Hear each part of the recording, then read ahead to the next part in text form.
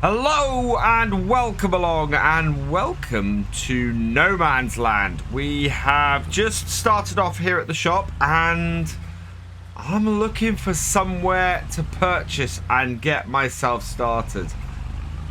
This is the first time I've actually been on this map. I know it's really popular with lots and lots of people in Farming Simulator 19.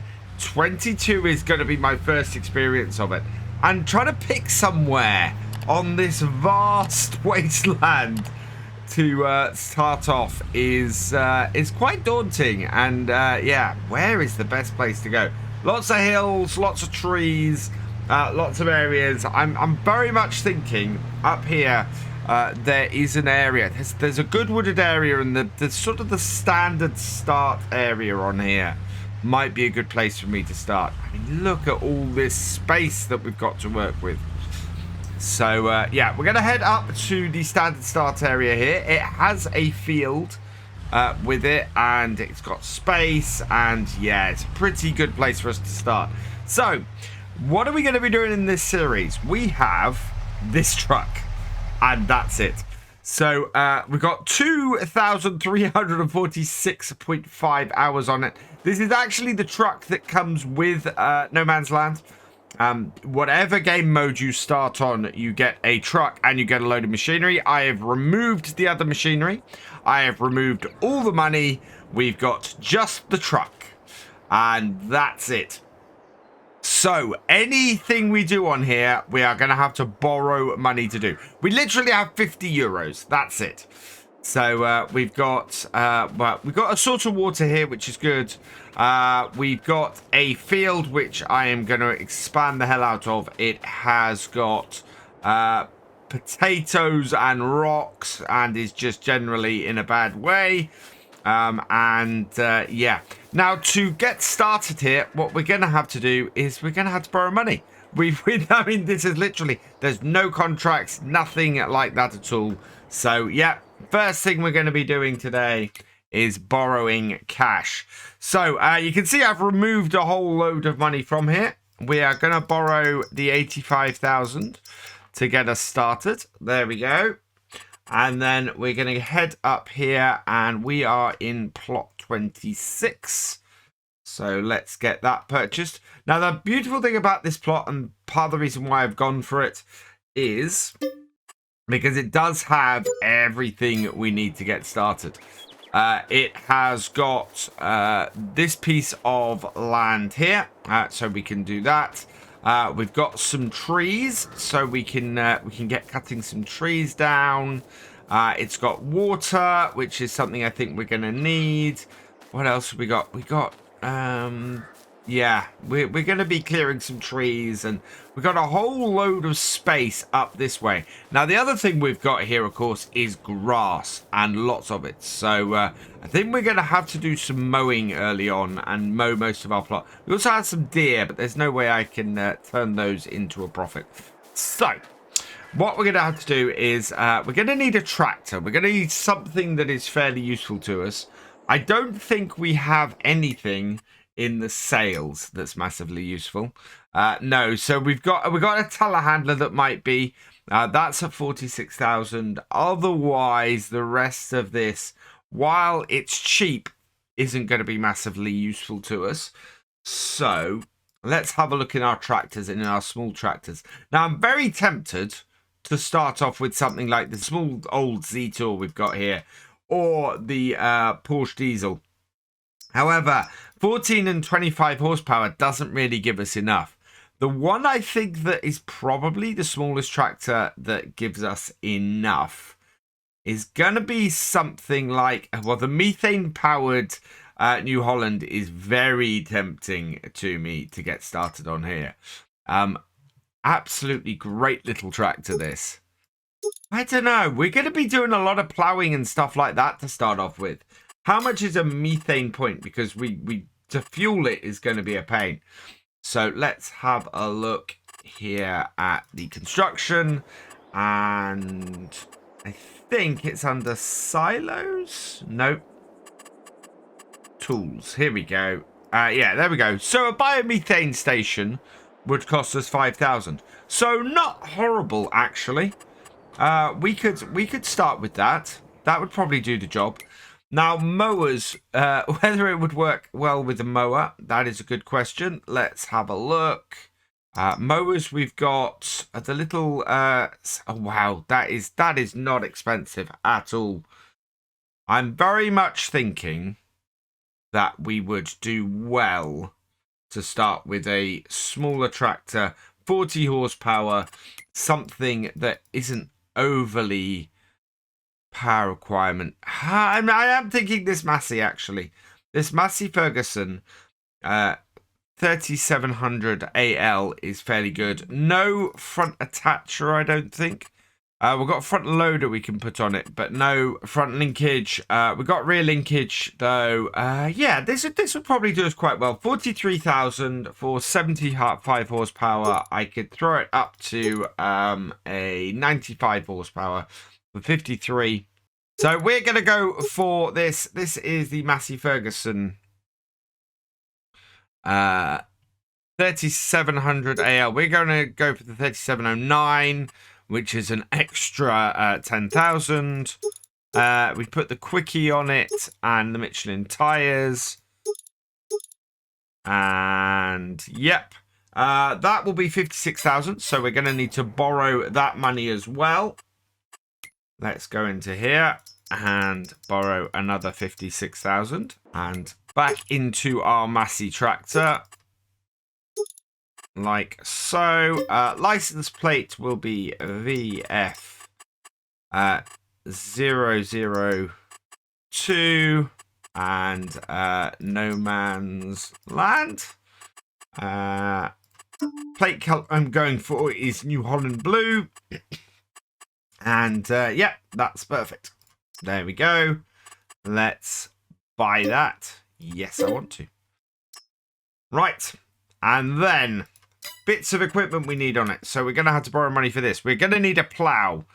Plow is going to be massively important to us on this map. But we can plow stuff up later. Right now, I think we need to get a mower. And I'm looking at 2.4 meters. 3.1 for 9,500 is actually probably better for us, although I think this will mount forward and back. So yeah, we're gonna go for this 12,000. Let's purchase that as well. So again, borrowing money. There we are. Yeah, a mower is something we're going to need on a fairly regular basis, so we'll buy that as well. And then if we head out, we can head back here to the shop where we've got our little Massey Ferguson tractor. There we go. All right, in low gear range. So this has, yeah, up to high. This has a great little engine, or this has a great little set of gears that we got to follow into reverse, and then we'll hook it up. We are running manual attach on here as well. Right, hook all of that up. I think it up. Right, let's get our mower back to our farm. And we can start cutting all of the grass around. See if we can get a nice little bit of autumn cut before we get ourselves in a position where we need to start working through the winter. We're also going to need to get probably something to do. We're going to need a chainsaw, which we can afford at the moment. And we're going to need a trailer to transport. Well, actually, no, we've got the back of the pickup. So we just need a chainsaw to start chopping some trees as well, making a little bit more space and getting some more money in. So we're back up into our land, and basically now I want to cut as much grass as I can around here. So let's get this uncovered. None of this, I don't think none of this is field grass. But all of it will still work for us to make silage bales from. And that is really going to be my first target, is to get as much silage off here as we possibly can. Take it up to the bale point, and get it all done. So, edge of my land is here. Right, that's good to know. Right on the edge of this field. So we'll basically get as much grass cut around here as possible. We have got it set to 3-day months, but that won't kick in until the next game day. So we've got 1 day of August, and then we're going to be doing lots and lots of days for other months, which should give us enough time. We're going to be running it 10 times throughout this series, but it's going to be very much like what we're doing on Weiblinger, where it's 3-day months at 10 times rather than 2-day months at 5 times. So why am I starting off by cutting this bit? This is the area where I'm going to want to expand my field into. So if we get this bit cut and we get this cleared of grass, we'll basically then be able to come in here with the plow, plow the square field that we've got here, open it up a little bit, and make sure that we've got a decent sized field to work with. We can get this planted and all set up and everything. Stone picking, I don't know if that's going to be something that we can do easily, but we want to basically try and make as much money as quickly as possibly can here. So before we clear and plow and incorporate anything, any area into our farm, what we really need to do is make sure we've made the most money off it we can already. So that's what this is all about with getting it mowed. We get this cut, we get this rowed and baled and wrapped, and we'll be in a position where we'll get a little bit of money off this. It won't be a huge amount because this, as I said before, this isn't field grass, but it will at least give us a little bit of money back for this. We should actually pay for the mower, I think, doing silage bales. Of course, silage bales take a few days to ferment, so we won't be able to immediately make money back. But if we can pay the loan off as we go as well, that will work out quite well for us. So let's put this right here. There we go. But yeah, getting these silage bales done and getting money for them as soon as we can is fairly imperative, which is why I haven't gone straight into cutting wood. If I'd gone straight into cutting wood, then we would, yes, make some immediate money, but we'd then have a bigger gap before we made the next amount. So trying to sort of keep our money coming in on a regular basis. The other way we should be able to get some cash in here is maybe get some eggs going and things like that. Get the chickens up and running fairly early would be a good thing as well. We will have a cost associated with that, but we will see how we do with that in a bit. But yeah, look at this. This is a good area of grass for us to get started with. And yeah, should bring us in a little bit of cash in a couple of days' time. Last little bit of grass to finish here off, and our first area of farm should be all cut. What we want to do is head back down to the shop after this. We need something to row this up and get it ready to be baled. So let's turn this off, fold it up, and we'll just plonk it over here for now. I quite like our lakeside area here. It's a really nice starting area that this map has. and it shows here. I really like this. Let's head up to the shop and go and grab something to get this stuff rode up. Now, in the interest of trying to keep our costs down, we're not going to be buying a very expensive windrower either. So let's come into here. Where is our purchase point? There's the garage. Yeah, there we go. Oh, I like that. That's really nice. It's a tiny little icon there, but it is at the desk. So a couple of things I want to pick up. We need to pick up a windrower. And we've got a couple of possibilities here. We've got the SIP Favorite 254, which is really good. What's our brands? Oh, we might as well go with the same brand as our mower. Or we got the Potinger top here for roughly the same price. I'm going to go for something a little bit different. I want to go with this SIP. But again, all of this is going to be around borrowing money. So we need to borrow another 5,000. We need to head back to the shop. There she is. And we're going to purchase this in this setup. So buy that. Yes. Okay. And then in a bit, we're gonna be making silage bales. So my choice is gonna be between getting a baler that also wraps. So something like the Roland Uni wrap, 145 horsepower, 150 horsepower. Yeah, I think all of the 130. Yeah, everything that wraps as well is out of our price range.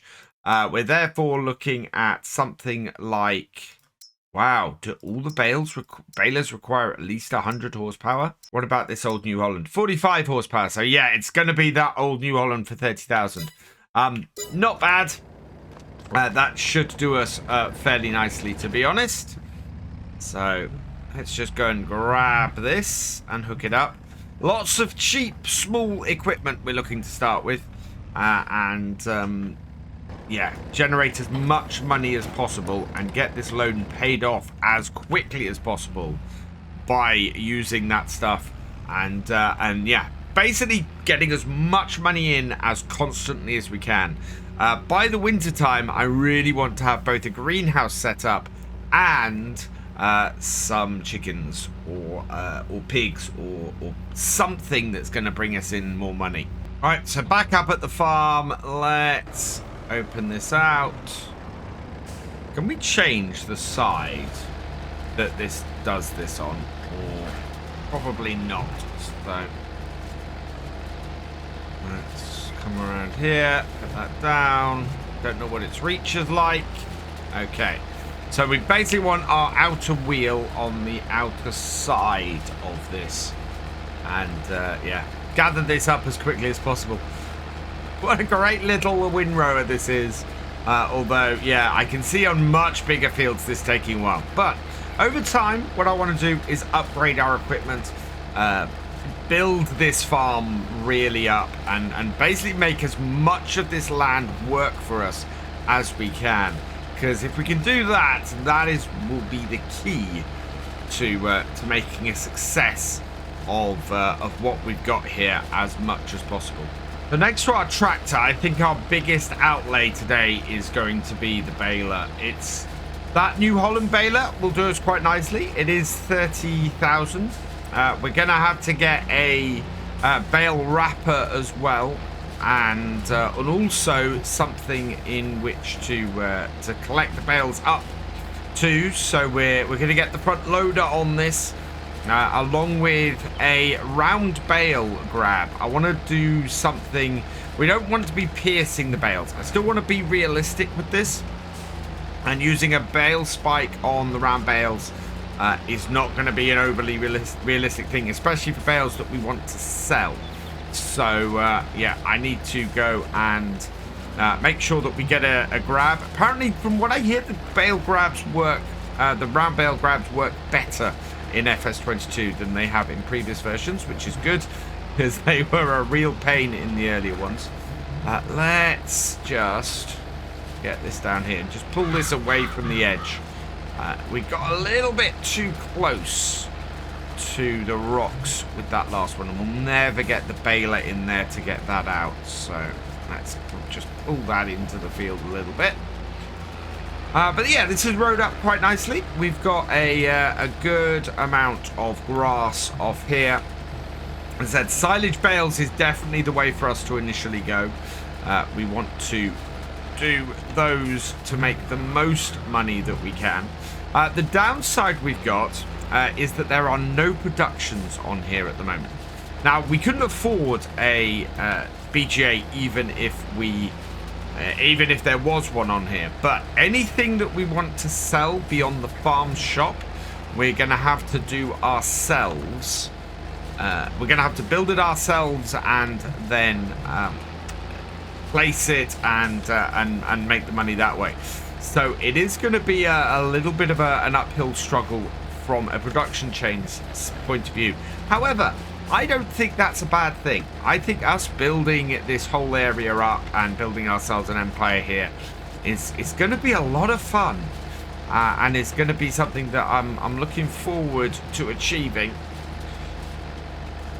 So let's pull that there, and then I'm just going to pull this bit again away from this tree a little bit so that we have an easier time of it when we come to bale. There we go. So that is our area all windrowed up. What we'll do is we can now go and drop this bit off and go and get the baler and start getting these grass bales baled. So back up to the shop again. We'll park our Massey outside. And we just want to go to the bank quickly. Now, I have just checked on the way up here that we can sell silage at the shop. And I'm looking at the buying and selling setup here for the farm shop. And you've got the buying price is higher than the selling price. So I'm guessing the selling price is me selling to the shop, which is good because there is no buying price for silage. So I'm presuming you can't buy silage from the shop, but you can sell it to the shop, which is good. I went into here actually to get ourselves some money. So 1, 2, 3, 4, 5, 6, 31,000. And then into here, into the balers, and we are going to buy ourselves the BR6090. Yellow or yellow 2? What is the difference between those two yellows? Oh, we might go with the black. Again, I'm not quite sure where that design color changes. It's that bit at the back. I think we're going to go with the yellow and black. I quite like that. This should be a great little baler for us, and create some nice round bales. So buy that. Yes. Okay. And what's the biggest? What I want to know is the biggest bale that we can wrap, or the largest bale we can wrap. So we've got the Cavernan wrapper here, which is going to be 22,000. The largest this will wrap is 150. So if we can create 150 centimeter bales, that might work well for us. But we'll see how it works. We're creating a very red and yellow farm here. With all of our equipment so far being sort of, well, yeah, mainly yellow, but also with some red in it. And our tractor being, of course, a Massey farm. It's not often that I go to create a Massey Ferguson farm. But this one I think will work quite well. Especially when we come to get a larger tractor. There's a really nice, the really classic base game Massey Ferguson tractor. When we come to do some larger stuff, it's probably going to be fairly useful to us. Now, if you want to get this baler for yourself, you can. It is on the Mods Hub. I think it's available for all platforms. It was released before mods stopped being released for console, so it should be available there. Let's start her up. Drop her down. And what size bales are we creating? I don't think you can select the size of bales on this. So hopefully it's going to create bales that we can actually do. filling up fairly swiftly, so that's good news. We should get 4, maybe 5 bales off here, which we'll get a fairly decent price for, and help offset the cost of our first day's work on here. There we go. And out comes our first bale. Absolutely awesome. We just need to get the rest done. Coming up to our 5th bale, and that's actually pretty good. Five bales off here with probably enough grass to go that will give us a 6th is really good. That's more than I'd expected to get on here, which is going to make a big difference. It's basically going to pay for, well, it's certainly going to pay for our windrower and our mower, and get us on the way to paying for our baler as well, which is brilliant. Absolutely fantastic to be in that kind of position just off doing this on this first day. We'll see exactly how much we make in a couple of days time off these bales, but it's looking like a pretty good setup. We've still got to buy the wrapper, and I'm buying all of this because I have a bit of a philosophy when it comes to leasing versus borrowing money to buy stuff. If you are gonna be using stuff a lot, and you know, on a regular basis, borrow the money and get it. At that point, the amount that you spend on leasing, that is going to be overshadowed, or that is going to be easily met by the amount that you lose immediately from buying it, and of course you get some money back. Whereas if you are leasing because it's something you're going to use occasionally, that is a much better way to go, because you'll spend less on the lease than you would lose on the depreciation the moment you buy it. Right, let's unhook this. We got most of a full bale. We're going to be doing some grass work over that way through the trees at some point in the next few videos, because we want to be expanding fields. We want to make sure that we have as many fields as we can to get started with. And yeah, going up that way and expanding out that way is going to be a very important thing. Let's go get a bale wrapper though and get these bales wrapped. Back at the shop, and it's going to be about 22,000, I think, for our bale wrapper. So it's going to be, there we go. That will do it. 215,000 our loan is now. Let's head into here. Bale wrappers, and yeah. I could get the extractor of those, but we can't easily sell anything from those. That's 54,000. I think 22,000 for this one is perfect. I'm going to get the blue bale wrap on it with the end turner. The end turner, I think, is going to be useful to us. We're up to 24,000. We've got 26 to pay with. Vicon or Covenant? I think we're going to go Vicon, to be honest. There we go. And I love this. So, the license plate has defaulted to the license plate of our tractor. That has got to be a version 1.2, a 1.02 update. I love that. That is brilliant. Not having to configure my license plate is absolutely wonderful. You can go and reconfigure it, but I love that it's that. That's just brilliant. So let's buy that. Again, buying this because it's something we're going to be using a lot, especially in this early stage. But we're going to have a fair amount of grass kicking about, I think. 24,000 for this. And yeah, absolutely perfect. There we go. Now, the other thing I need to think about is shelter. There's two ways I can go. There's a porter cabin house that came in with version 1.2, or there is the campsite, and I might go with the campsite. I'm going to see what the price of the two of them are, but I think the campsite might be a good way to go. It's pretty cheap. I think it's like 100, 200 pounds, so that should be fairly good. Okay, so let's get this opened up. Unfold you. And I've got the turner on because the piece of equipment we're going to eventually want to grab, if I look in front loader tools, is...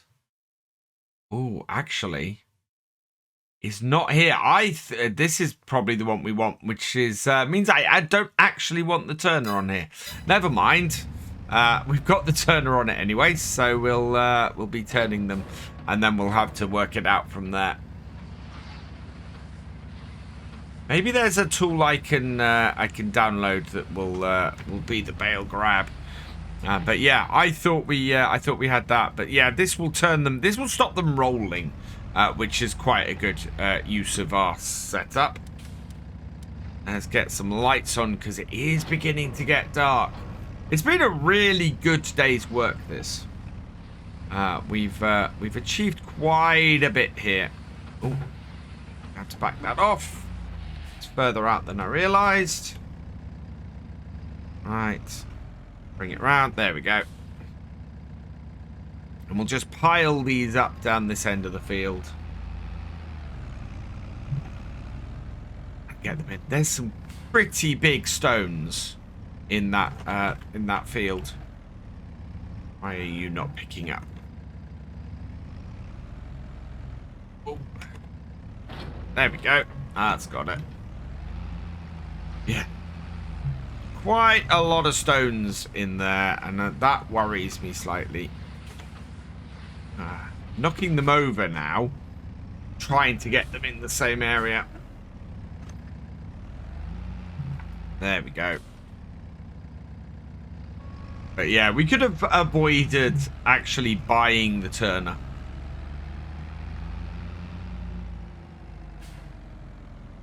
$7 in the evening. Let's get these collected up. Alright, this is my last bale.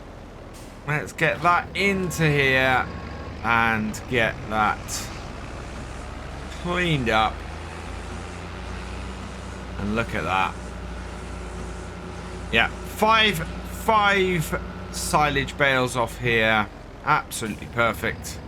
Gets us set up very nicely. And tip it. There we go.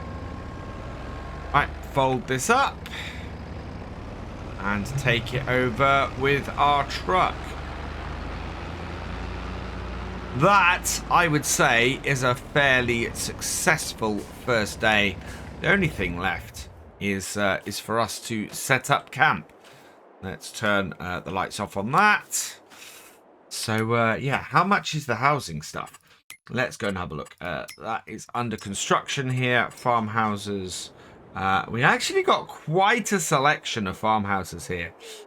We got 10,000. Yeah, we got 100 for the tent. Everything else is in the thousands. So we're going to start off by having a nice campsite over here. Like this. We'll fit in this area quite well, I think. Yep. And put that down. Only costs us 100. And gets us started under the stars. So I'm going to leave this here. I'm really, really pleased with that. We've got our truck, we've got our tractor, and we've got everything we need to make silage bales. Yeah, we're going to be doing some wood. We're going to be doing some ploughing and things coming up. This farm is going to be really interesting to see how it develops. We're headed up to the shop. Because we need to clear off the bales that we worked on last time. We need to move our silage bales out of the way. So we need a few bits of kit to do that. Again, we're going to try and keep the price down a little bit. We're going to go and have a word with the lady here in the shop. Oh, she's disappeared. And see what we can get.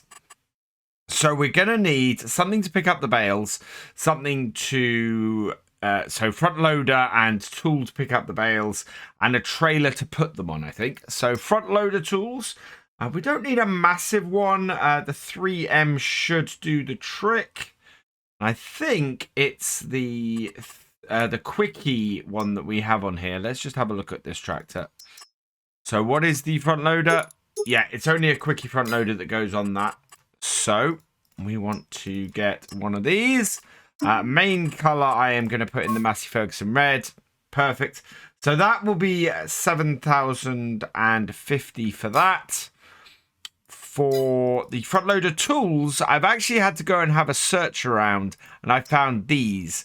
So the Stole Bale Grab, this should work fairly well for us. I'm going to go jet black with that, so that's another 2 grand. So we need to borrow 10 grand for that. And then trailer-wise, we've got a couple of choices. I'm thinking we've got this Strowman trailer. Now this we can take up to 12,000 litres, or we can have a basic bale colour on it. We could also put it in the grey with the green, although I'm going to go with the red. And that will cost 9,000. So we need to borrow about 20,000. Let's head over here, and 1, 2, 3, 4 takes us up to 22,000. Back to our friend at the shop, and we'll grab these bits. So this one, we want it down to standard. I'm going to put we do BKT. Doesn't add any price, so we'll do the BKT file ones on there. And on here, I want to go VF 001. And we are in no man's land. NL. Perfect. We'll go with that, and we're going with the blue number plates on here. So, okay to that, and buy that trailer. Next, we want the front loader, and that is the Quickie Q3M. Main color is the Massey Ferguson. Jet black for the design color, and we will buy that. Yes. And then to go with that, we're going to grab the bale grab, get that in the jet black, buy that. And we're all done, and we're left with just under, just over 4,000. And it looks like the rain's started to fall as well. So let's jump in here. Get this all started up and hooked up to our tractor so that we can get it back to our yard. This should be a nice little setup for us. Once we get these bales cleared, we can start doing some ploughing on the farm as well. So that onto there. Hooked up. I do love the manual attach. It is such a nice mod. Right, this one. Oh, no, we can connect that up from in the cab. And I've had to go and grab this Stole bale grab because of what we have on our trailer. I could have used some of the standard in-game ones, but they are all for bales that are lying down. And because our bale grab, or sorry, our baler, our wrapper, tips the bales over, we kind of needed something that would pick them up. So let's get up to the field and get them loaded onto this trailer. So you might ask the question, why go to all the expense of buying the trailer when we don't initially need to transport these bales? It's just because I wanted to get them onto the trailer and therefore very easily get them up to the shop. I want to get this field ploughed and start getting it ready for the next piece of the process, which is, of course, getting it planted with some crops ready for next year. And at the moment, we've got rain going, so it's not a really good time for me to be cutting grass and making silage bales. So let's just bring our trailer here. We'll disconnect it, like so. And then we should be able to open this up. I'm going to get it to the end there like that. Bring this in, and we're going to see how well, whoa, these bales handle. Oh man, right, so that answers the next question. Can we pick these up without having a weight on the back of this tractor? And the answer to that is a very definitive no. So, you know what that means? Back to the shop. We're gonna need to go and grab ourselves a weight for the back of our tractor. Thankfully, we still have enough money left over from our first trip up to the shop today to grab ourselves a weight. So it should be a case of just running straight in here, up to the desk. She always runs away whenever I come in. Let's grab, I think we're going to grab an AGCO weight. And an 1100 will probably do us fairly well. I'm going to get it in the jet black because that goes nicely with my Massey. And yeah, that's £1,200. So we'll buy that. And back. And out to here. There it is. So let's get this hooked up. And then we can get back to our field and get those bales out the way. Ready for us, hopefully, to get... the field ploughed and prepared, because we do still have some grass to cut and bale over the next few or the next couple of videos. There's a huge area of land beyond our tree line that we can still work. Seems the rain is beginning to ease off now as well, which is pretty good. I still want to get this ploughed. I think that's the job we want to get done today. Let's swing this around here. And yeah, rain has stopped. Oh, a couple of trips down to the shop. It started raining and now it's stopped. Let's close around that. Nice and easy pickup. Ah, the bale physics and everything is working so much nicer in FS22. It really is. Again, another improvement over the previous games. Right, out to there. I'll pick this up. My only issue with these bale grabs ever has been that it's quite difficult to get a nice tidy stack on your trailer. You end up kind of trying to come in at angles and things like that, because otherwise you hit the end boards, or you have to get it slightly high and then drop it onto the trailer, a bit like this. So if I put that there and then open it up, yeah, that works a little bit better. Now what I need to do actually is close those up, and we'll get this just pushed on a little way. But yeah, there's an impreciseness with these grabs, but they do seem to work fairly well for what we're doing here. And those actually, I'm quite happy with how those are on here. So we'll lock that set down and get on to the second set. And these are fairly versatile, this bale grab. It tends to be that you can pick up both bales that are on their ends like this and ones that are on their sides, like the one we've got there that got knocked over, unfortunately. But yeah, this is kind of how I have to approach it, is to come and try and come in at an angle to get it next to the existing ones without trying to knock the existing stuff out of the way. And you can see the problem I've got at the moment is that I now have my bale grab catching the existing bales that are on there. There we go.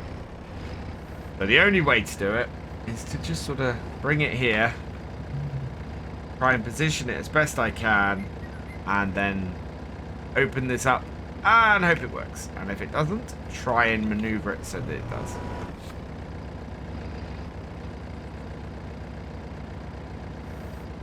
Okay, that kind of worked. Yeah.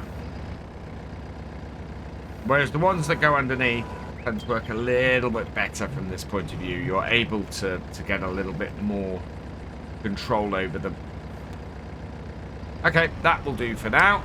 We've only got to fit 5 bales on here. So bring this one in and collect that. And hopefully we'll be able to position these. We'll be able to use this bale to position that bale in place. And if we can do that, that's going to work well for us. I think eventually, looking at how the ground is here, this might be where our barn ends up. at the edge of our territory and our farm. Right, there we go.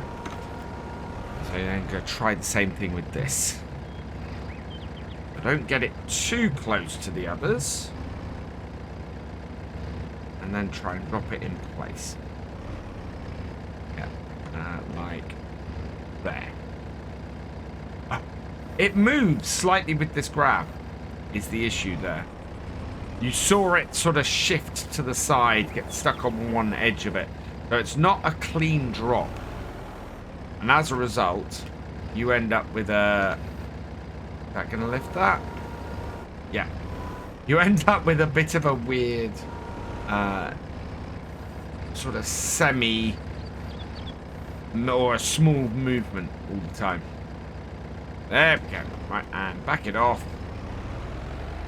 And then we'll lock that on as well. I love stacking bales in Farm Sim, but it can also be one of the more frustrating jobs to do as well. Right, and you see you can come in at this, grab it, and turn it up. Drop it.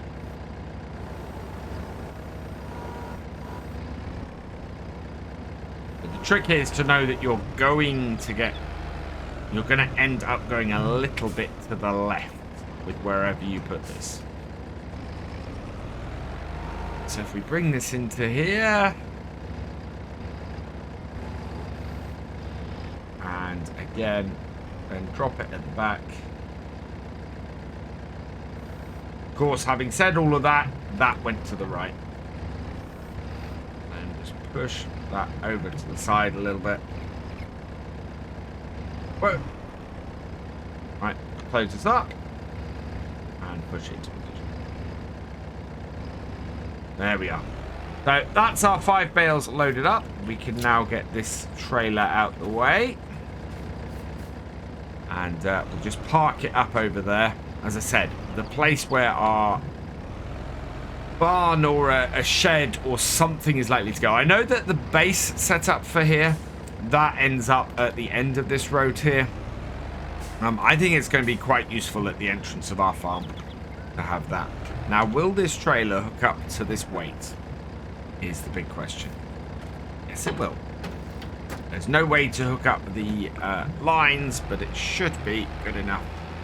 Get this out the way, done and dusted, and while those bales nicely ferment for us over the next day or so, and then we need to go and test whether we can actually sell these. There was a couple of comments that said that there's no sell point for silage bales on here, which seems very odd to me looking at the setup on here. So there's certainly a selling item for silage bales. I thought that was me selling to them and not me buying from the shop. Certainly everything else seems to be set up the other way round, where the selling is a lower price than the buying price. So yeah, it'd be interesting. I think we'll see how it goes. For now though, we need to pop back down the shop because we need to go and get a plow to allow us to sort this field out. Now we're going to need the biggest plow we can get for a 95 horsepower tractor. So let's turn that off and head into the shop. What have you got for me? Plows. Let's see. Now the Potinger Servo 25, actually 85 horsepower, works perfectly for us. And pretty much is the only plow we can go with on here. Again, the whole red and yellow color scheme fits in with us quite nicely. We are going to have to borrow 15,000 to do this because we're just under the 14,000 we need. Or just under 4,000. So let's come into here and grab ourselves 15,000. So we're up to 250,000 that we've borrowed so far to set up our farm. back into the plows and the Potinger. No customization. Let's buy that. And I'm buying this and not leasing it because we have a lot of use for this plow. Over time on this farm, we are going to need to use this plow a lot. Now, the other thing I need to do, I think, is see if we can find a weight for the front of this tractor. So we're going to bring this into the shop and see if I can actually customize this to add the weight onto the front. It would be really useful to be able to do that. So will this engine set up? No, so we can't add a weight onto the front of this. I don't think there are any weights that are available at the moment to go on a front hitch like this. Yes, I could put a front 3-point on this. There is a mod that would allow me to do that. But at the moment, I think we might be all right with this little plow on the back of this little tractor. There we go. Don't have access to this land. I must have already turned. I know, allow create fields. Yeah, so we're going to have to turn that on. Yeah, this is a tiny little plow. This doesn't fold out at all. So it literally, I think it's like 1.5 meters on this. That is kind of what this series is all about, though, is trying to spend as little money as possible to make as much profit as possible.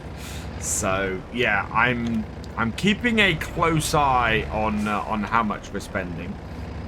We want to have our field go fairly close to the border, and we're going to expand ourselves that way as well. So if I bring this down here and we set that as the edge of our field here. So yeah, this is the tough bit, is trying not to send it going out wide as the plow swings around. And ideally I don't want to be doing any really wide turns with this plow. They need to sort of be gentle turns. We'll go as close to these rocks as I dare. Like that. And we'll go across this corner. And I'm just trying to set the boundaries of my field at the moment. See where I can go up to. Around like that. And I think, yeah, I'm going to have a lot of problem if I include that tree in this field. So I'll bring this up here past this bush like so, and then we can gently bring it round and out like that. There. Perfect. And then onto the boundary like so. There are a lot of rocks on this field. An awful lot of rocks on this field. So similar thing up the top end of the field here. We want to go out to the edge of the field. Get ourselves completely on it. And then give ourselves a border up here to work from. And with our border all done, in essence what we're doing is probably doubling the size of this starter field, which is actually really great. I'm very, very happy with that. And now we can just go across it and plow the whole thing. Make it really, really simple for us. It's a little bit of an odd shape in places. We've had to avoid trees and things. We probably will eventually take that little tree out at the side of the field, but at the moment I'm not doing any forestry stuff, and yeah, our little tractor is performing very, very well at this job, as is our little plow. This is the first time I've used this plow. This was part of the Alpine DLC in Farming Simulator 19, and yeah, it's actually, for a map like this and a setup like this, this is a cracking little plow. One problem we have got is stones. This field is absolutely packed with them. So we're going to have to get a destoner on here. It's otherwise it's just going to cause a whole load of damage to any equipment we get on here. Not such a problem with stuff that we will, or that we can lease and things like that. But yeah, things like our plow here, where we're running over stony ground like this, it is going to do damages too. And I'm expecting actually the damage level on this plow, considering how many stones we already have on this field, to be pretty high at the end of this. We may have to do a little bit of repair on it. But getting the stones off here, I don't know if it'll actually make us any profit. We're going to have to probably borrow a destoner to do that part of it. And yeah, that's not going to make for a cheap piece of kit to rent. And in fact, I don't even know. Looking at the destoners on here, is there actually one?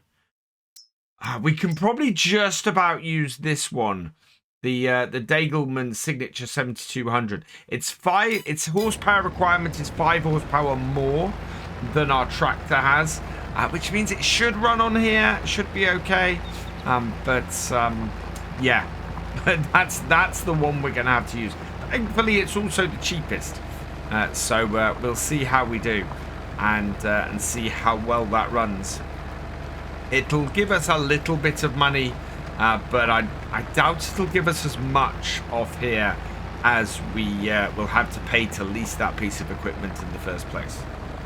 I did have one comment on the last video where somebody said that they were a little bit disappointed that the first thing I did was go and get a loan. And normally for a survival type series like this, I wouldn't be looking to going and getting loans straight off the bat.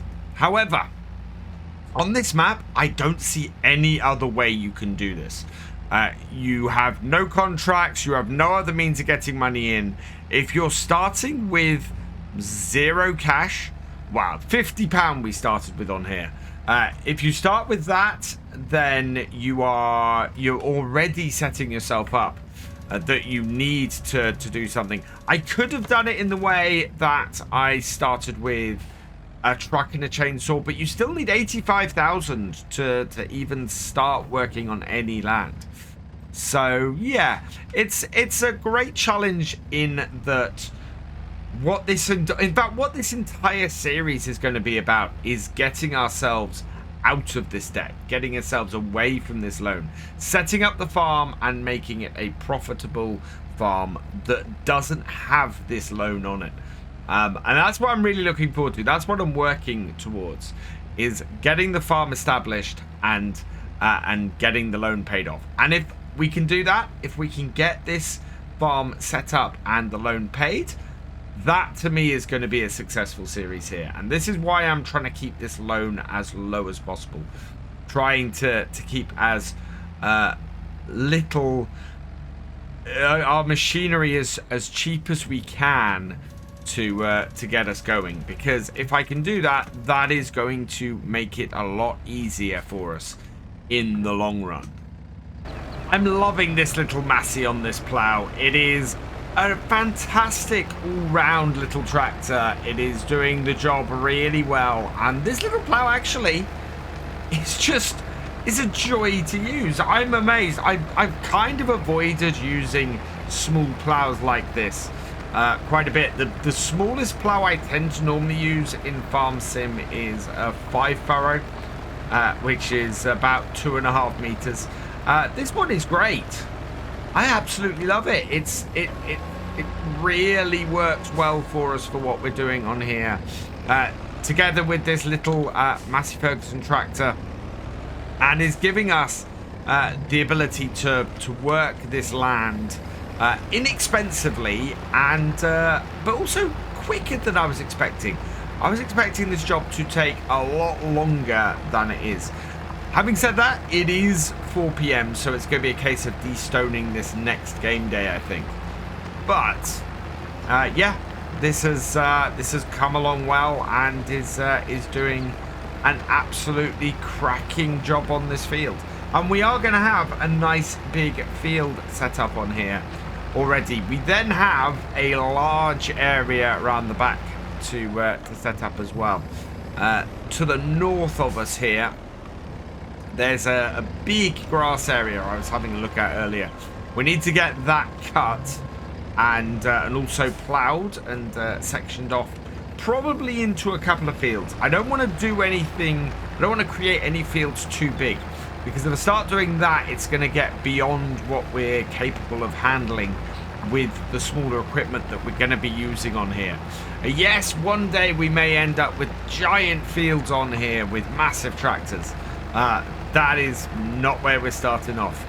We need to keep things small and manageable for now, and then we can build our way up, and then hopefully, yeah, get to some bigger equipment later on.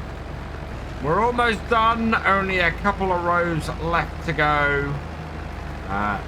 It's done this job faster than I expected. Really has, and has worked out very, very nicely for us, I think. Got a nice big field now here, and if we keep all of our fields to roughly this sort of size, I think we'll do fairly good off the bat here. We got this big piece of stone in the way here, but this is the edge of our land, actually. We could extend this field a little bit further to the west, but it is not land that we own at the moment, so that's going to cost us a little bit more money later on. We do have a nice area of land, as I mentioned before, to the north of here, the other side of these trees, and we're going to be looking to get that cut and silage baled before the winter, because that will again hopefully be a nice level of income. You do need to do a little bit of double checking and make sure that that is going to be the case, which our 5 bales that we have so far are a great tester for. But if it is, then we're going to be sitting fairly pretty and in a really good place going forwards. Just need to finish off this edge here where we still have a few bits of potato left, and then that will be this field finished. Oh yeah, bring this down here and finish that off there. And yeah, I'm pretty happy with that. That is a decent sized field. And if we have a look at it here in the map, you can see, yeah, that we've got this nice size area here. Now, the bit I was talking about is if you go through the woodlands here, there's all this land here and up here and around here. Looks like we've got a roadway through there, so we might go and have a look at that quickly. Just to sort of plan ourselves out for the future. Let's turn the allow create fields off, so limited again. And then we can come and park this all over here and drop our plow off for now. Yeah, this concrete pad here, perfect for us to park our equipment on at the moment. Disconnect that. And there. Right, turn that off. And we'll head over this way, where we'll find our truck parked near our campsite. I just want to go and have a quick look over that way.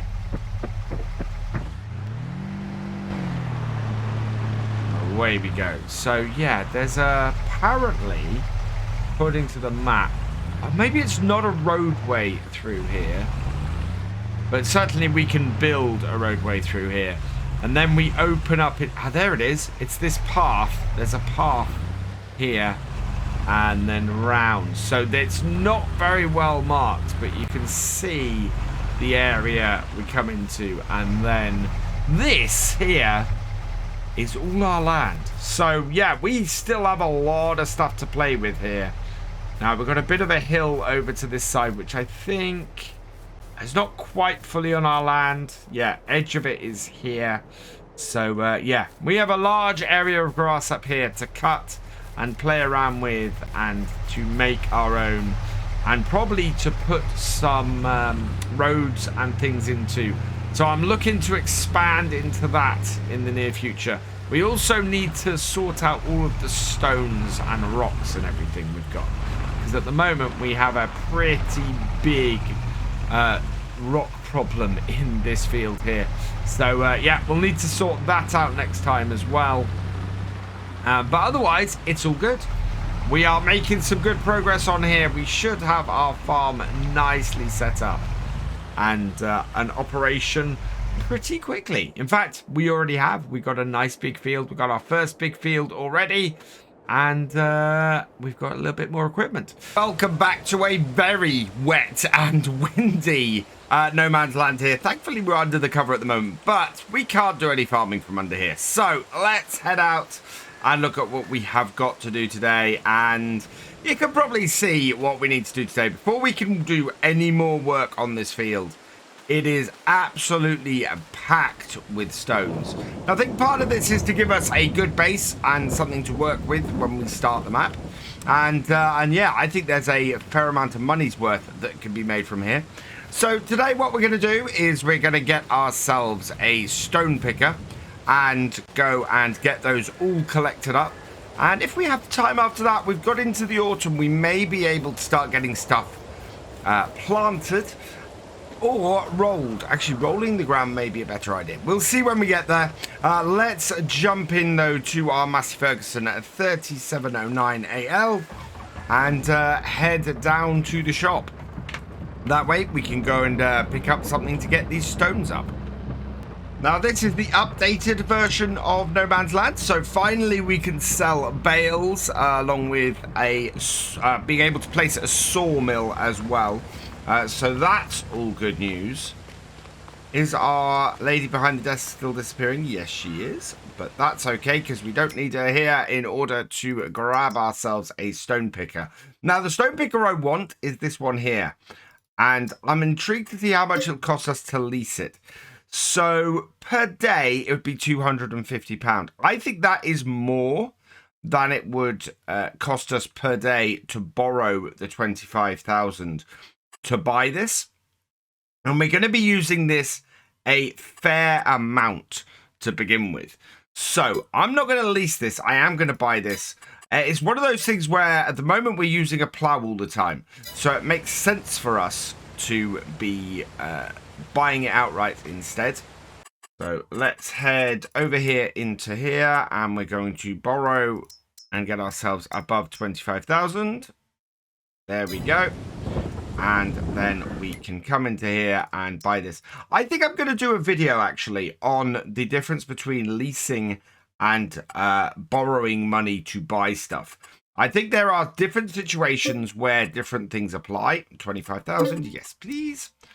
And as a result, it's a bit more fluid than a few of my comments have been. And in some situations, as I've been portraying it in things like my start from scratch videos. So I want to see what the difference would be. We're probably going to take something like a combine, lease it, do an hour's work on it, and then return it and see how much, and compare that to buying it and holding it on for the year, doing the same amount of work. I think it would be a very interesting comparison to make. Now, this stone picker does require a little bit more power than our little tractor has. It's about 5 horsepower extra, but that shouldn't be a massive problem. We'll fold it out and yeah, we're going to run it all over this field. So start it up and away we go. And as we've been finding out on Hope Belleron, we shouldn't have any weeds in this field because we have ploughed it. And so the payoff to that is because we've got a plough and not a cultivator, and we're basically looking to plough fields, at least for initially on here, we're not going to end up with a massive, we're going to end up with stones rather than weeds.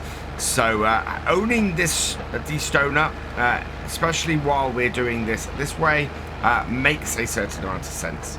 It's we're not going to have any weeds, so we have no need for a weeder or a sprayer as it stands at the moment. In fact, we probably have more need for a solid fertilizer spreader that can do lime if we can. Oh, we've not lowered that down. That's back this up and try again. Only picked up 4 litres at the moment, but then that's because the main bit of the field is where this is. And there we go. And down. And away we go. One other piece of kit I think is going to be absolutely necessary to us on here is going to be a roller. Rolling does produce a higher amount of yield by about 5% once we've done our seeding. So yeah, grabbing a roller I think is going to be a very useful piece of kit. I love the sound this Distoner makes as you're picking up the rocks. You've got this lovely tinkling sound. If you can hear that as they come in, it's absolutely fantastic. The sound effects all over FS22 are pretty brilliant. And I love the sound that comes in with this game and the sound production that they've put into it for this new version. They are missing. This isn't very wide. It's the only thing with this little Distoner. And as a result, there are a couple of places where I've just missed a pile of stones as I'm going around. The other question you might have is why am I not just going and grabbing those patches on the field where there are stones? The field is fairly well covered, to be honest. And as a result, we're having to cover most of the field with this. Also, it changes the ground texture across the whole thing. I'm not sure if it actually turns it to cultivated. Let's have a quick look in here and see if it does. There we go. So let's have a look at our ground texture. So yes, it does. It switches it from the ploughed to the cultivated as well. So it's worth going through and doing the whole field because it serves that second purpose and just breaks the plough down a little bit in doing it. So yeah, it's a useful little thing to do and moves us on a stage on our field. There are so many rocks on this. Somebody said there's 9,000 litres of rocks on this field in one of my comments. I don't know if that's true, and we'll find out as we go through this field. At the moment, we're nearly halfway through it, though, and we've only picked up 300. So, yeah, this is not a money-making thing that we're doing here. This is purely to ensure that when we get our seeder and our combine and things like that, we are using the we're causing the minimum amount of damage to it while we work this field, and we're gonna have a lot of stones come up, I think, around the whole thing. But yeah, at the moment we're not even got 1,000 litres off this field, and we are a good way into being about, well, I think we're about halfway through it. As we get to this side of the field, it's becoming a little bit more tricky to turn around. We haven't got the space at the ends anymore, so I'm having to turn around on the field a little bit before the end, and then come back in on this end and then work my way into my line. On the other end of the field, I've got a bigger problem because the tractor is on the wrong side for the rock.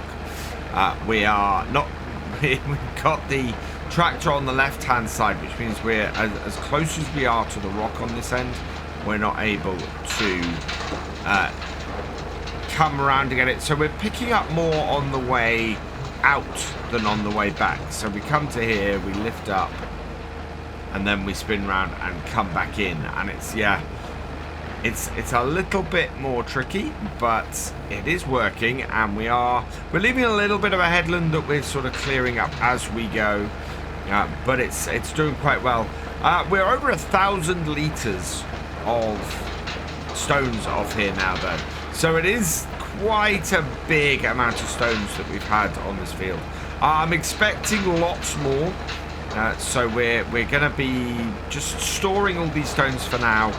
We will go and sell them, but I'm going to go and sell them later when we do, when we can load the trailer up and we've got our bales sold. And when we've done some more fields, I don't think there's any point in selling just 1,000 litres of stones. We'll go and actually sell a larger amount from that.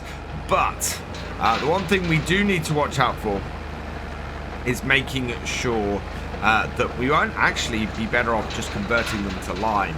There's a couple of production facilities now where we can convert stones to lime. I think the latest one does 4,000 litres of lime for every 1,000 litres of stone, which is quite a considerable amount of lime, to be honest.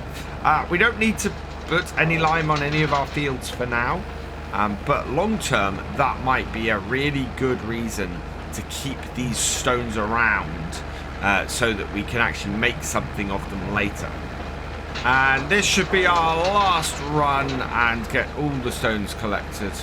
I'm hoping there's not going to be any left behind. Nope, that's got all of those, and that's the last ones there. There we go. So all told, we have got 1,331 litres of stones. That's pretty good.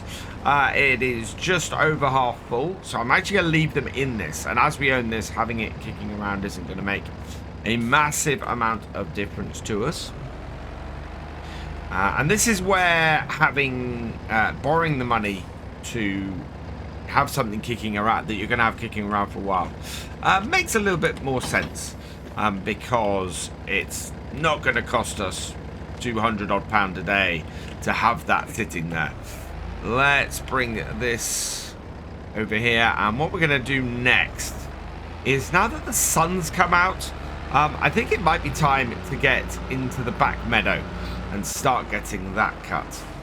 We have our mower here, and yeah, we want to get that cut road and then start planning our fields out the back way. So let's connect that up. Connect, yep, that all up. Bring this in. We're okay for fuel at the moment, and we're okay for repairs. So I need to, you know what I do need to do? I need to make a road going from here. I think we need to widen the road that actually exists here, because there is a path that we have that goes, it's a footpath really that goes through here, and in fact just goes to there.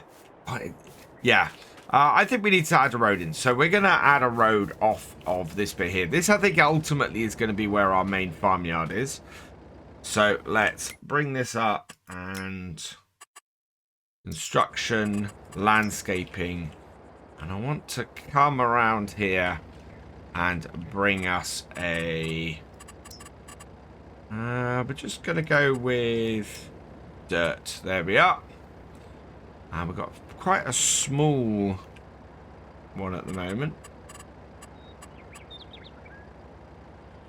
Yeah, we have. So let's bring that up. Bring this up. The change brush size is N and M. Change cursor shape is B. Right, there we go. So bring that up. Yeah, that is maybe a little bit big.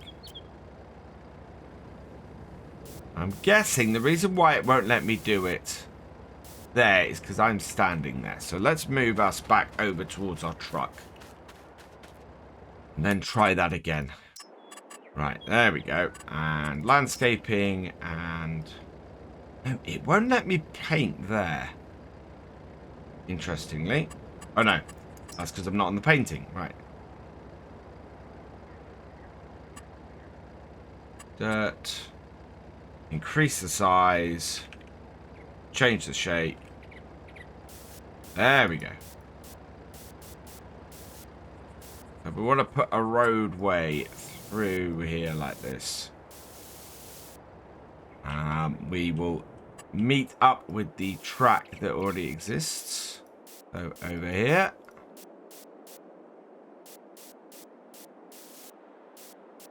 Yep.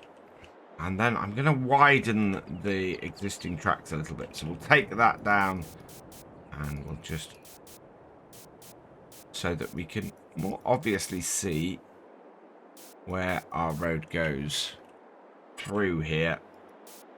Just clear this off a little bit. There we go. Because we can't, there's not much of a field we can do there. And we've got a great big rock in the way. It's just a case of, yeah, having a dirt track that we can do going down the side here. Through this way here. And this kind of will define where our fields are a little bit. And then we've got opening up into actually quite a big meadow up here. So that's quite useful. We can have something up to the edge of our land about here. We could then have a very big sprawling field this way if we wanted. Although there is hidden under here a little bit of a roadway. Yeah. That sort of we can go like this and like that and sort of do under there, and we can branch that out later. But yeah, there's a definite roadway under there. So let's go and take the mower and go and cut ourselves some grass.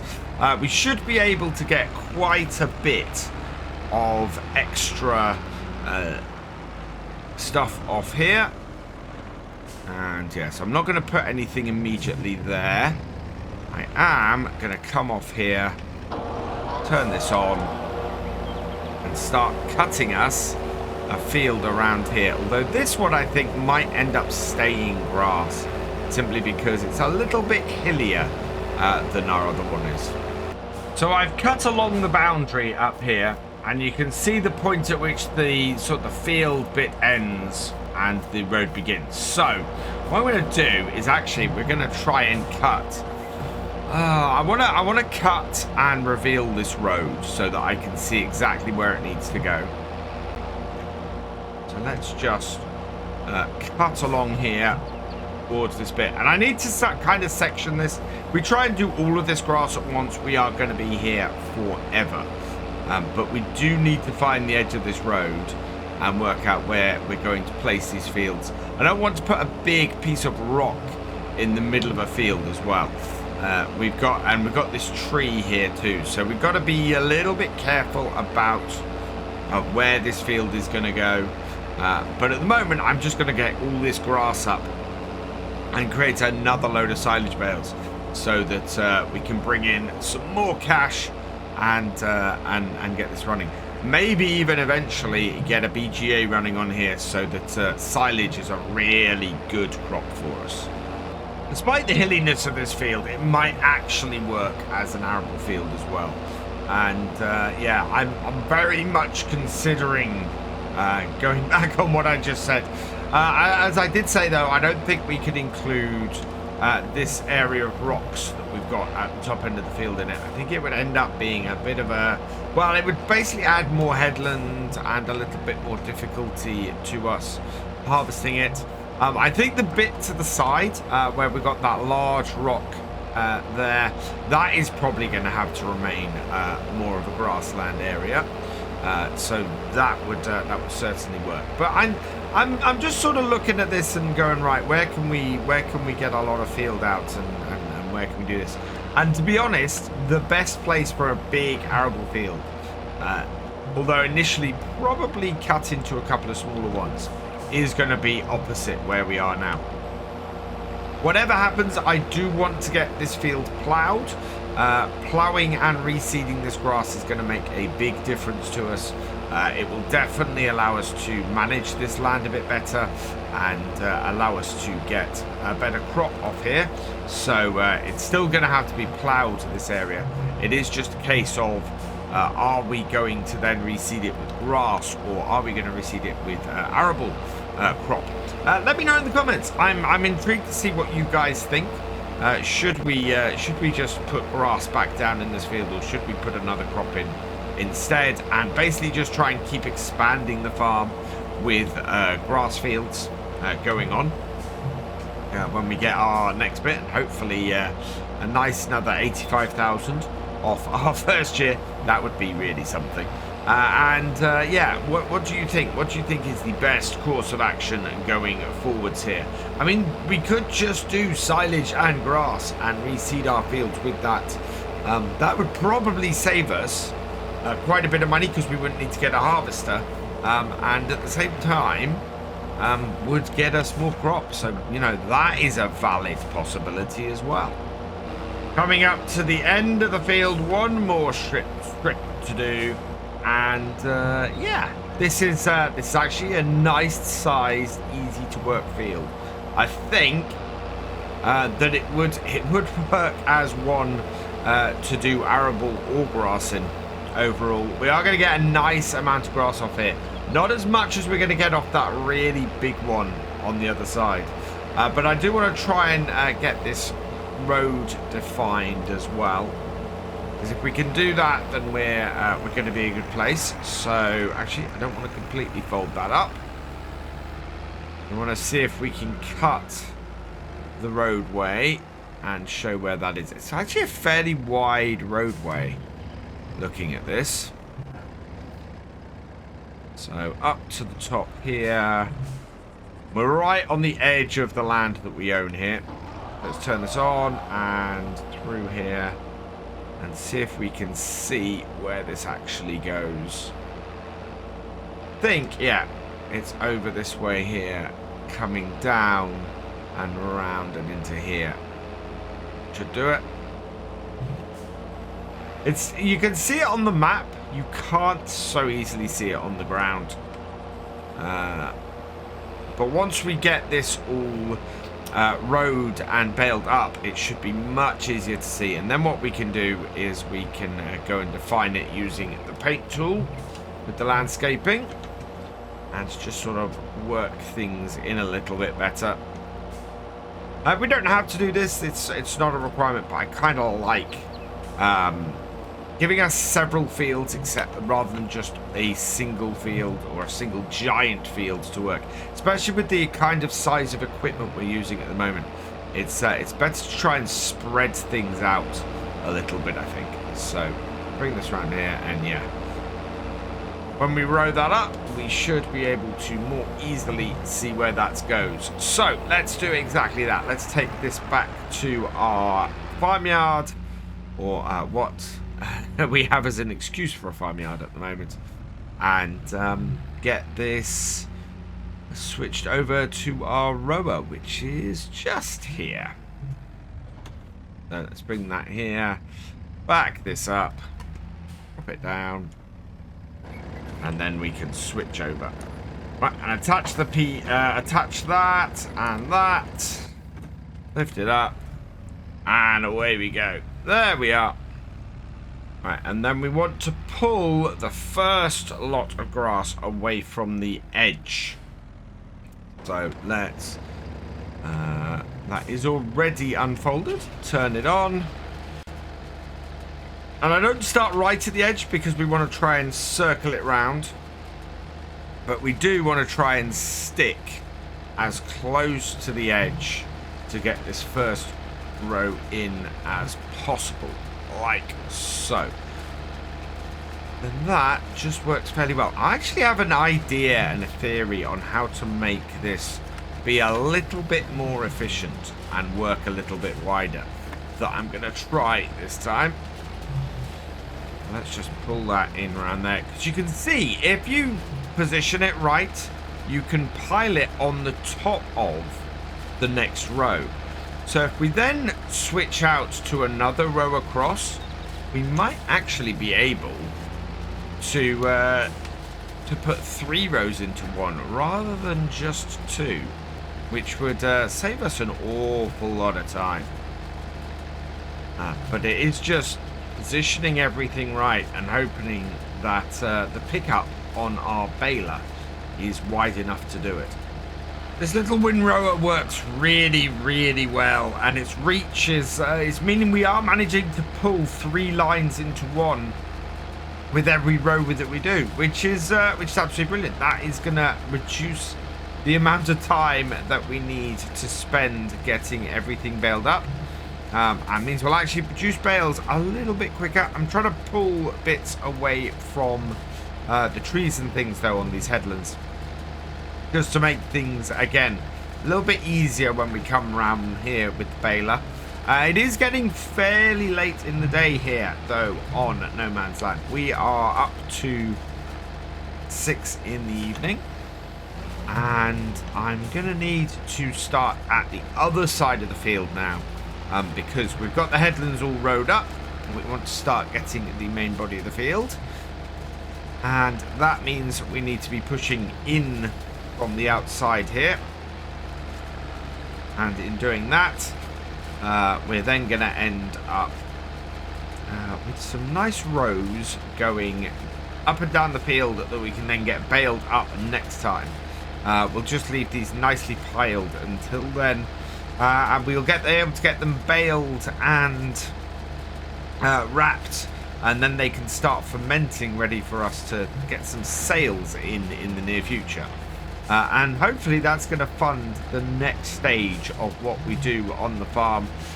We do have a lot more grass work to do on here, and of course we do need to get something into the field that we've now prepared, ready for probably a winter crop of some description. I'm very much thinking we need to have at least one field of crop in order to give us some straw at the very least for how we're looking to move forwards. Sun is fading fast now, and we are coming up to the last couple of rows here. Been quite a productive day here on our farm on No Man's Land. We've managed to get all of our crop. Well, we've managed to get our first field fully prepared. We are now getting our second one cut with grass, and we should make a load of money off this as well.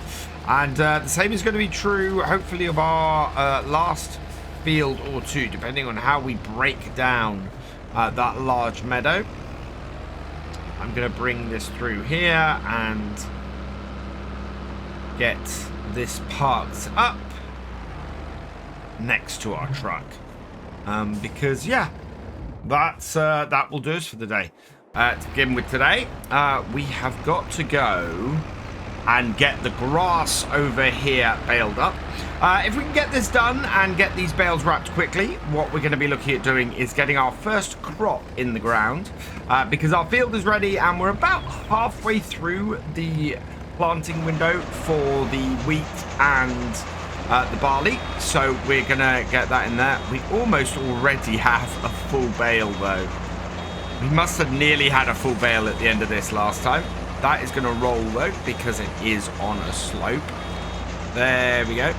But this should be good. We should get a good amount of bales off here. We may even have our other bales, the ones we did on our first field, ready to go as well, which would be great. So it's really a little bit of this on here now. We're trying to get these fields prepared for us to do more work on them and get more money off them. The quickest way for us to do that at the moment is doing it this way, with making silage bales. This hilltop is not great for us for silage bales. It actually is another reason why we might do arable on this field. Actually, we're going to have to get a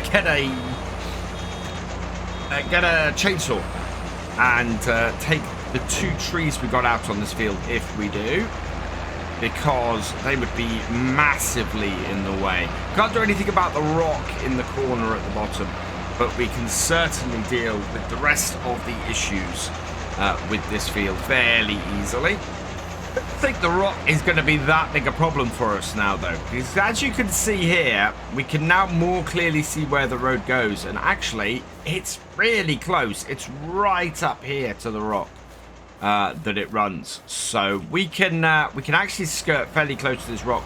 We then don't have to worry about it.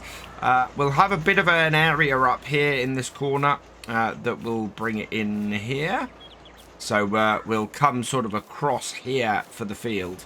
But yeah, that'll leave us a bit of an area here, but we may find a use for that. There might be a possibility of putting a shed or a small area to store bales, or even actually, for what we're doing now, it would be a perfect place for us to drop all of these bales off and allow us to have an area off where we want to plow to get that plowed.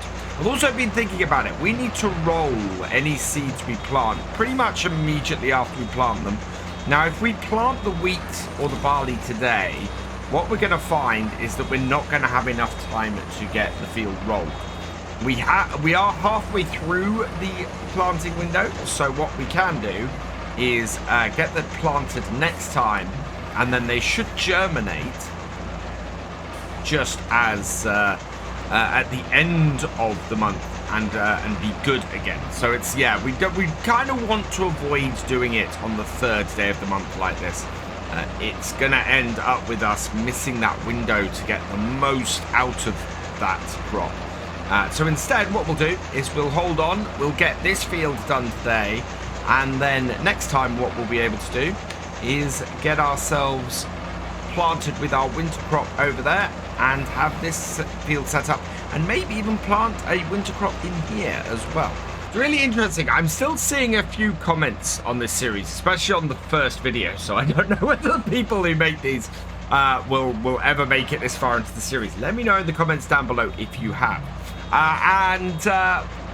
Basically saying that where is the challenge in this series? If I'm starting with only £50 and a fairly worthless truck, but I'm borrowing a lot of money to start with, how am I building my farm up from nothing? How is that any different to a normal game? And my feeling is that this is a lot harder. Normally, I've seen a lot of people do sort of this start from scratch homesteading setup on here, on No Man's Land. And what they'll start with is they'll start with a truck and a chainsaw and a load of land given to them. Now that is worth, even if you go with the basic truck and a chainsaw, that's still being given £85,000 to start. We aren't starting with even that much. We started with the truck, I think, is worth about £1,000 on here. So we have started with about £1,000. Everything we have on this series, for this series to be a success, we have to pay back. And because we've bought stuff and not leased it, we are deeply in debt on here. Everything we have has depreciated except for the land, and all of and of course we're paying a loan on a daily basis. If I was to end this series now, it would be a complete failure. We would have a deep amount of debt. We would not be able to pay everything back. It would just not work. So the aim of this series and the challenge of this series is to take what we have and build a successful farm. And that does mean getting loans to a certain extent, but only to the extent that we need to get the farm running. So if I need to buy a tractor to get us started, or I need to borrow some money to get us started, that's what we get the loan to do. It's not a case of getting the loan, maxing the loan out, and then getting the most we can, the biggest piece of equipment. We bought a really small tractor and gone with that, and it's a tractor that is working so very well for us on here. But that is the challenge, is that I'm not trying to go with the best and the biggest equipment and get a massive amount of land straight off the bat. I'm trying to get enough equipment to get myself started and go from there and build the farm up, and then we can upgrade the equipment when the farm starts becoming successful and that kind of thing. Yeah, even as older smaller equipment comes out, I'm gonna go for that over going for a large piece of equipment that will do the job quicker, because we don't want to do that. We're looking to try and build this up with as little initial investment as we can. Let's head over this way and grab our wrapper now. Otherwise, yeah, I would have bought a higher horsepower tractor and got myself an integrated baler wrapper and gone that way with it. Instead, we're spending a little bit more time and we're using a separate bale wrapper and baler. And that is what is going to help us make more money in the long run. So what I'm going to do with these wrapped bales, because we've got our first one on here, is we're going to drop them all on this corner, an area that we know we're not going to be able to plow and include into the field. So let's drop that there. And if we drop them all in this corner, gives us a nice place to come to with the trailer later and just get them back to. And the trick here is going to be getting them all into this corner next to each other and nicely stacked. Should be able to do if I do that kind of thing. I did have some guidance on the video where I got all the bales on the trailer on exactly how to use that clamp and to get them onto a trailer like that. So we're going to be applying that when it comes to that bit. But you can see here, getting them all here should be a fairly easy job for me to do. And then I want to define this road along here so that we can tell where to expand our farm out that way in the future when we make some money to expand and to basically tell where we are. I may write up some rules based on what I was saying a minute ago. I might write up some rules for this series based on how we've played it so far, so that if you guys want to have a go at this kind of challenge, you can do. It will be a little bit vague in places. So the whole thing I was saying about not going out and buying the biggest equipment, and probably I think one of the big rules will be that you can only start with one plot of land. I think that would be a great rule for doing a series like this. And limiting the amount that you can actually borrow to begin with. There we go. But it's yeah, it's working fairly well. I'm pretty happy with how we're doing on here, and we've got more bales off this field than we got off the first one, which is absolutely brilliant as well. Very happy with how this is going. These are going to take a few days to ferment, so we're not too worried about how quickly we pick them up. I think I've got a little grass field or a little area where I can look at putting animals actually near the corner of this field, which would be quite good.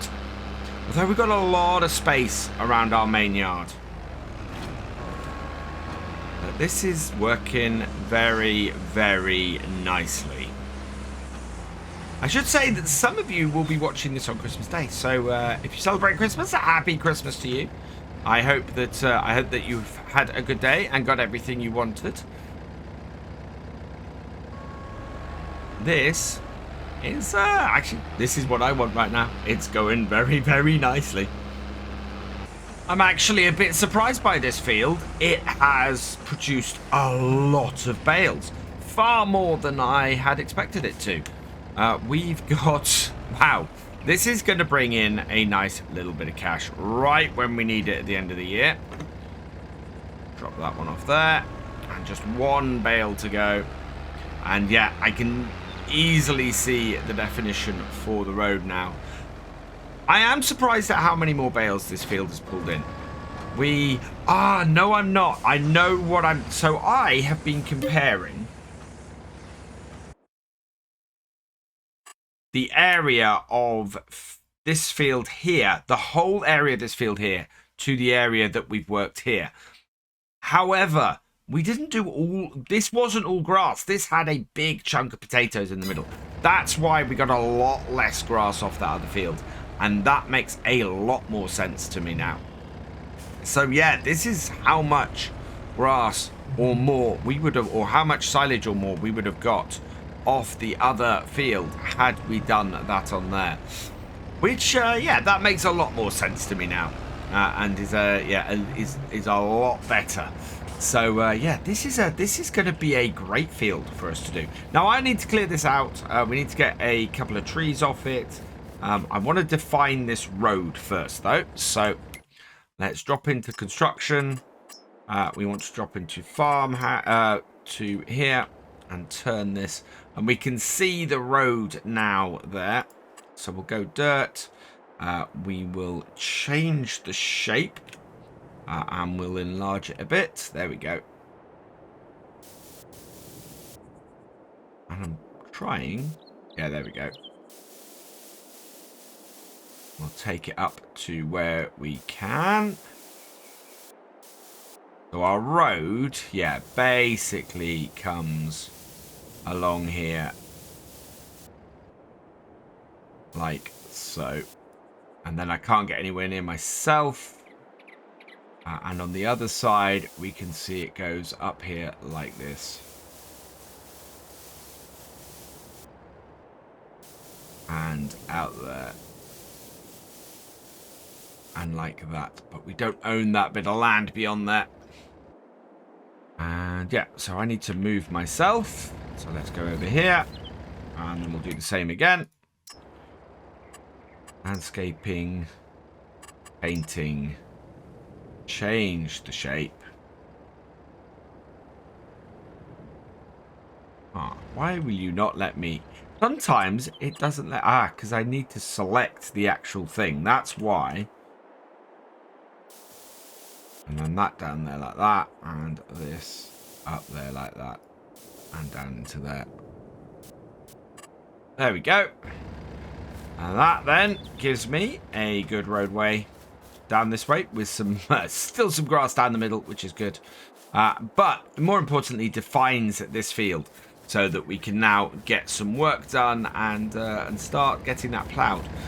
First, though, I'm going to have to get hold of a chainsaw, which we'll get back to the farm. We'll order in, and we will we'll get back out here in our truck to get these trees down. So looking at the chainsaws, like previous versions of Farm Sim, they are all much of a muchness. There's not much difference between them. I'm going to get a style here. So yes, I will purchase that for 1,000. And then we can go and jump into our truck and head off. Get rid of these 2 trees that are in the field. Once we got rid of those, we'll be able to then start ploughing this field, I think, and getting this ready for whatever we're going to put in next. As I said, it's going to make more sense for us to keep working on this field today and clearing this out than moving on to the next one. I need to get a stump grinder, though. And that is the first tree I have cut down in Farming Simulator 22. It almost seems pointless, but yeah, that is my first FS22 tree. Ah, man, it would be on this map that happens. Right, let's construct that. Actually, I might cut that in half so that fits in the bed. Not that this is actually worth anything, really, this tree. Just that we oh wow, yeah. That is how little that tree is worth, because it's chopping the top off it, got rid of it. We get the same thing with this one. So these 2 trees are just sitting in the middle of the field, unfortunately, and just cause us a problem. Oh. Right, there we go. Cut that bit off. Put that back in the back of our truck. Will that fit in? I think that's going to have fun fitting in there. That up, in, and on. There we go. And we'll just strap those down. Means we've got those 2 in there, but also means we need to get a stump grinder to deal with this. Now, I'm not planning on doing some serious logging until the winter time. So it's not worth me spending the extra cash to have a stump grinder at the moment. So what we'll do is we'll head down to the shop in this, and we'll go and grab ourselves go and hire ourselves a stump grinder, so that we're able to get rid of those and yeah, get this field ploughed today, hopefully. So here we are, back up at the shop. Jump out and we'll go and see the lady behind the desk. She has for us, and forestry equipment. Here we go. That is going to be really useful at some point. The little Anderson one that should go on the back of our tractor, I think. and work. Maybe once we get into the winter time and we're looking to have things work a little better. Where is that a stump grinder? Is that the stump grinder in FS? Wow. So how much does that cost to lease? That will cost us 1,300. No. Is there a little stump grinder? What's that? That requires 150 horsepower, 200 horsepower, 90 horsepower. So yeah, that is the stump grinder for us in here. It is going to cost us more than I'd hoped to lease it. We are going to lease it. Oh man, it's gonna be cheaper. Knowing that I'm gonna be doing logging later in the year, it's actually gonna be cheaper overall for me to lease this, to borrow the money for it. So I'm gonna have to do that. It's another 27,000 on the loan, and I don't want to, but it's just annoying. Right, there we go, 31,000.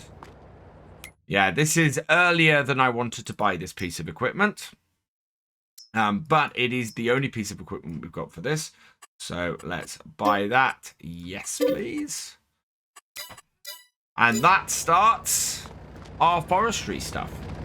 Leasing is great if you need something for a really short period of time and want to return it, and therefore don't need to take the hit from the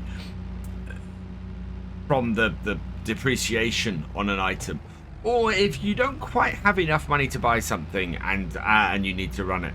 Otherwise, it really seems that buying something seems to be the way to go. I know last time I did this series, I said, oh, I really need to check into how all this works. Right, there we go. I need to get there we go. That's what I want to do. But yeah, this is why, because I am not 100% sure whether or not this is a good way to do this or not right now. So yeah, there we go. Control that with joystick. For that is all we needed this for. I'm going to reverse drive this, turn it off. Is to get rid of these two little tree stumps, and it just obliterates them in a moment.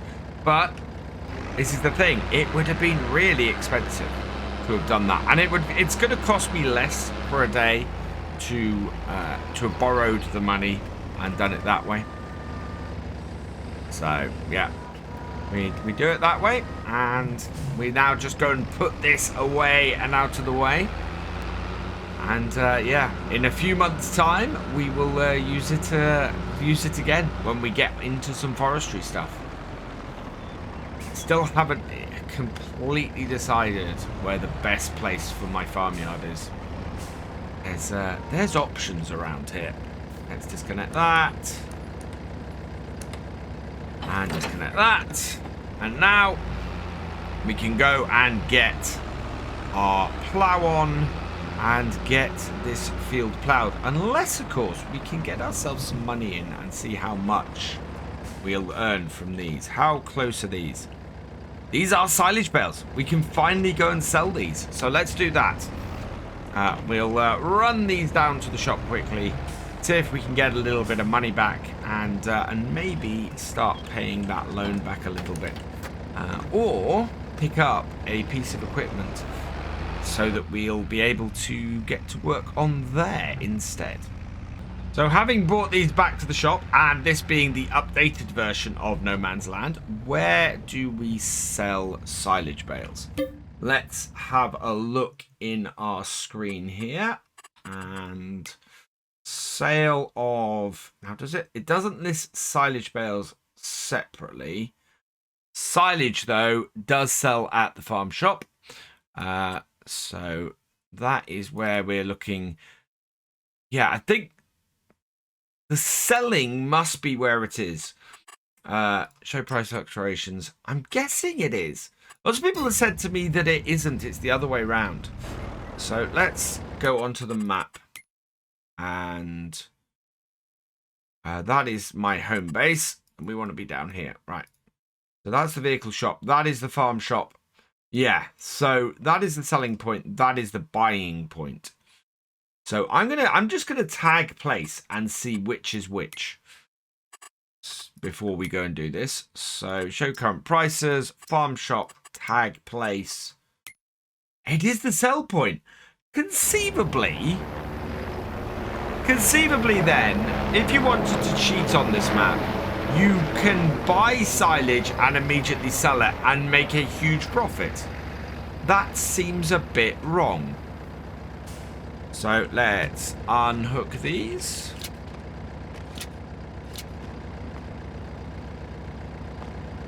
Interesting. That is a buy point. There is a barn buying point over there. Let's take that around there. But yeah, looks like you can tip silage into here. I don't think you can tip. Well, I don't know if that takes bales. We'll head down the other end. But that does seem to be the sell point. And it's really interesting. You can buy silage much, much cheaper than you can sell it. Here is the animal dealer. So do we have to unload these silage bales? Because, yeah, that's the animal dealer. What I'm going to have to do is drop this trailer off here, run back to the farm quickly, and see if we can get something to unload these. Because, at the moment, I think the sell point is too low in the ground to unload them straight off the trailer. Looking at it, the sell point is right on the ground. So, if this is going to work, we are going to have to lift these bales off this trailer in order to get them sold. So, let's undo all of these. Open up our grab. And see if we can sell this back one. And hopefully, I really, really want to get some money. I really want to start making some profit on here. Because so far, we've spent a lot of money and not made anything back. But this should all change, hopefully, with this. Let's bring it in. And drop it. No. No. Right. Cut open bale. Right, I'm going to try and cut this open on here. This is either going to work really well or horribly. No. Cutting open. I need to go and check the change notes, because I was fairly sure selling bales was something that could now be done on this map.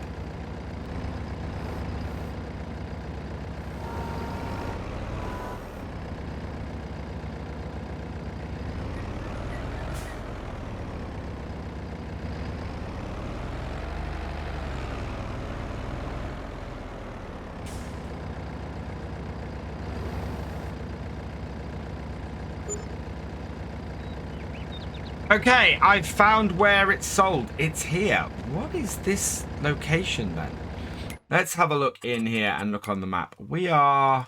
I'm guessing that's still the farm shop. It's not actually showing on here. So yeah, if you're trying to sell silage bales, it's at this point here. I'm guessing the other one is basically a grain sale point. Let's have a look and see in here. If I look at the wheat and the barley and things like that. Yeah, so that sells at the farm shop as well. So it's both of those sell points are the farm shop. If you're looking for exactly where they are, it is, yeah, it's that one on the, it's the one near, well, all the pallets and everything over on the side that you want for bale sales. I'm now wondering if I can just back this up to that and if it will sell. And that would have saved us a trip back to the barn, to the farm, sorry. So let's hook that up there. Oh, no, let's hook that up there. Can't connect the pipes, but will still work anyway. And we'll just back this up on here. Looks like we've got about £1,000 for that. Will that do that? Yes, it'll do it straight off the trailer. 4,342. We actually made over 5,000 in sold bales there by the looks of things. Let's have a look. Today we've made, 5,409 of 5 bales. That's absolutely brilliant. We're going to look at making probably another 10,000 off the other ones we've got fermenting. You can see how much we are in deficit though. August 128,000, September 86. We've got a way to go. And this is our loan interest. You can see how much it's affecting us. It's going to cost us about £700 in loan interest for September. So, we're not completely out of the woods, but we are at least making some decent cash now. So that's all good. This idea of doing silage is really paying off for us at the moment. I'm very tempted to just put grass down everywhere and do silage. It would mean we wouldn't have to buy a harvester. We could pretty much do everything with the setup we've got now. It could work really, really well for us. I do want to get the animals working though, and the animals won't take up a huge amount of space for us. In fact, as we've got 10,000 now, and as we've made a little bit of money from the bales, we should be able... Oh, we need to disconnect that. We should be able to get a chicken pen, I think. I think the cheapest one is 10,000. If we can do that, then we can start earning some money for some eggs as well. And just keep building things up. Right, I want to drop off my front loader. I think it drops off. No, just drops off the front loader like that. That will work really well for us and allow us to keep on going like that. It was a late one last video. It's going to be a lot earlier, this one, I think. We don't really have a lot to get started on now. We're going to be ploughing that other field next time and getting that moving. And yeah, we need to seed this field here. Want to get some winter wheat or some winter barley into this and get this one done. But now we should have the possibility of field 26 as well. Oh, it's sorry, not field 26, but our field over here. We should be able to get that area done as well and get a nice little arable field there. This is going to remain grass. We'll cut it and we'll plough it and we'll do some... we'll reseed it with grass, but that'll be a nice grass area. And then there's this nice big field that we can do up the top here as well.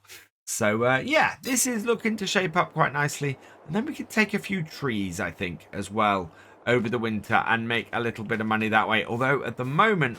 we have no sawmill or anything like that, so that might be something we have to build up. Let's just empty these out of here, because these are not of any use to us at the moment. What was that? Wow. I think that might have been a wolf. Oh, that's not great. I've still got my little campsite. Maybe, just maybe, it might be time to get a house. That's some good firewood for me. That was a little bit scary. How much is a porter cabin? Let's have a quick look. Construction, farmhouses, 20,000. We can't afford it yet. Oh, 10,000 for a little shack. We could do a little shack on the edge of the lake here. And, yeah, just do that maybe. Replace that with that. I think that might be wise. Wish me luck. I'm going to have an interesting night's sleep tonight. It is tipping it down here, although it should clear up fairly soon. A bit of a restless night last night after that howl, and I think we're going to be changing our campsite here for something a little bit less open. After that. So, yeah, we need to do that. We also need to start getting the wheat, or the barley, actually, into the ground. So we're going to, our one field that we created today, so far, we are going to put some barley into, because whatever we do, we're going to need some straw.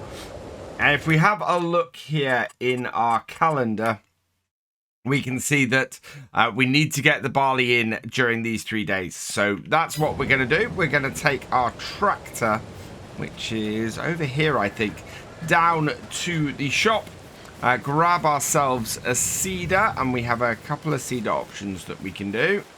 There we go. And get that loaded up with some seed as well. So unfortunately, we are going to have to borrow a little bit of money again. We're in a position where it's a bit of a necessity. We do have a lot of bales on the way, though, that are fermenting quite nicely. They are 42% of the way there so far. So we're going to hopefully get those sold in the near future. And we've got a lot more grass to cut. But I want to get this barley in at this point and get us a good base for this. And hopefully sort ourselves going into the next year on here. One thing I am considering doing is to skip through the winter. I think we're going to be in a position where we should be able to do that, but I'm very much thinking that might be a good way to go. We're not going to have a huge amount of stuff to do once we've got everything cut and ploughed and everything. Let's pop into the shop here. And look at that. In the used vehicle sales, we actually do have a New Holland T6 available. How much is our small tractor worth? Not enough to sell it and replace it with the T6. So as tempted as I am to grab that, I'm going to leave it today. I like my New Hollands, but we're very much doing something else on here. What we do need, and it would be nice if one of these had been in here, is a seeder. And I think we're going to go for this D9 3000. It's only a 3-meter seeder, but it is an Amazon D9. It should do us fairly well for what we want to do. It's going to cost 13,500 as it is, but what else do we have on it? So we can add, wow. Yeah, we can extend how many seeds it holds. That's 1,000 litres. That's 600. I don't think we need to extend that. Tramline markers. That's pretty cool. But I'm going to leave those off for now as well. Handrail I like to have on here. Pine harrow or roller harrow. I like the roller harrow does add quite a bit. And we're not going to worry about the ridge markers right now. And then the license plate actually needs to be VF02, I think is what is on our tractor. I need to go back and check that before we go any further. But yeah, so we're looking at 15,000 for that. We are going to have to borrow a, well, if we take the handrail off, no, we're still going to have to borrow about 10,000 to get this on. So let's pop out here. We're going to double check the number plate on our tractor, which is VF02. So, yeah. So we need to get that, and we need to borrow 10,000. So into here. And our loan is now up to 315, and it's getting a little bit higher than I want. But we can't really do much about that. We've got to borrow the money in order to do this and keep things going. So let's grab this, and we're not going to get the extension. We are not going to get the tramline markers. We are going to get the handrail. We are going to upgrade to the roller harrow.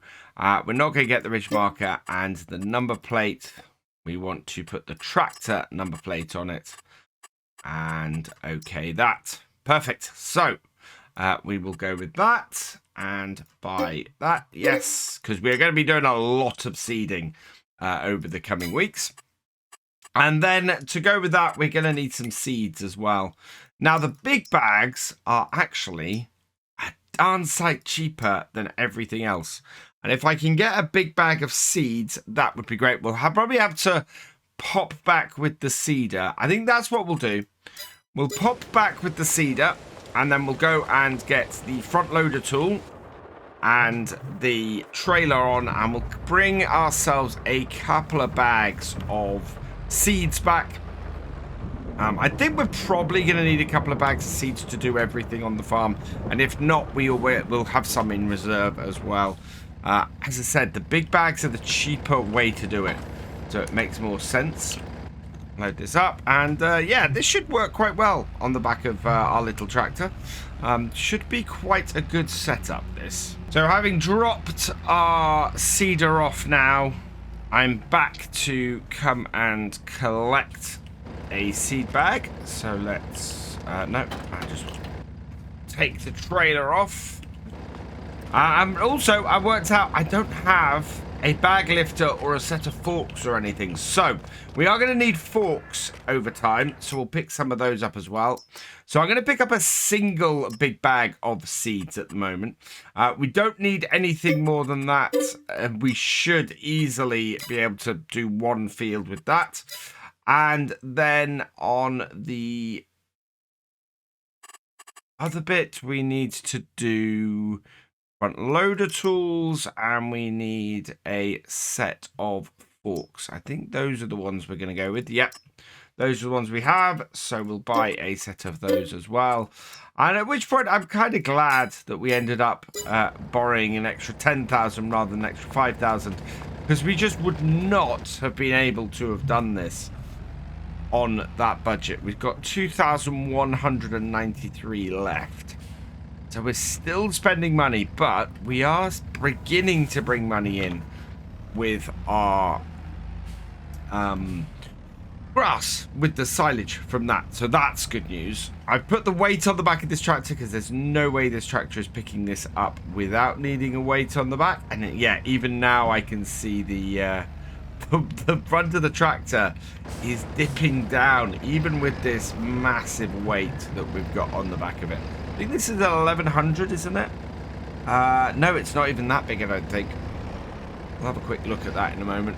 But we want to get this on our flatbed. Whether I'll use this flatbed for carting as well, I don't know.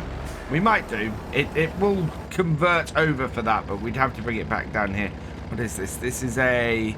Oh, this is an 1100 kilogram weight. So, yeah, that's good. Let's get this hooked up on the front here. This little 3709 AL Massey has done us really, really well. Great little tractor for us getting started on our farm. And we borrowed, as I was saying earlier, we borrowed, I think it's 315,000 so far. We are still well under what you would start with loan free on Start From Scratch. And we are limited to a maximum of 500,000 on that loan. So yeah, this is definitely more of a challenge than had we done a Start From Scratch start on here. We'd have been able to go much further, much quicker, had we had the money available on that. Today is going to be one of those days where I think where it just rains on and off all day. We have dry at the moment, but we do have rain forecast for later in the day, so that will start at some point. Let's touch that, unhook that, and so it's gonna get wet again. We won't be able to do any grass work today. Hopefully we'll be able to do grass work next time. We still have 2 fieldish areas that we're looking to get cut and done. And we've probably got an area around here. I mean, basically where we're looking to build the farmyard here. That area needs to be done at some point as well. And get cut. So, yeah, we've got a lot of stuff to be done on here. Oh, come on. Come on. I need you to get... That handlebar, that rail on there may not have been such a good idea. We've got to get this big bag up and over that. Preferably without it sliding. Okay, can I get it in from the side? Let's try from the side. That might work better. Bring it round. Yeah, this tractor is not very big. And as a result, this big bag does not want to get high enough to get into our seeder. Come on, just a little bit more. There we... Oh, we had it. Oh! Right. Yeah. It's one of those things where getting it to be in the right position is going to be a little bit tricky. Right, there we go. Right, and then lift it. Nope, it slid down again.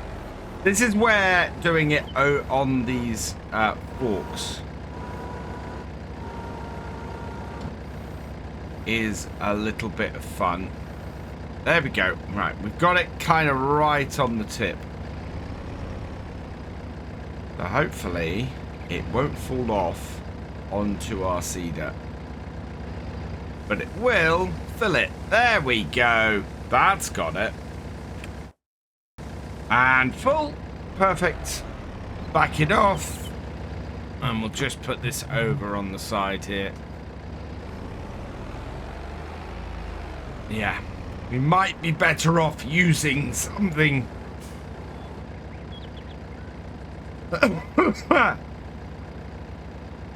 We might be better off using something a little bit more pallety or smaller in future. That would work quite well for us.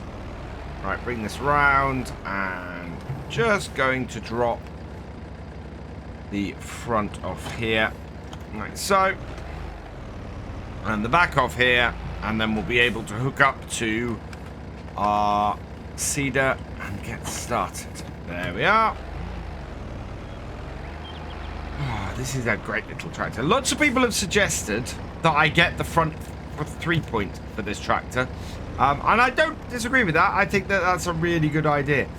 We could get that fitted on here quite easily. As something we can switch between that and our front loader. I don't massively need it for now. I think that lots of people are going put the mower on the front, which yes, I understand that the mower we have is really a front mower. That I'm using as a rear one. There aren't any rear mowers really that work in the way that I'm looking to, which is why I haven't done that. So let's turn this on. There we go. We have selected barley. Down we go. And away we go. And look at that. Going at a really nice speed. I think we need to lower our gear a little bit though.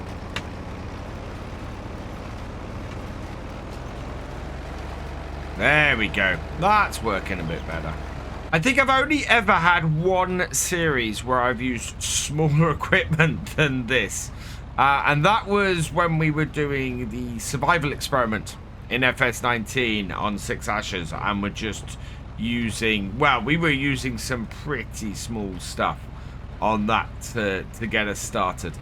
We will do another survival experiment. I do want to do that at some point.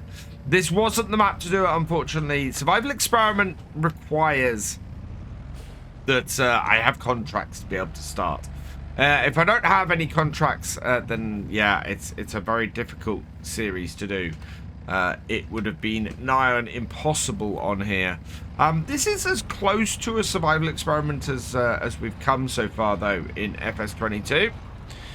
And yeah, I am enjoying the hell out of this series. I hope you guys are as well. This whole trying to build things up from a very low start is something I love doing in Farm Sim. And yeah, here it's no exception. It seems to be working fairly well for me as well. A little bit of overlap on this run by the looks of things. But that's a horrible thing. I think we ended up going a little bit skew-whiff on the previous row. I am putting a headland in here as well. This part of the field at this end and at the other end doesn't need it.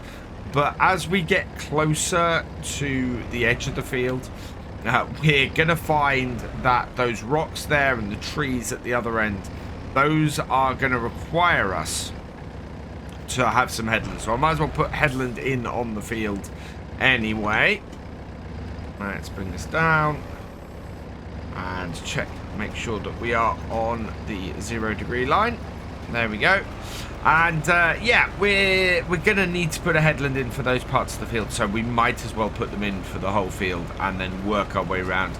Means that we'll either start and end at the edge of the field near the road either way, so works well for us really. And yeah, as is this little seeder. This little seeder on this little tractor is absolutely perfect. I'm so pleased that this little Amazon seeder is available, because it is just brilliant on this Massey Ferguson tractor. I didn't actually check the horsepower requirement of this seeder, and I have a big feeling that we couldn't have gone for the 4 meter because it might have required too much horsepower. I think it might have been 110 horsepower on the 4 meter. Let's just double check that.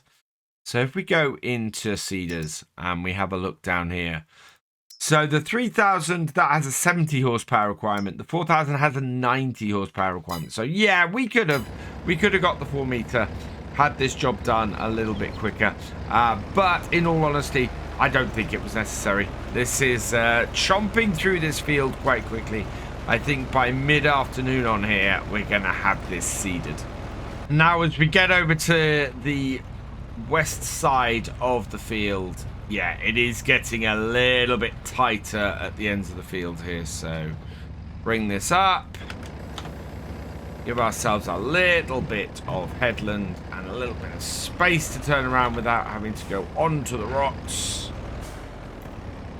And back round and line it up.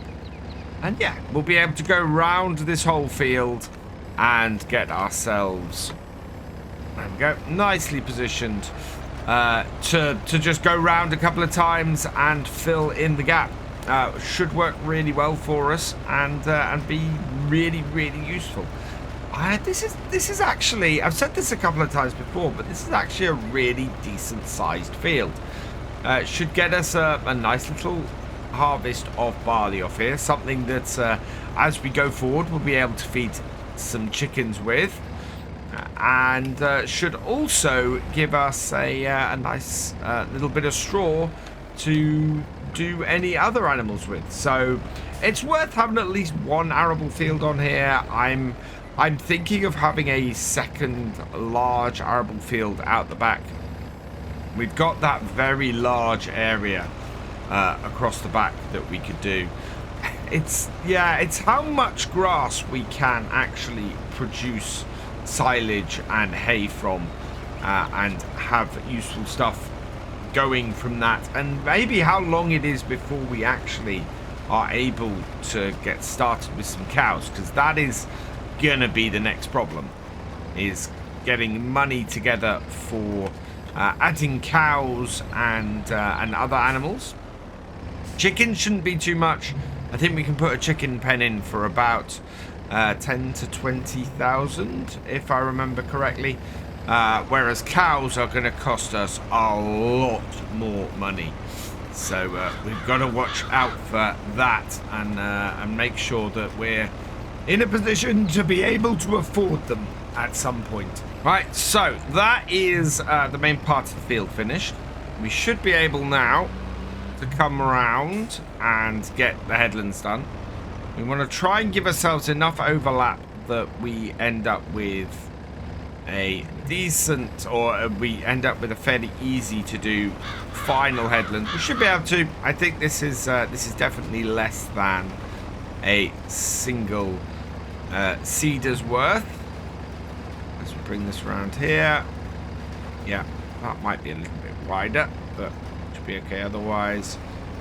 Bring the seed around, and yeah, get a nice little bit of overlap on this headland up here. And it's going to work well. We'll end up at the top corner of the field over there, but this will all be done. And then, in the near future, we need to get a set of rollers on this field, really. Get this crop rollered in and do that way. I'm actually going to pick up and turn this corner. It's a little bit of a sharp one, and really I should pick up the implement to avoid doing any damage to it. And here comes the rain again. We are not going to be able to do any mowing today, I don't think.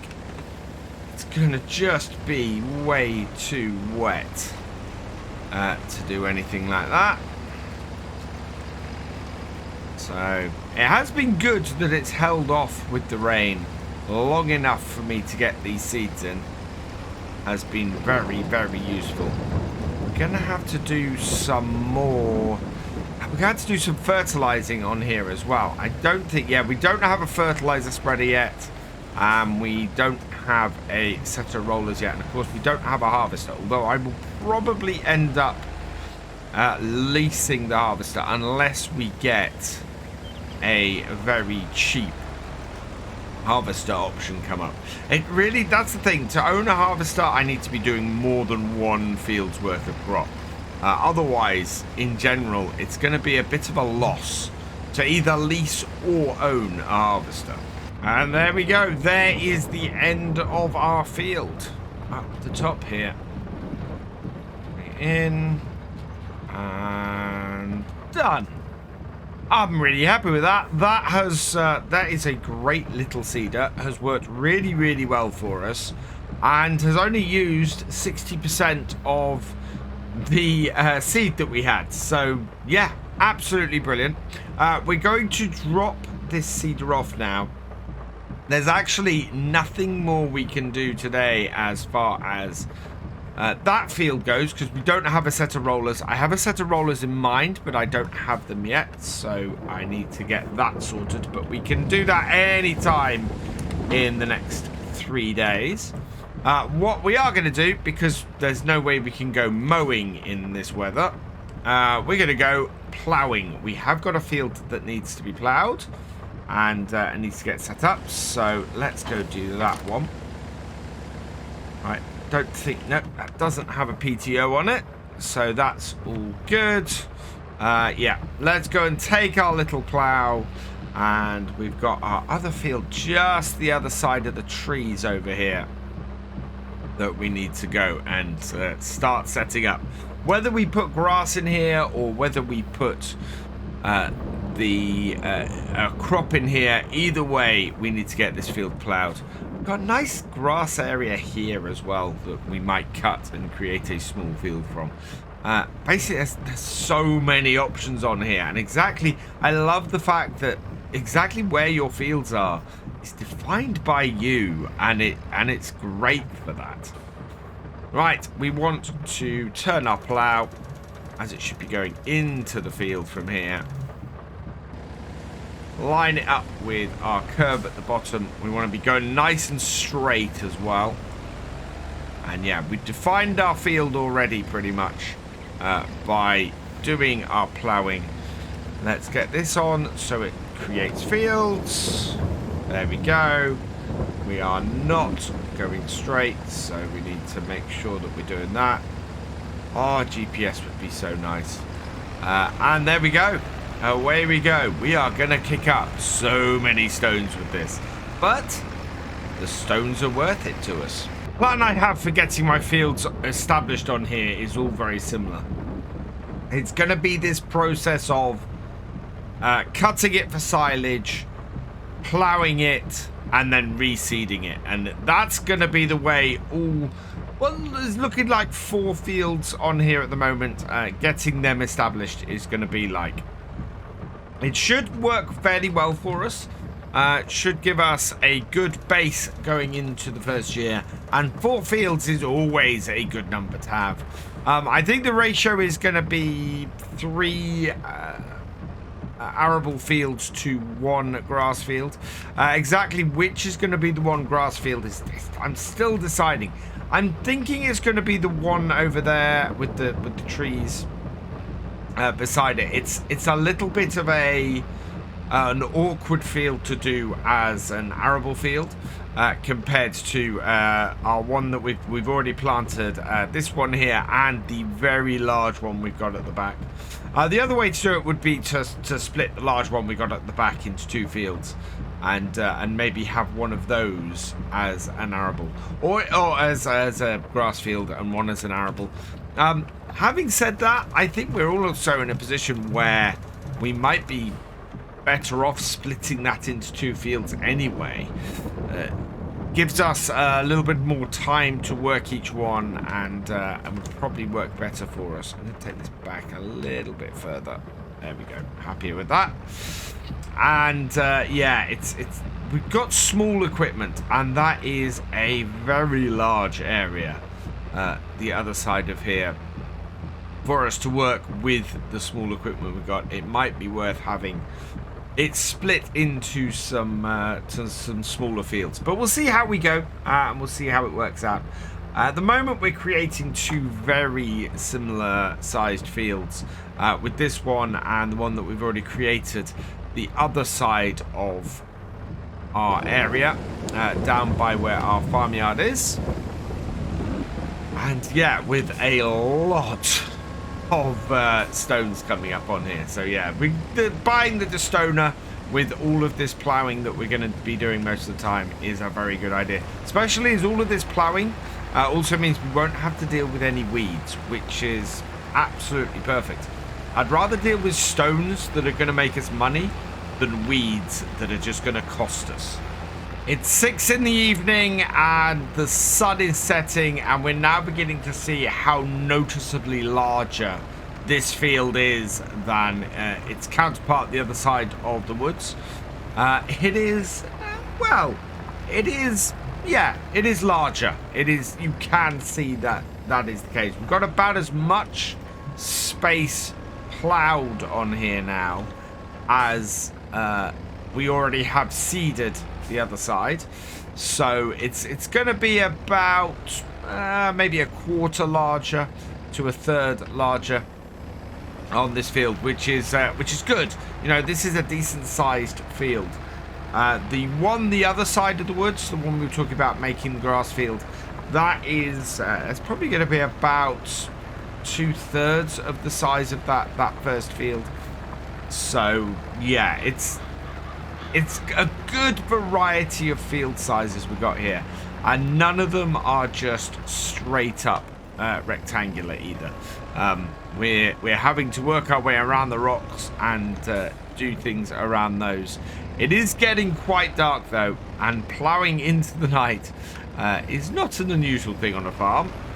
So this will get finished today, and ready to do some rock picking in the near future. I am hoping, though, that we're going to be able to get some mowing done next time, and get some more silage bales created. Keeping those silage bales coming at the moment is what's going to help us to build the farm and to keep that loan as low as we can. Already 300,000 is quite a daunting task to get repaid. So yeah, we need to keep an eye on that, and hopefully we're not too far off having spent all the money that we need to spend right now to get our farm established. We may get as high as 400,000. I think we should be able to keep the budget under that, partly depending on what happens with a combine and how much it costs us to get the animals established as well. All in all, though, this is working out quite well at the moment. We've got a good sized field here. We've got a good sized field already seeded, which is both good news. We're going to get a nice set of stones off here. Whether we sell these stones or convert them to lime is going to be a big question. The lime production placeable is quite good, and I'm very, very tempted. But at the moment, we do not have any need for lime on here. We will do after a little while, but at the moment, yeah, lime is just not a concern. All of our fields have a good enough pH value to keep going. There we are. And yeah, we're not going to go right up to that corner there. We're going to bring this across here and give ourselves just a little bit of leeway to have somewhere really to put silage bales to ferment from this area.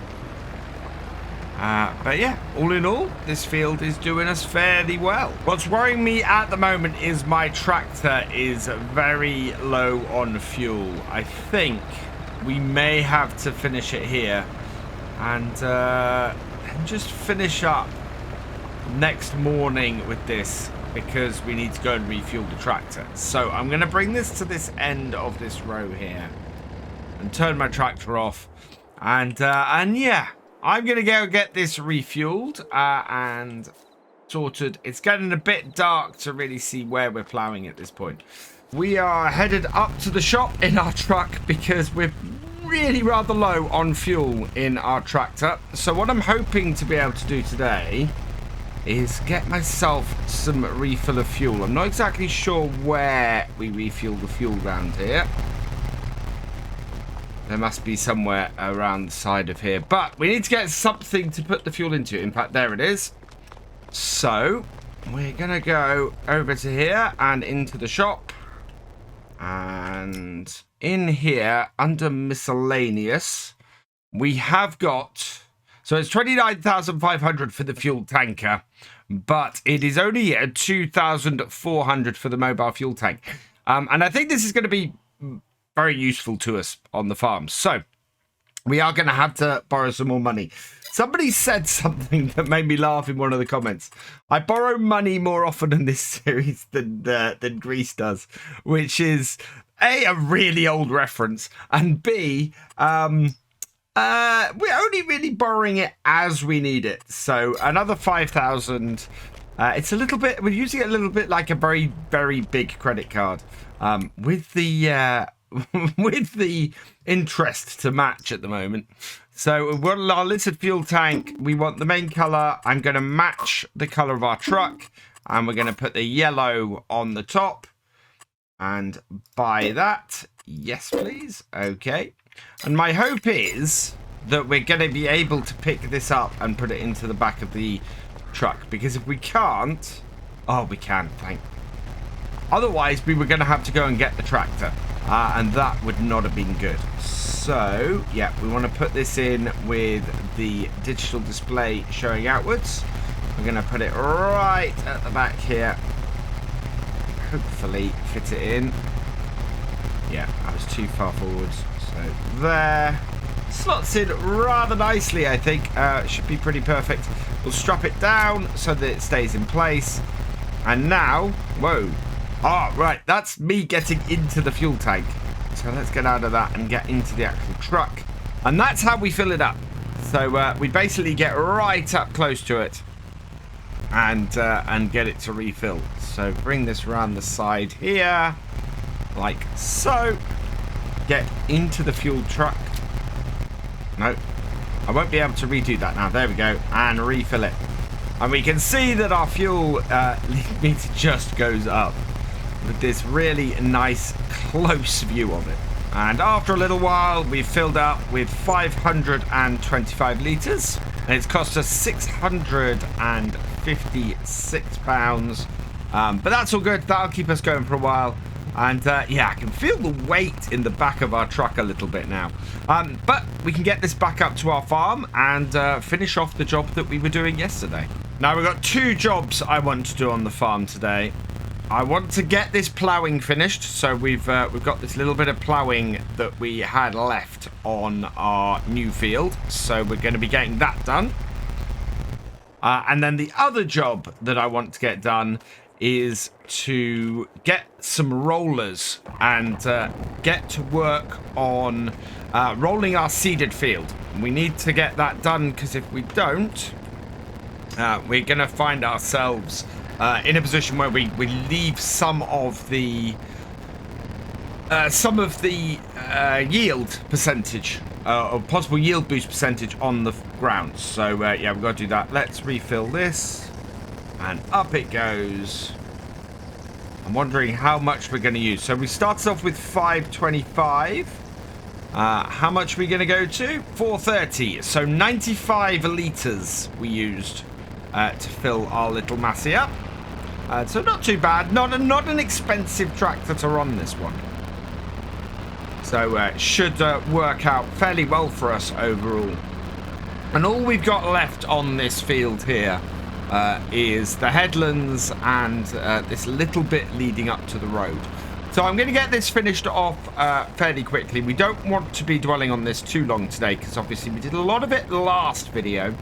So I'm just going to get this field finished up and then we're going to head down to the shop and go and get ourselves some rollers to deal with our seeded field.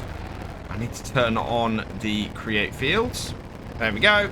And away we go. It's not taking me very long to get around this field and do this last bit. I've done the top headland. We're now going to do the bottom one.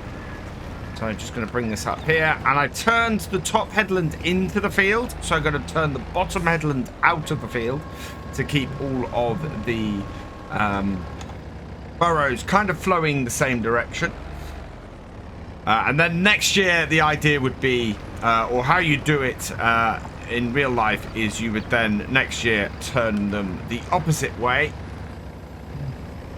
so that you keep the ground flowing in the right direction in the field. Keep the ground coming back into the field and keeping things turning nicely.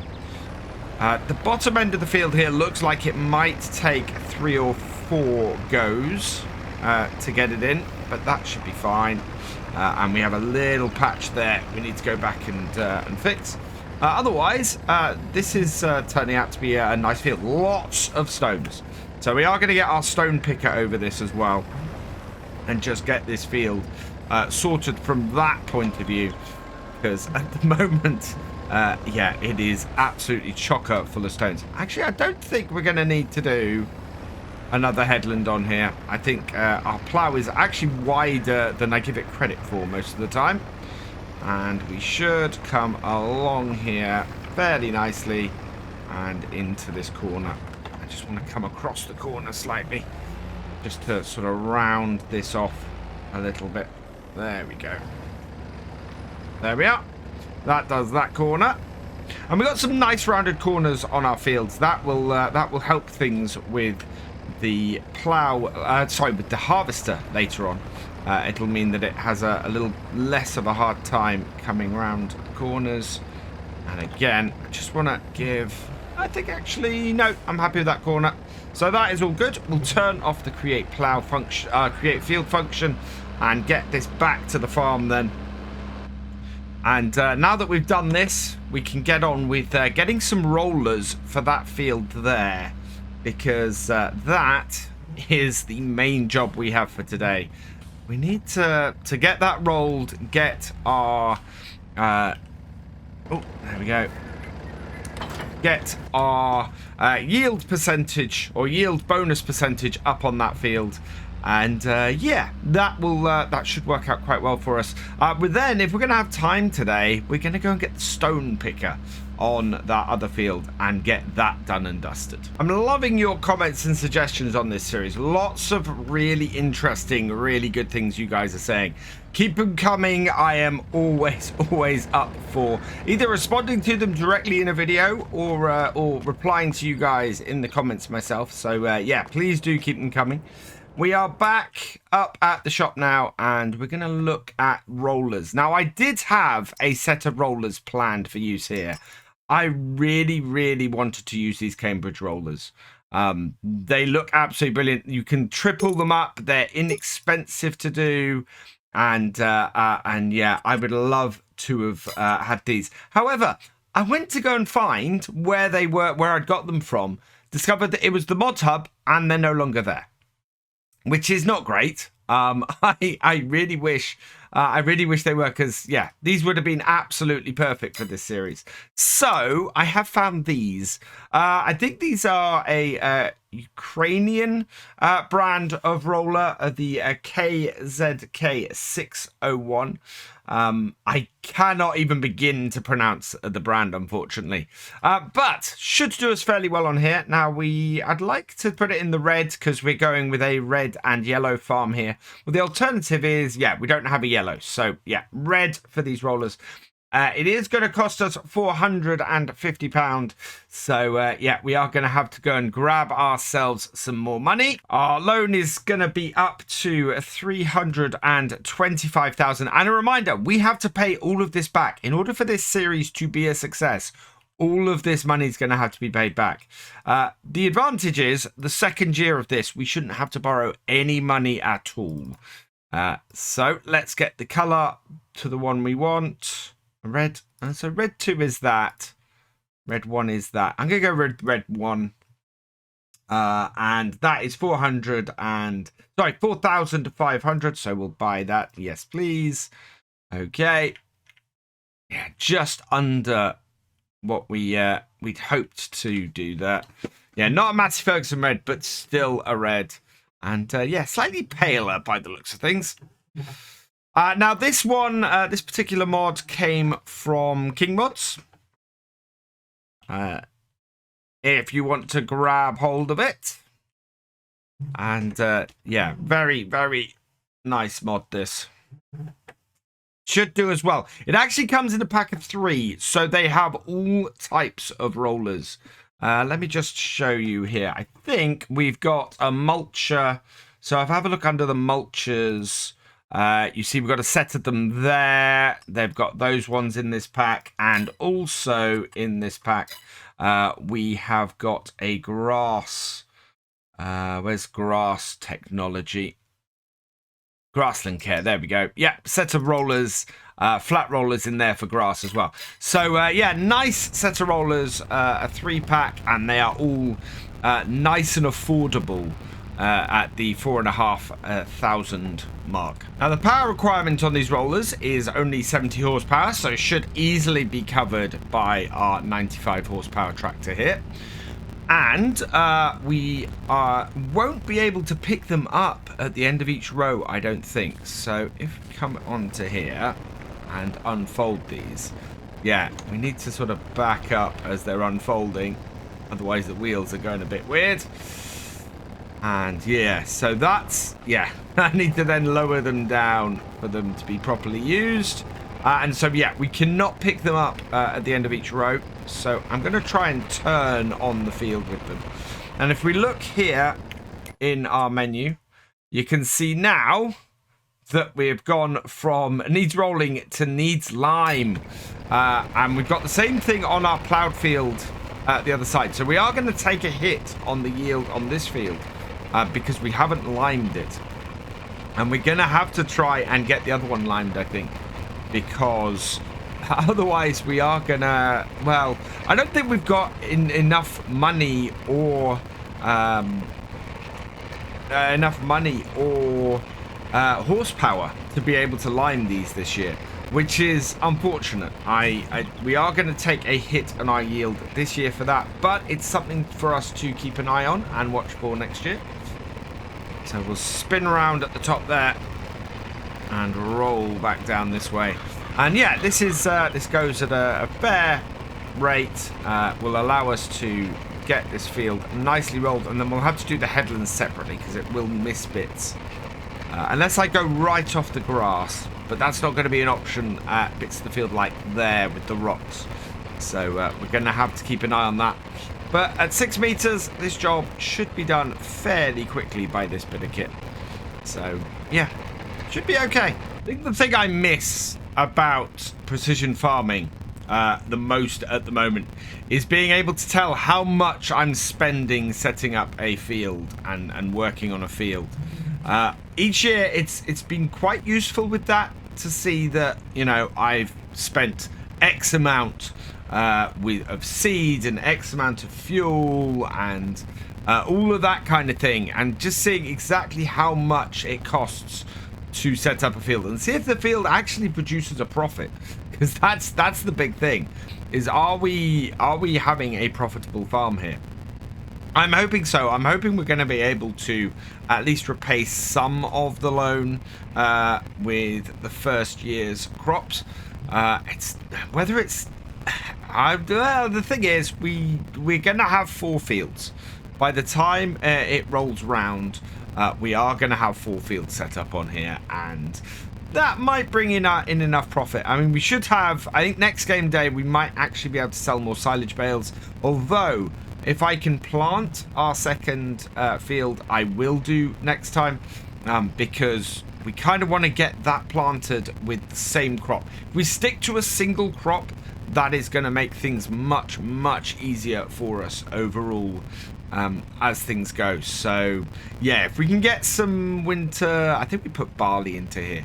If we can get some winter barley into the other field, into our other arable field, we'll do quite well. Just coming down and around the edges here to finish this headland off. I'm gonna have to go up the other end and do the other headland as well. So yeah, we'll have to roll along the road, I think. Yeah, it should be pretty good for us and allow us to make a fair amount of cash, especially with the barley. God, this is running slow on this road. Especially with the barley, we are going to be able to do some chickens with that, and we're going to be able to get some straw, hopefully for some cows with that as well.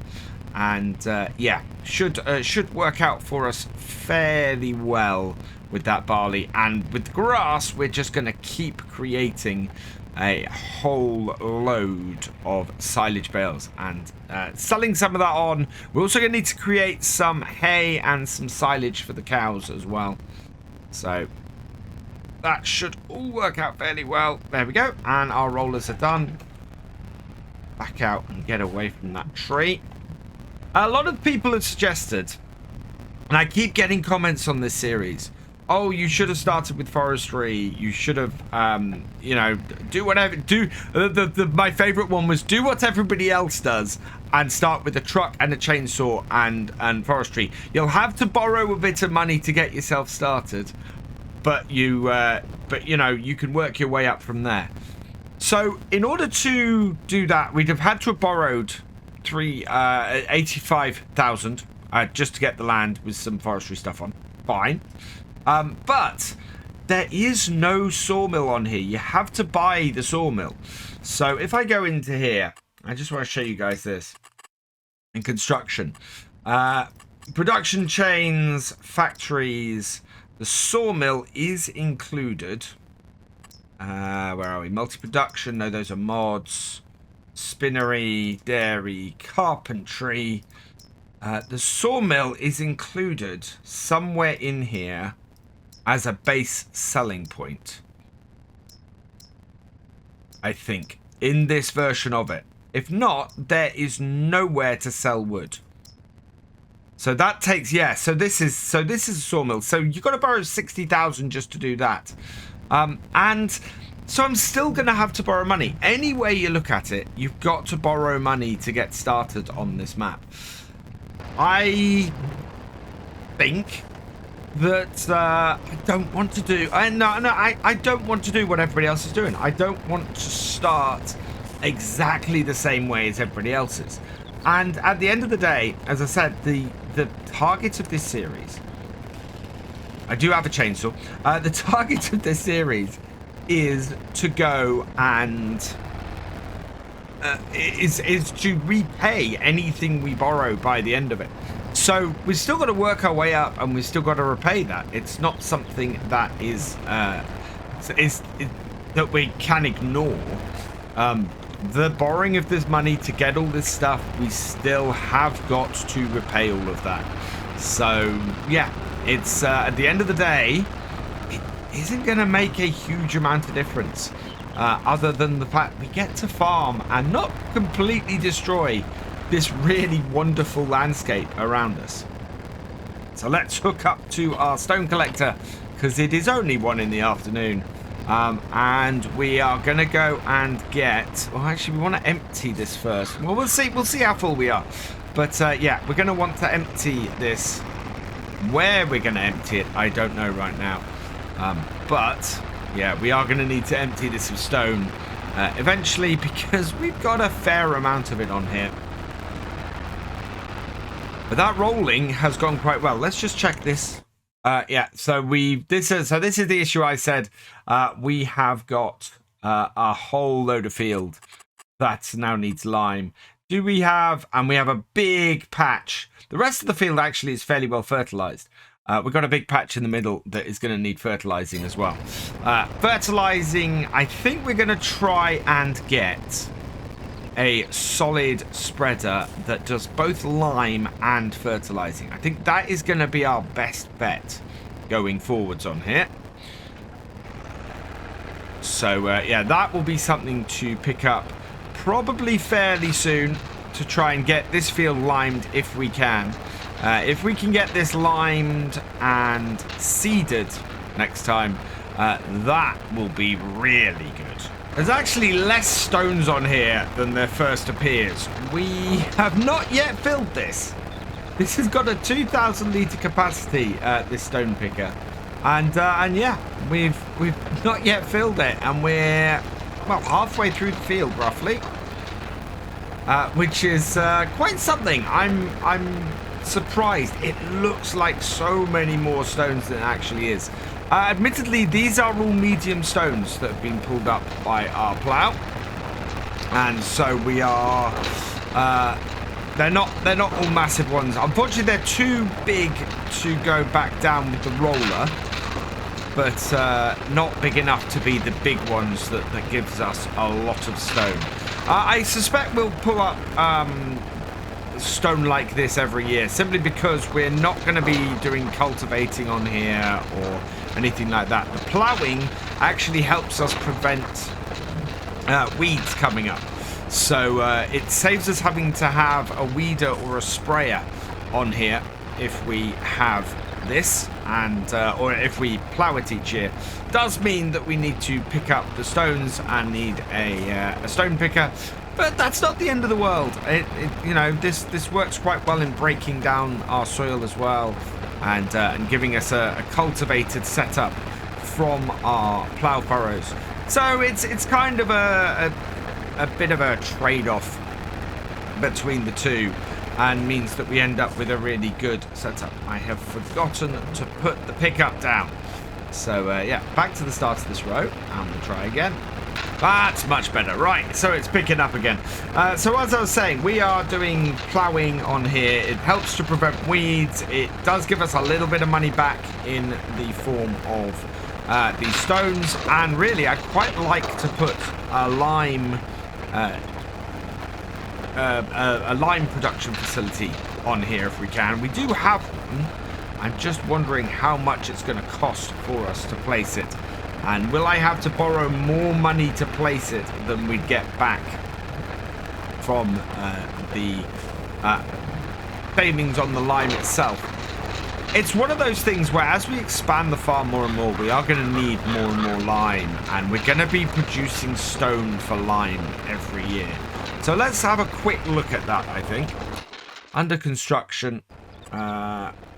we want production factories. Yeah, so it's 15,000 for the lime production. And to purchase big bags of lime is 350 for 2,000 litres. So off these 2,000 litres, we're going to create 8,000 litres of lime. It's not a huge amount of money. We might be better off. I don't think there's actually anywhere to sell stones on here, is there?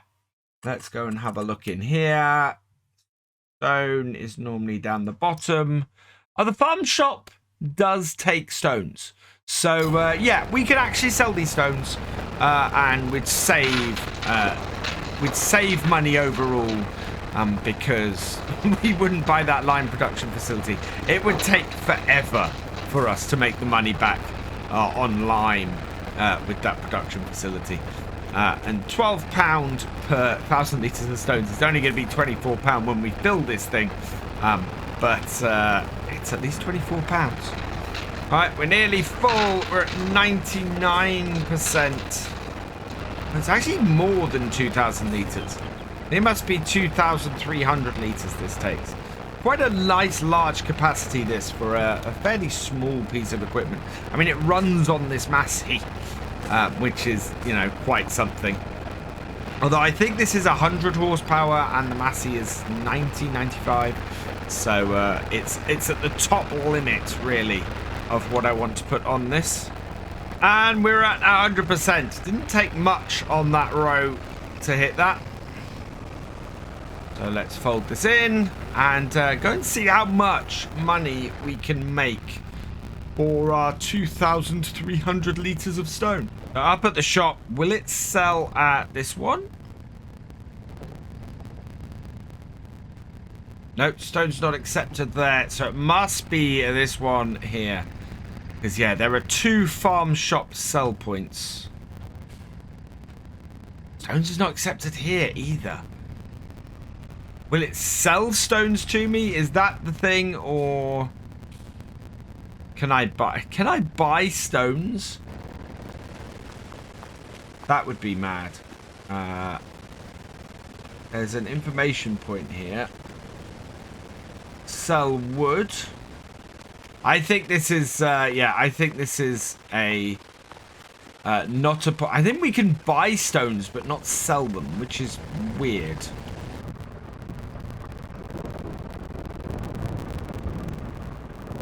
Because yeah, this always confuses me. So yeah, you can buy and sell. Yeah, the prices don't change on the selling. It does on the buying. So yeah, we cannot sell stones. If we want to do anything with these stones, we are going to have to get ourselves either a stone crusher or a factory for making it with lime. So I think what we'll do at the moment, seeing as it is going to be so expensive for us to get the lime creation factory item, we'll just head back to the farm. We'll tip these in the farmyard and we will deal with them later. So I need to find somewhere out of the way up at the farm to tip these. Where is going to be our best place? I'm guessing by one of the already fairly big rock piles.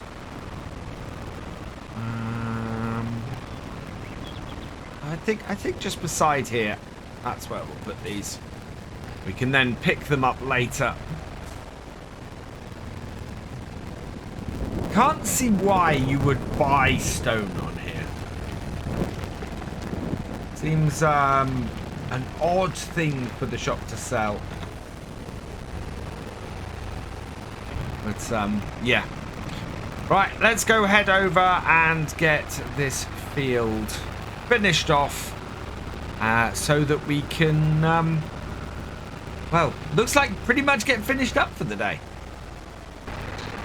Now, something we're going to have to do next time is get this this field seeded. I also want to get it limed to yeah, let's not miss the opportunity on this field that we missed on the other one. And get this field limed and then get it seeded. That should do fairly well for us. We can then roll it during November. Although, actually, we'll probably have to do everything next time. Because if we roll into November, having seeded this, and don't roll the field first, the field will germinate and we won't be able to actually get the roller on here to sort the seeds. So it's going to be a very busy day getting this field limed, seeded, and rolled next time. So we're kind of going to have to hit the ground running a little bit. The other thing we're going to need to do, I think, is finally put a 3-point on the front of this tractor. I have got the 3-point mod downloaded that will allow us to add it to this tractor, but obviously not purchased it yet. It does mean borrowing more money next time, and we're going to have to, as always, keep an eye on that. I don't think we've got anything in the shop on offer today. We will have a quick look. Yeah, nothing there that's of massive use to us. That Challenger at 45% off for 215,000 is a real steal, but we do not have anywhere near the money for that. So yeah, as always, the shop not really presenting us with anything massively useful to us, but we will continue to keep an eye on it and see if something crops up that is quite useful. I am going to look for a good fertilizer spreader that also does lime, that will that requires under 100 horsepower. That is going to be absolutely essential for us to get this field sorted next time.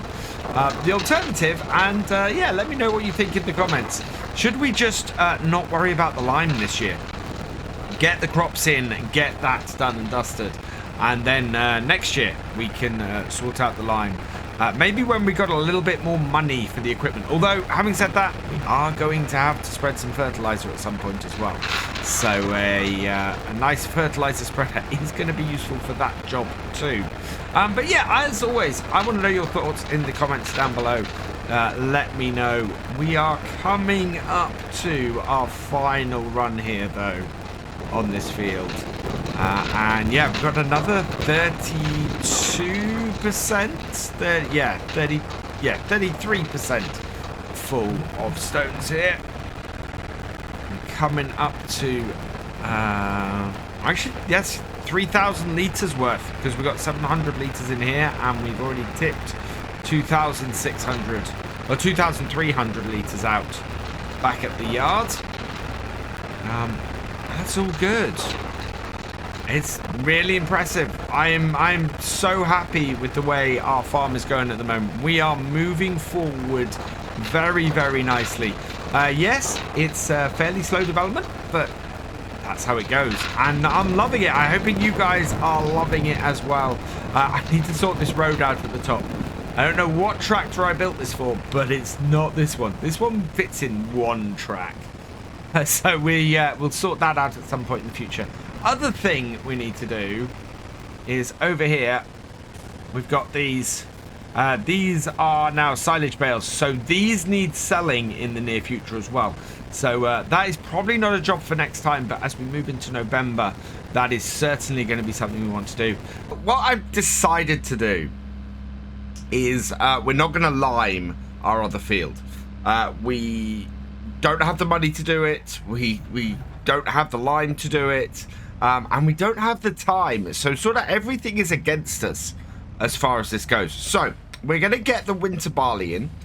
We will lime it after next year's crop. And that will give us enough time to get this both seeded and rolled today. Which will be very useful to us and absolutely great. And it's much better to get this crop in on the last day of October than try and get it limed and done as well. Now, I am looking to get the lime production facility, and that's the other reason I'm holding off. We still have all of our stones. We didn't sell any of those last time. People have pointed out to me that there is actually a way to sell the stones at the shop, but we're not going to be doing that. What we want to do is get this seeded and get this set up, and once we've done that, we're going to be in a very, very nice position. And yes, it is going to cost us a little bit in yield, but it means that we're going to get everything done in time. So let's get this barley in. We should be able to get it rolled today as well, which will be great, and then we can see where we are. Hopefully we're going to end up with a dry enough day soon to get some more grass cut. Now, my other reason for not worrying too much about putting the lime in here is actually to do with fertilizer. We have two fairly well fertilized fields at the moment. If we have a look in here and look at our two fields, we've got fertilizer on pretty much everything at the moment. The only area, I mean, look at the state of this. This is all plowed in, and yeah, the fertilization condition of our fields is pretty good. The only patch we have an issue with is this field here, where we've got a fairly large area that isn't fertilized, but I don't think it's worth spending the money, getting the loan to get the spreader at the moment to cover that.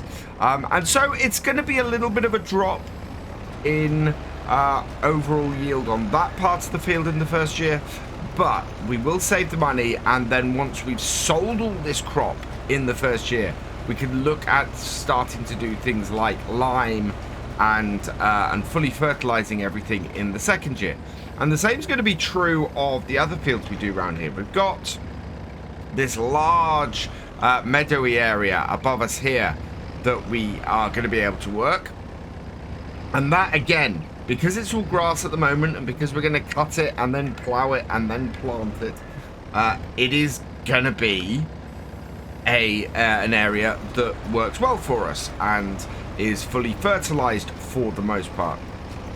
So there's no point in spending all this extra money for working a very small bit of land right now and costing us the extra on the loan at the moment. What we will be looking to do, of course, is later on getting that is getting that spreader and getting everything fully fertilized for the next year. And at that point, we can then lime everything and fertilize it, and it makes the difference for that. What I might do before then, because it pays fairly well per month, is get us the lime production facility.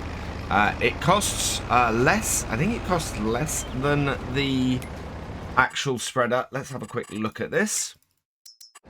So the production facility we've got is this one. So this produces 1,248 per month. Takes in stone, gives out lime, and is 15,000. So somebody pointed that out to me last time, and I kind of went, wow, over a year that actually is going to easily pay for itself. So we want to be doing that, especially with the amount of stone we're going to be putting in. So that's going to be an aim for us today, is to get that start working. We're also going to have to get a little bit of money and get a bucket for the front of our tractor in order to do that, because we're going to put that facility in. We're going to need to load up the stones that we've dumped on the side. And yeah, that means getting a bucket for the front of this tractor and loading those up. But we do need to get this field seeded first. I'm quite pleased with our seed usage here. We have a load of seeds left over from the last time we were seeding and doing barley. And yeah, it's running fairly well. We've got 110 litres left, which is about 11 rows, judging by how much we've been using, which is not too bad. Could be a lot worse. I'm hoping that we're not going to have to spend any more on seeds right now. We might have to, but it should be okay if we do. What I'm hoping is we're going to be able to sell those silage bales in the near future. If we can sell those silage bales and buy the lime facility, the lime production, that is going to be really good. That would mean, for the first time, us not really needing to borrow money to expand the farm, which would be absolutely fantastic, and fits with our whole thing of trying to build the farm up and trying to make sure that everything is producing money as well as it can. Of course, the things I want to do on here very much are get some animals. I think we're going to be looking at that kind of expansion though in the second year, in that we need to get some crop in. I don't really want to borrow money to get all of that set up. So yeah, if we can get ourselves nicely set up this year, with only a few small upgrades to do next year, and getting into the chickens at that point, and getting some egg production going, I think we're going to be in pretty good stead going forwards. What are we down to? 73 litres. I think we might need some more seeds on here. I'm not sure we've got enough in this seeder. It's not far off, but we are down to just 3 litres of seed. And this is what I mean about having to sort this road out. That is ridiculously funny. But yeah, we need to take this back down to the farmyard, or what we call the farmyard at the moment. I think we might have some seeds kicking around if we're lucky that we are able to finish this field off with. So let's head back round here. We had a big bag and we didn't completely fill the cedar from it. Whether we still have the remaining bag of seeds here, that's my question. There's our little pile of stones that we've had. Where is... Yes, there's a big bag of seeds over here. This may be enough to get this field finished, which would be absolutely brilliant. So let's back this up here, drop it down, and open it up. Yep, there we go. And then we can drop it off. We need to get all of this sorted. Now, we're going to need to put the weight on the back, as we discovered before. Although this bag should weigh a little bit less. We're going to need to get it fairly high up. So, now, it's the last time I did this, somebody put in the comments that you can reverse the forks on this and turn them upside down. I do not know how to do that. I have looked and I've tried. So if you do know how to reverse the forks and get them up the top rather than the bottom to do more with these big bags, I would be very grateful if you'd let me know in the comments down below. Otherwise, there is a bag pickup that you can get that will get these higher, that I know exists. But at the moment, our answer is really to try and get it on the tips of these forks and then get them as pointed as high as we can without getting it to slide down the fork, which is why we get it on the tip, because if I get right on the tip, I can get it wedged on there and then we can unload it like this, like so. But it is right on the tip, as you can see. There we go. Big bag is emptied, but that should be just about enough to get us completely done and dusted. So let's drop off our quickie front loader. We're going to have to reattach that later again anyway.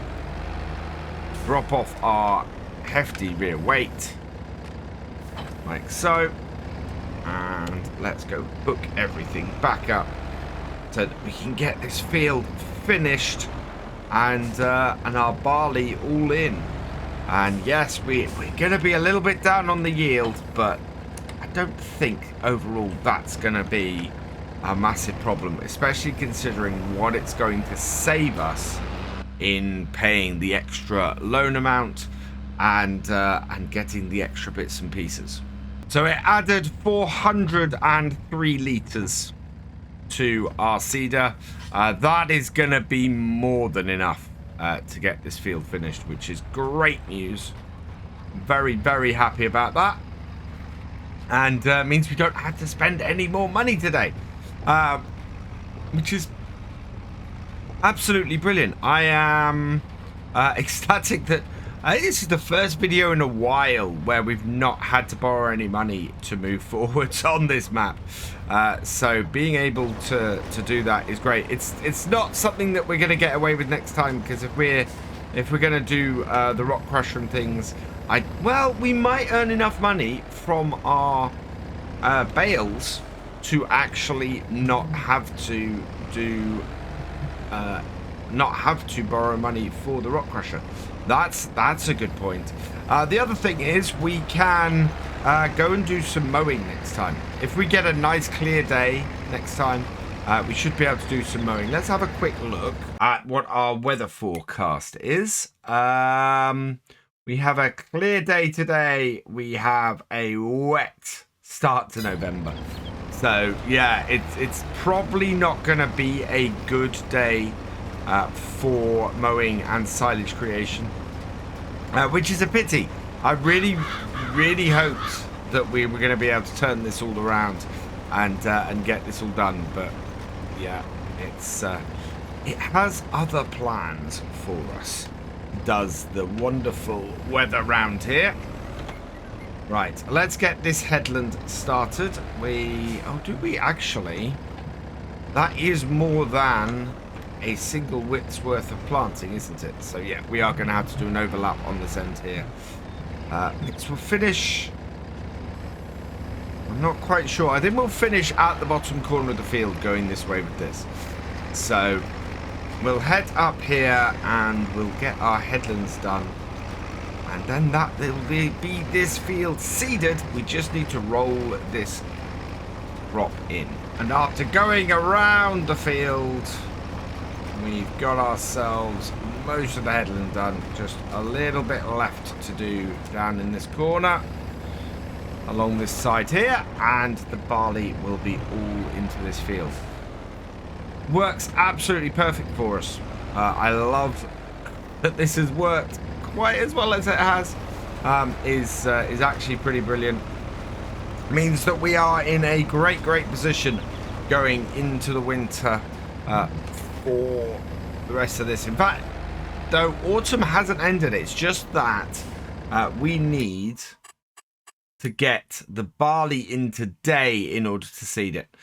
We can still cut grass, well, actually all the way through the winter, but I'm gonna cut it in November because I want to do it that way. What I think we're gonna have to do though is sell these silage bales off next time and get the money in for those. Probably set up the lime. It's gonna be a wet day. So, yeah, not a good day for us to do grass work. But it is going to be a good day for us to do other bits around the farm. We still have 300 litres of seeds, which is great. That is going to give us a nice amount of seeds to do stuff come the new year. As it stands at the moment, that is a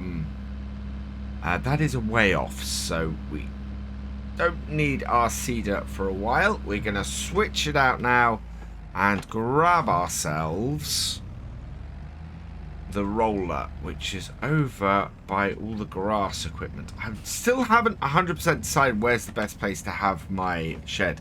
I'm thinking it's here. We've got a nice area of... detach the hoses.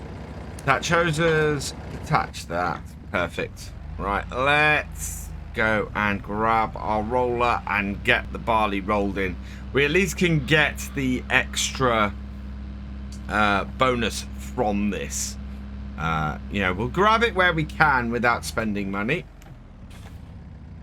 There it is. So hook this up. I like this little roller. This is actually a cracking roller set that we've got here. We'll probably have to, if we do set up just a straight on grass field, we'll probably have to get one of the grass rollers as well. When is grass planted? Grass can be planted up to the end of November. So if we get this field here to the left cut, and maybe this patch around here cut, we might be able to get that ploughed and reseeded with some proper field grass before going into next year, which would be great news.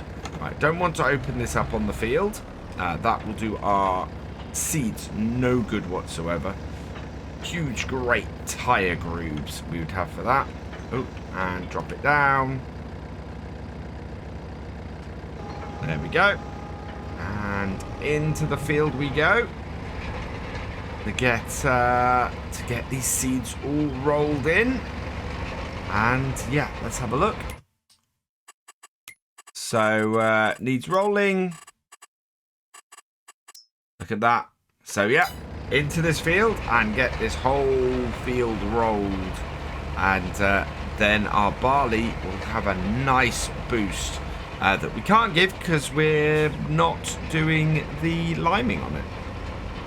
This little Massey really was the perfect purchase to base our farm around. It is performing so brilliantly, and has just been super useful the whole way through. I'm so pleased. It's it's a cracking little tractor. And I don't usually get to use tractors and equipment this small. I know that most of the farms I do are small farms, but this is, yeah, this is absolutely brilliant to be able to use stuff that is this tiny and is this interesting to try and get to work. And on fields actually that are not small fields. I mean, these are reasonably sized fields we're working here for what we're doing. And for a small holding, for a homesteading setup, this has been really, really cool. And it handles this roller really well. These were a nice little find on King mods as well. Works very, very well. Unfortunately not on console because they're not released via the mod hub, and are also not a brand that is in game because they're a Ukrainian set of rollers, I think. But they are doing the job that I need them to really, really well. So yeah, I'm very pleased, and the fact that it's a set. It's not just this set of rollers; it's grassland rollers and mulchers as well. So I think we might get the mulcher version of these later on as well. I think that would do us very, very well to grab those. Right, we need to work this carefully because I don't want to end up in this corner. But we still need to do the headlands here, so let's roll around these headlands. And yeah, I think we're going to end up coming off of that corner. We've got enough space around the field to do that. But yeah, there we go. That should get all of this field nicely rolled there. And then we'll take them round. And we'll end up in the top corner if we go through the trees. We're going to have to go right through the trees. Will it fit through there? It'll fit through. It'll fit. There we go. Right. So yeah, just need to roll the remaining headlands. And then that is this field done for the day. And I don't know. Maybe we can get some mowing done. That would be good. Around the last bit of headland, just bringing us off the edge of the field over here. And we're done. Perfect. Fold that up.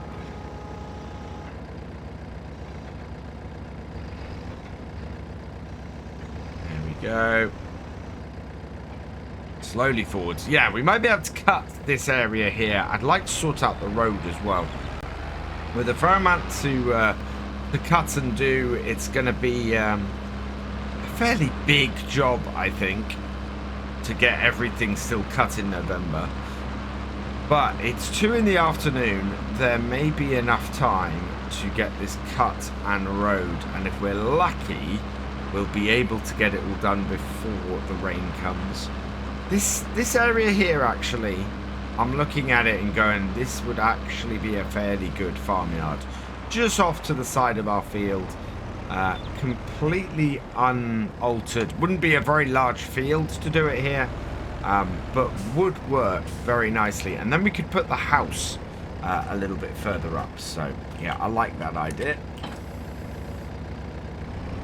But first, we need to go and get the mower and start doing some mowing, I think. I kind of want to get ahead as much as I can around here. Where is my mower? Now, somebody did point out that this is a front-mounted mower that I keep mounting to the back. My excuse for this is going to be it's been reworked so it can work as a rear-mounted mower. There are no nice rear-mounted mowers like this out there. I really want one. If somebody does know where one is, then yes, please let me know. Yeah, I'm going with that. This has been set up as a rear-mounted mower, and that's why I'm using it as such. Right, the first bit I'm going to do is this little area here. We are going to plough this and reseed this with grass, because it is a good little area to have that done with, and will be quite useful. It might be somewhere where we put animals. It might be just a good grass area that we keep hanging around. Yeah, I want to get as much grass stuff off here as we can, and this is a great little area to do it with. It means we're having a pretty busy day today. getting everything done. Hopefully, it's going to be nicely profitable too. There we go. It's a really odd-shaped area, this. But it will do fine as a little grass area for us. And then we've got a field up here that we need to define as well. So this one is going to have a very strange little dog leg down to this corner here.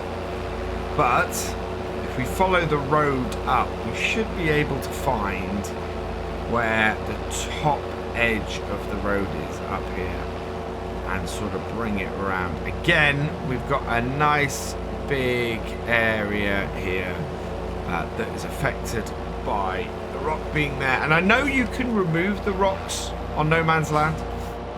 There is a whole ability to do that on here somewhere. I think it's yeah, there's a sign or something that basically says remove rocks, and if you click on it or cut it down or something like that, then it will remove all the rocks on the map. I'm trying to see where this road is, but yeah, I want to keep the rocks on here. Basically, I want to make sure that that I have those. Now, I think looking at this map, it's somewhere that I have it. In fact, yeah, I can roughly see where it is in the distance. So I'm going to sort of hang along here until this tells me I'm not allowed to cut anymore, which is actually quite a way alongside here. I think this tree pretty much marks the boundary. So we're going to go and take this field up to this point here. Go directly south towards our trees. So it's quite a long, thin field, this one. But the thing about that is that it's not a great one to do any arable work in. So it'll be a really good field, this one, to do the grass work in, which is great. So yeah, we'll define this around the edge of our woodland here, and it will be absolutely brilliant for us going forwards to do as a grass field, which we wanted a grass field. We've got a nice big one. At this point, I'm pretty pleased. The farm is beginning to pay for itself. We're beginning to look at a situation where we can sell stuff to pay for improvements and upgrades and things like that, which is great. And we should get a decent amount of money off those silage bales that we have sitting there next time. We'll probably try and set up our lime station as a result and get that producing lime ready for next year, ready to lime all of these fields. And yeah, and we're then going into the winter or into the late autumn, where we're going to get not just a cut of grass off here, but off that large meadow that is completely untouched from us so far. And we'll get all of this grass cut before the end of the year and make a whole load of money from that. And we haven't cut down a single large tree yet. We've cut down some small ones to get them out of the way of the fields, but yeah, we've not cut down a single large one yet, which is fantastic. And I think how we set up the fields across the way there, that might be determined by where some of those trees are, and whether I set up 2 or 3 fields as well. I'm looking at it and going, oh, how do I want that to get set up, and how do I want that to look? Yeah, I think I'm going to have to do some careful planning before we start mowing there sort of middle of next month, because I want to make sure that however we have those fields set up is good. I think looking at it, we've got that tree sort of directly across there. That would probably be a good place to put a break in that field. And then we've got those 2 trees over there. I do want to eventually put a road going up to that woodland along the back. So yeah, that might be a good way to do that, although those might also mark the boundary. So we want to keep an eye Where we're going to expand first out of our single plot of land, I still don't know where that's going to be. We've got a lot of options for that as well, though. We're also quite a way off. And that is this field cut. Right, let's lift this up, turn it off, and fold it up. We've got just enough time, I think, to possibly get this road up. No, I think what we'll do is we'll get this road up next time. Our weather forecast is not looking too good for next day. We're fairly bright. Can we go across? Okay, so we're looking at having sunshine certainly till the early hours of the morning. With any luck, we won't have any issue with the rain while we're getting rode and baled with any, hopefully. And so what I'm going to do is to prepare the tractor to hit the ground running at 8 a.m. tomorrow morning. We're going to hook up the windrower and get ready to row this up. But we've got quite a lot done today, so I don't really want to continue on. And look at that. Our barley has germinated and across both of our fields, so absolutely perfect timing last time. And yeah, we're now in a position where we can get our grass that we cut last time, get that all rowed up and baled and hopefully wrapped, and give us another load of silage bales to do. Somebody suggested that we hang on actually to our silage bales that we're doing, sell them all at once and make money at the best time. Now, I wonder when that's going to be actually. When is the best time for us to sell silage? That's going to be down here somewhere. Where is it? There we go. Silage. Price fluctuations. Actually, we're not far off it. We are in November, I think, at the moment. It's going to drop a little bit in December and then sell in January.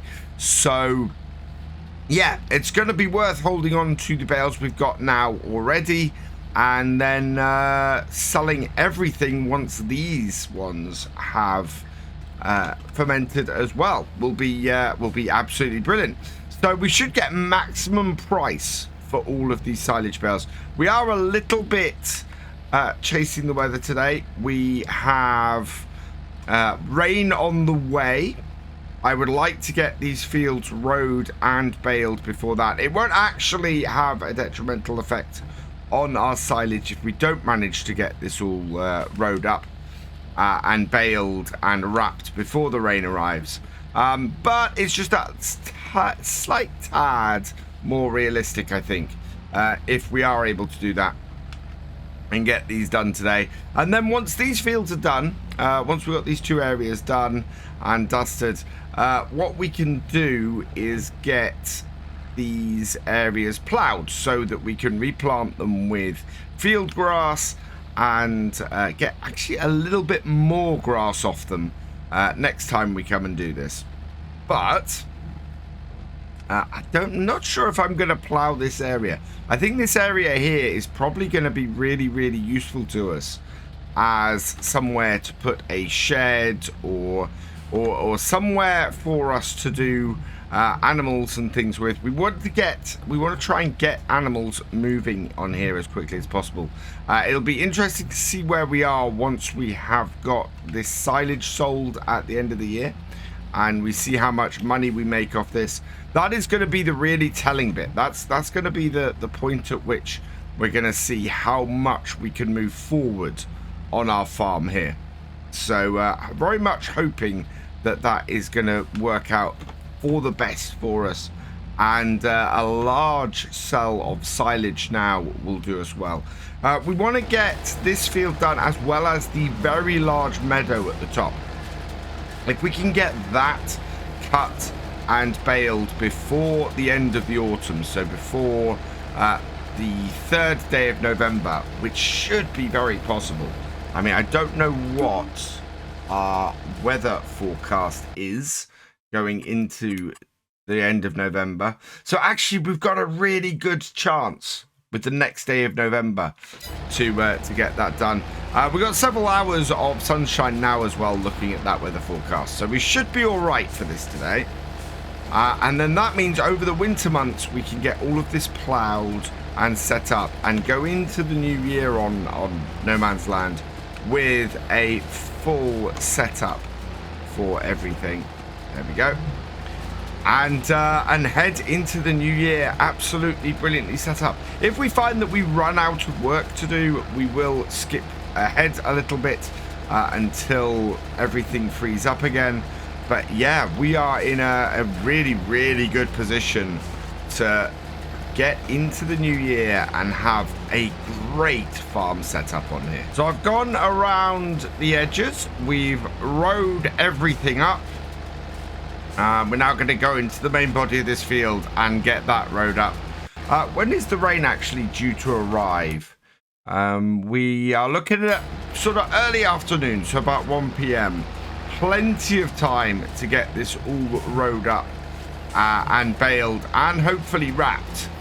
Shouldn't be a humongous job, I don't think, which is absolutely fantastic news, especially if we can do 3 rows into one, which seems to be a good possibility here. It works really, really well, this little rower, at doing that. So round, and you can see we've got all of that into a row there. So we just line up this so that our black end bit comes onto there, and yeah, we can then pull as much of the next row over as possible into that heap, and we get 3 rows into one rather than just 2. The other way to do it, of course, is just to keep doing 2 rows together the whole way across, but makes more sense to me to try and get 3 in, and just gives us a quicker way of getting this whole field done. But yeah, I love this little rower. It works really well, and it's not massively expensive either to get your hands on. One of the nice things about our New Holland baler is it does have quite a big pickup. So even if we have some slightly wide rows here that we're creating, should be able to pick them up. Getting myself lined up, it's really a case of, yeah, you get everything between that nose and that wheel, and you're good. So yeah, we've got a few lines here. They are looking very nice. One of the nice things about replanting this is going to be these bare patches that we've got at the edge of the field here under the trees. We'll be able to get those collected up and get those reseeded, and means that we should be in a position where that where this field produces a lot of grass for us. Which is great, because that is exactly what we need it to do. We are going to be relying on this field and that little patch, or possibly not even that little patch, near the farm, to provide any silage and hay and everything for the animals we get. And at the moment, yeah, it's producing a reasonable amount, but just not the not a massive amount. We should be able to get a much larger output from those. So let's get this over here. It is now nearly 11 in the morning, so that means that we should easily be able to get this all baled up, and we'll probably be wrapping it in the rain, but at least it won't get too wet if we're doing that. This is the bit. It's getting it baled. Once you get that, you get a certain little amount of water protection for your bales. It gets a little bit of the outside wet, but yeah, the stuff at the core is fine, and so it doesn't raise the moisture too much in those bales.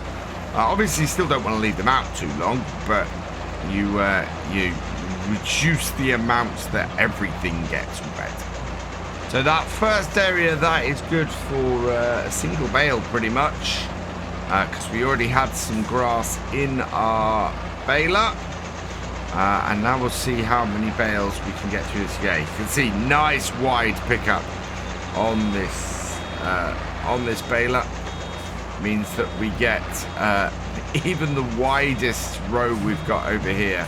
We should be able to get picked up. How many bales are we going to get off here? I think we're going to get somewhere between half a dozen and maybe 10 bales off this field, which would be a very nice number.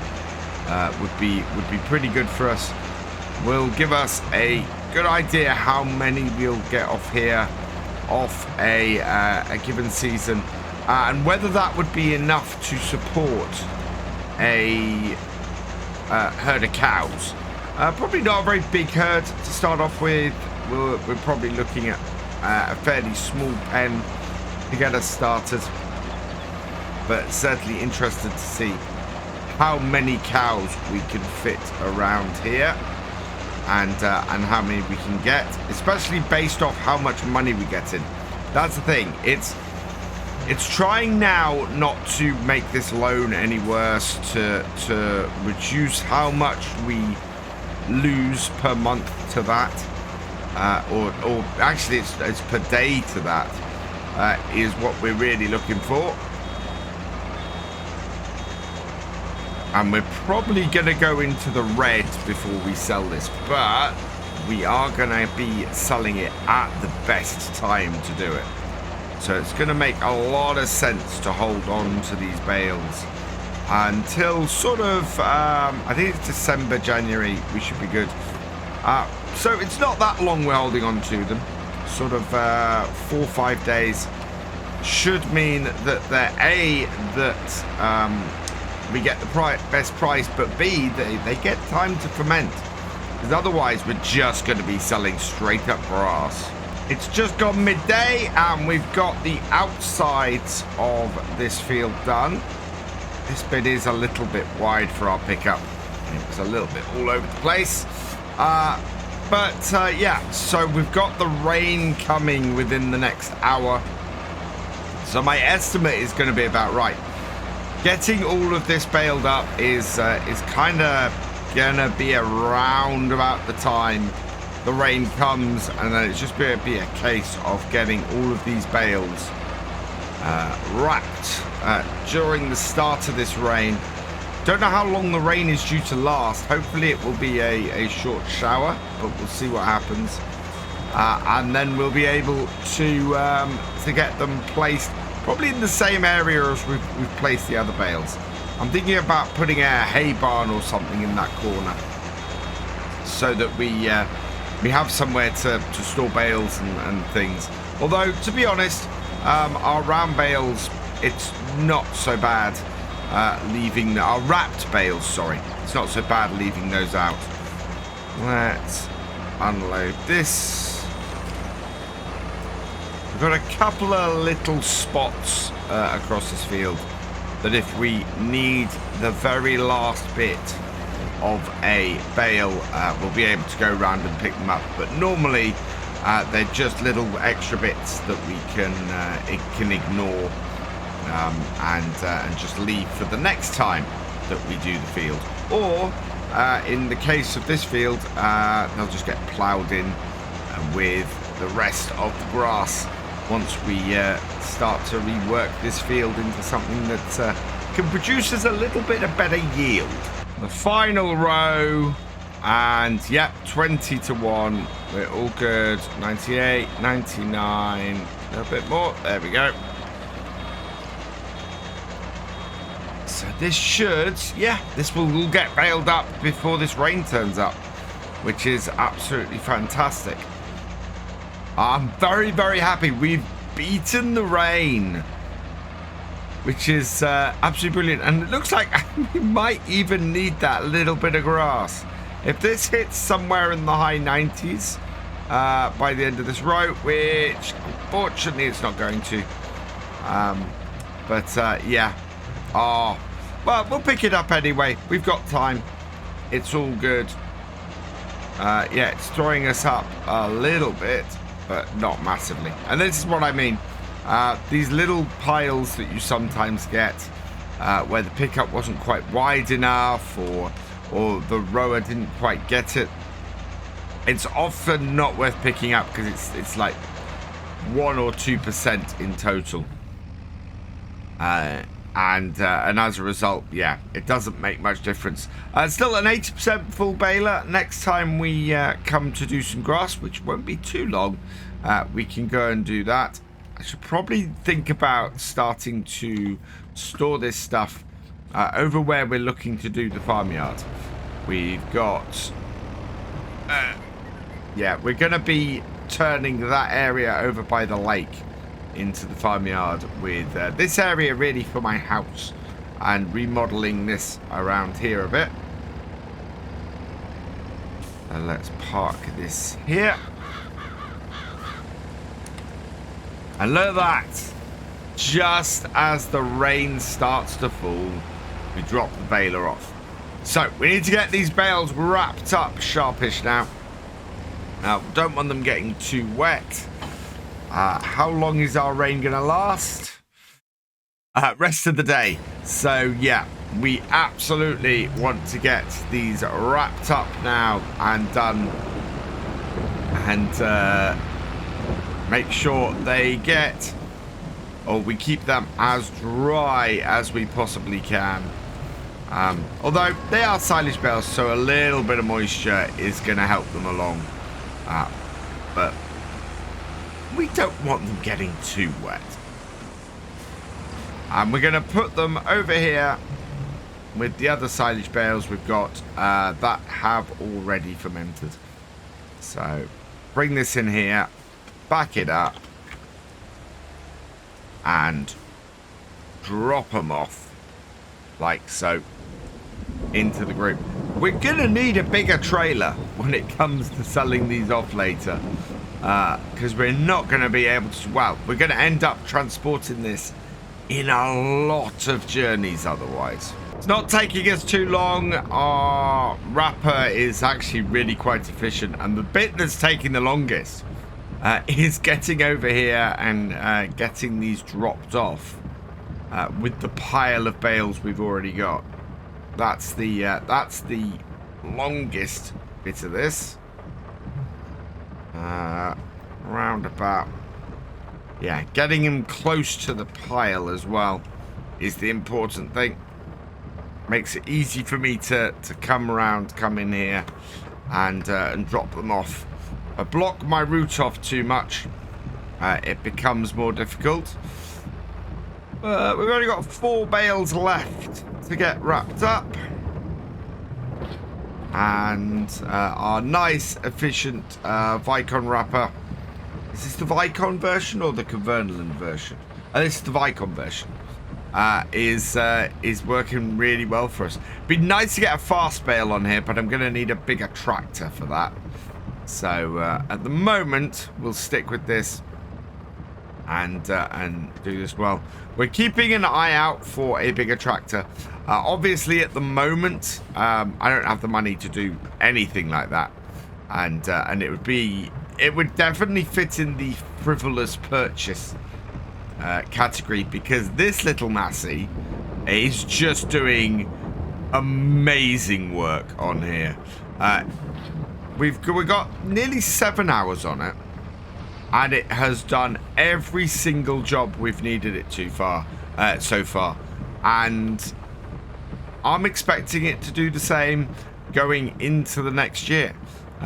We don't need more than 100 horsepower on this map, as this Massey is demonstrating. Final bale, we'll get that picked up and taken over to our other area and dropped off. And yeah, how many bales have we actually created today? Let's take a look in here.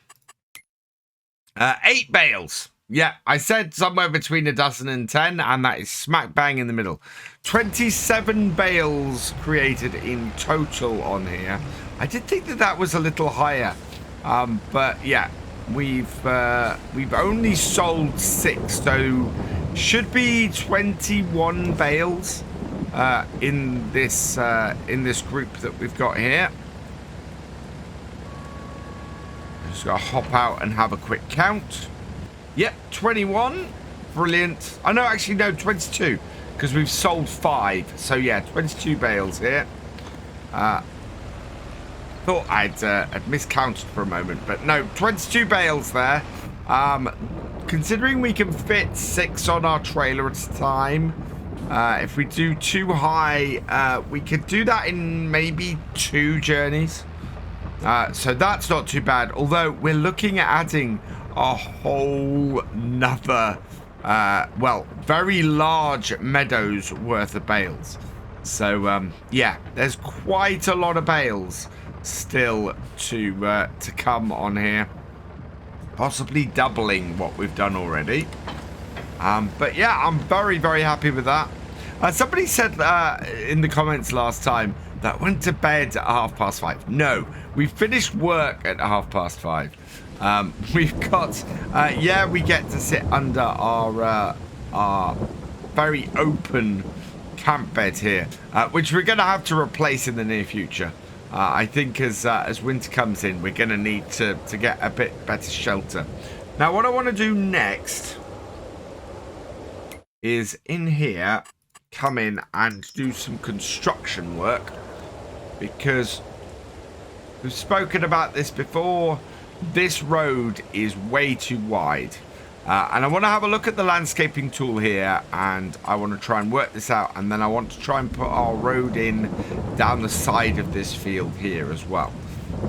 So how we're going to do this is landscaping, painting.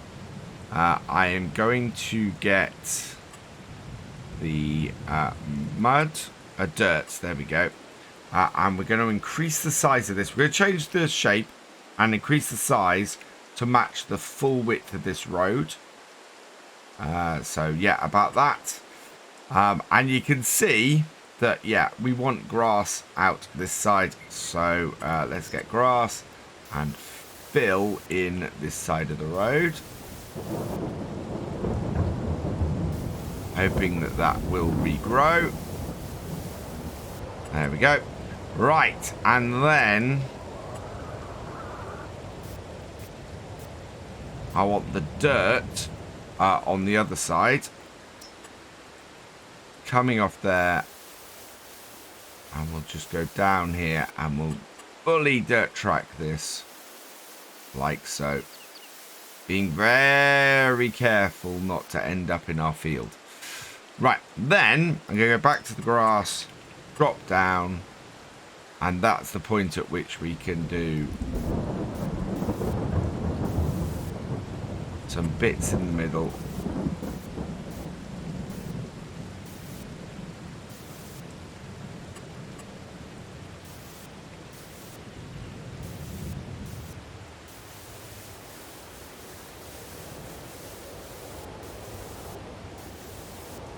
That just add a little bit of character into it. And what I like to do actually sometimes, and I did it on some of the older maps and things, is do a little bit of mud. Got any mud? Animal mud. There we go. So at a big turning juncture like this, just add a little bit of mud in, just to sort of make things that little bit dirtier. Yeah, there we go. And then we're going to measure this out again. Get ourselves the larger bit here. And just take the road down the side here and match that up so that we can get some dirt, a dirt road in down here as well. I'm not too worried where the actual road is, because we will be replacing a lot of that kind of thing anyway. But it just gives us a little bit more to work with. And then when we cut the other field, what we'll do is we'll work out where we want the road going in on that too, because we want the road to come up as close to this area here as possible. But I think our land only actually goes up to roughly these trees. So, yeah, not a lot to work with anyway coming up here. But that should do the trick, I think. We'll just have a quick run through here and have a look. Yeah, lots of stuff hanging around here. And up here, yeah, we've got a nice road going off that way, a nice road going off this way, and we're all good. That is actually pretty good today. So, I want to know, what can we fit on this patch of grass here? Is there a what is the stuff that is available on this patch of grass here? Animals wise, looking at this, so cows, it's 75,000. Oh wow, and that would, we could put a cow pasture there for 75,000 that would fit perfectly. So yeah, that's the answer to that question. What are we going to put here? A cow pasture. It will fit almost perfectly in that block. So yeah, that is fantastic. I also want some chickens. The small 6,000 chicken pen, that will also fit. Not enough money, but yeah, that will also fit in this area. So yeah, this will be our animal area around here. Will work out really well. And then over here, we're going to want to put in a barn or something like that. So if we look at the sheds, got a nice set of British sheds from Lanceboy that we might have a look at. But also, yeah, there's, for 5,000, we can put in the basic vehicle shed that comes with this. So yeah, just we can put that down there once we get some money in, and sort of make a nice area around there that we can eventually replace with something bigger. So yeah, we're looking pretty good. It is 3:15, but we've got no more work to do on the farm today. So I'm gonna relax and enjoy the rain falling down, keeping dry underneath my fairly rubbishy tent. We do want to put a farmhouse in at some point. What have we got as in choice of farmhouses on here? We've got a few farmhouse choices here. We've got that one for, actually that's only 55,000. Oh, but that's yeah, that's a shed.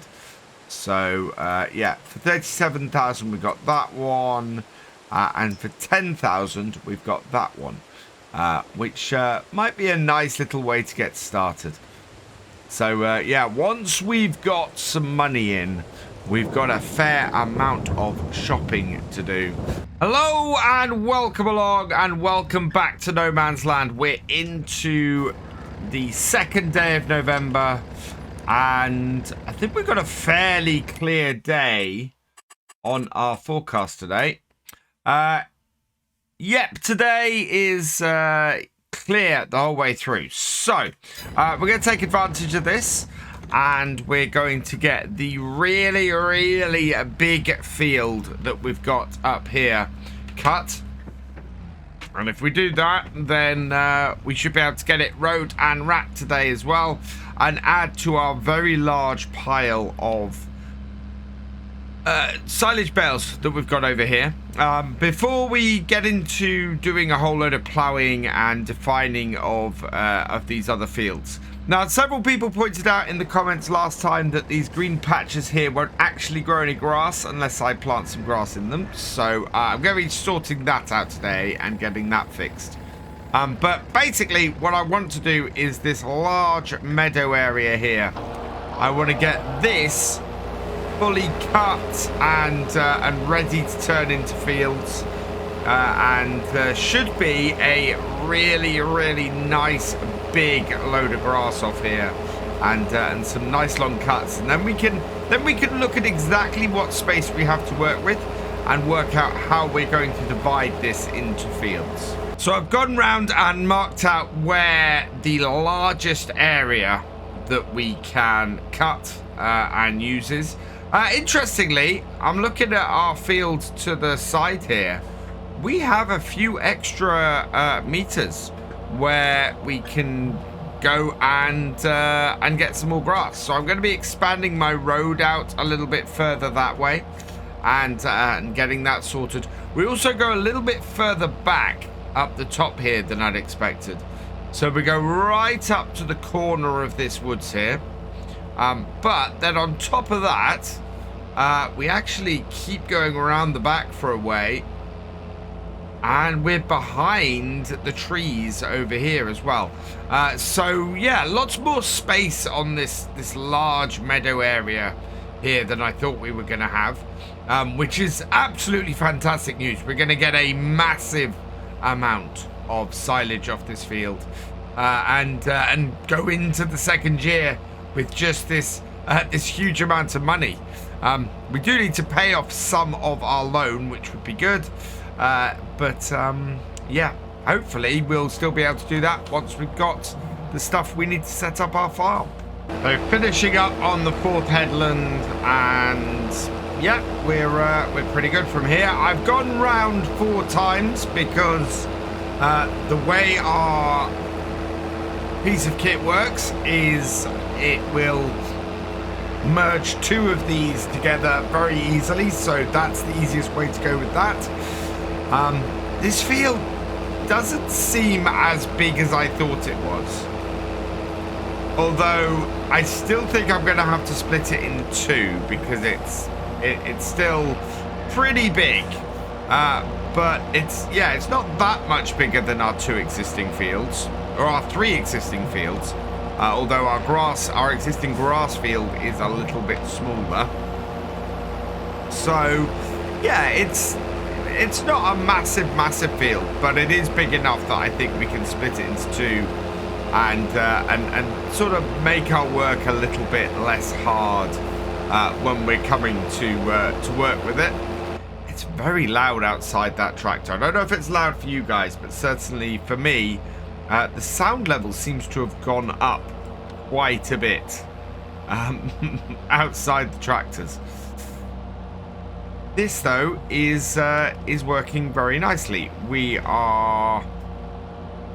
It doesn't seem too big for our tractor and little mower. But at the same time, this is one of those things where it's going to take time to do a field of this size. And I want a good roadway heading up towards that woodland so that when we do eventually expand that way, we've got easy access to those woods that way. So yeah, we're gonna split this probably into 2 fields, I think, with this one being a little bit squarer and the far end being a little bit longer, simply because this end comes a little bit wider by this point. So that should all work pretty nicely for us. Oh, why am I going up here? I started going around the edge again. We're not. We're cutting into the field at this point. So, got to remember to keep doing that. I think that the 3 small trees we have in this field are going to have to go probably. They're not in quite the right place to be points at which to divide the field.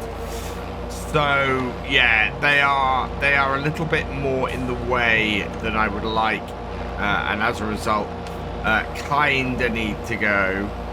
I think the dividing point is probably going to be just the other side of the boulder in our little grass field over there. It seems to be the point at which this field or this end gets a little bit squarer, so about here-ish, I think. But it's the point at which that part of the field gets a little bit squarer and sort of evens things out. There's not a huge amount that this field goes in, but it's just enough for it to mean that we're gonna be a little bit off center when we divide the 2 up. This though is a fair amount that we're getting off here at the moment. It's going to be a very... I think it's probably going to double, maybe, the amount of silage we've got so far, which would be about right for the sort of the size of the field. So yeah, if it does that, I'll be very happy. It means we'll be well on our way to affording the things we need second year.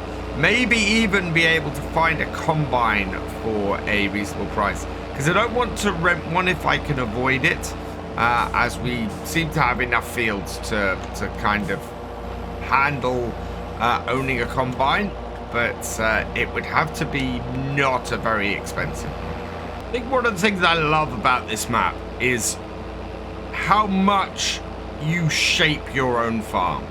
You decide the shape of all your fields, of where everything goes and how it all fits together, and it is such a creative map, and I think that's why it's so popular.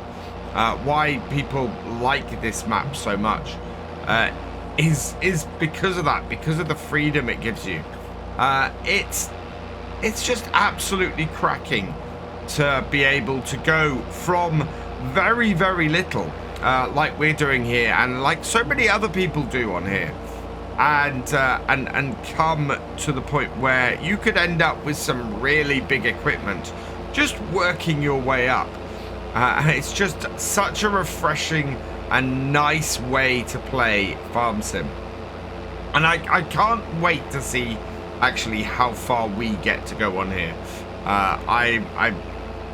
It's one of the nice things as well at the moment is, with there not being a lot of maps, is that we're able to spend a little time on here and build this up, and as a result just have a really good in-depth look at how we build up. And once we get past this first year, I mean, this first year is going to be a lot of silage, and has been a lot of silage. Once we get past this and we get into the new year, and we get our 4 arable fields all set up and everything running really nicely, we start getting a little bit of variety in. We'll get the cows in, we'll get the chickens in, and we'll begin to get a little bit more different jobs to do on the farm than the large amount of mowing and rowing and wrapping that we've done up till now. There is this field done. Good. Let's go and put this away then, and return back up here with the windrower. And we're back with the windrower on the back. Let's turn it on, and we want to start off going, okay, counterclockwise around the field. I actually forgot we should be able to take 3 rows into one here instead of just 2 as I originally thought, which will be good.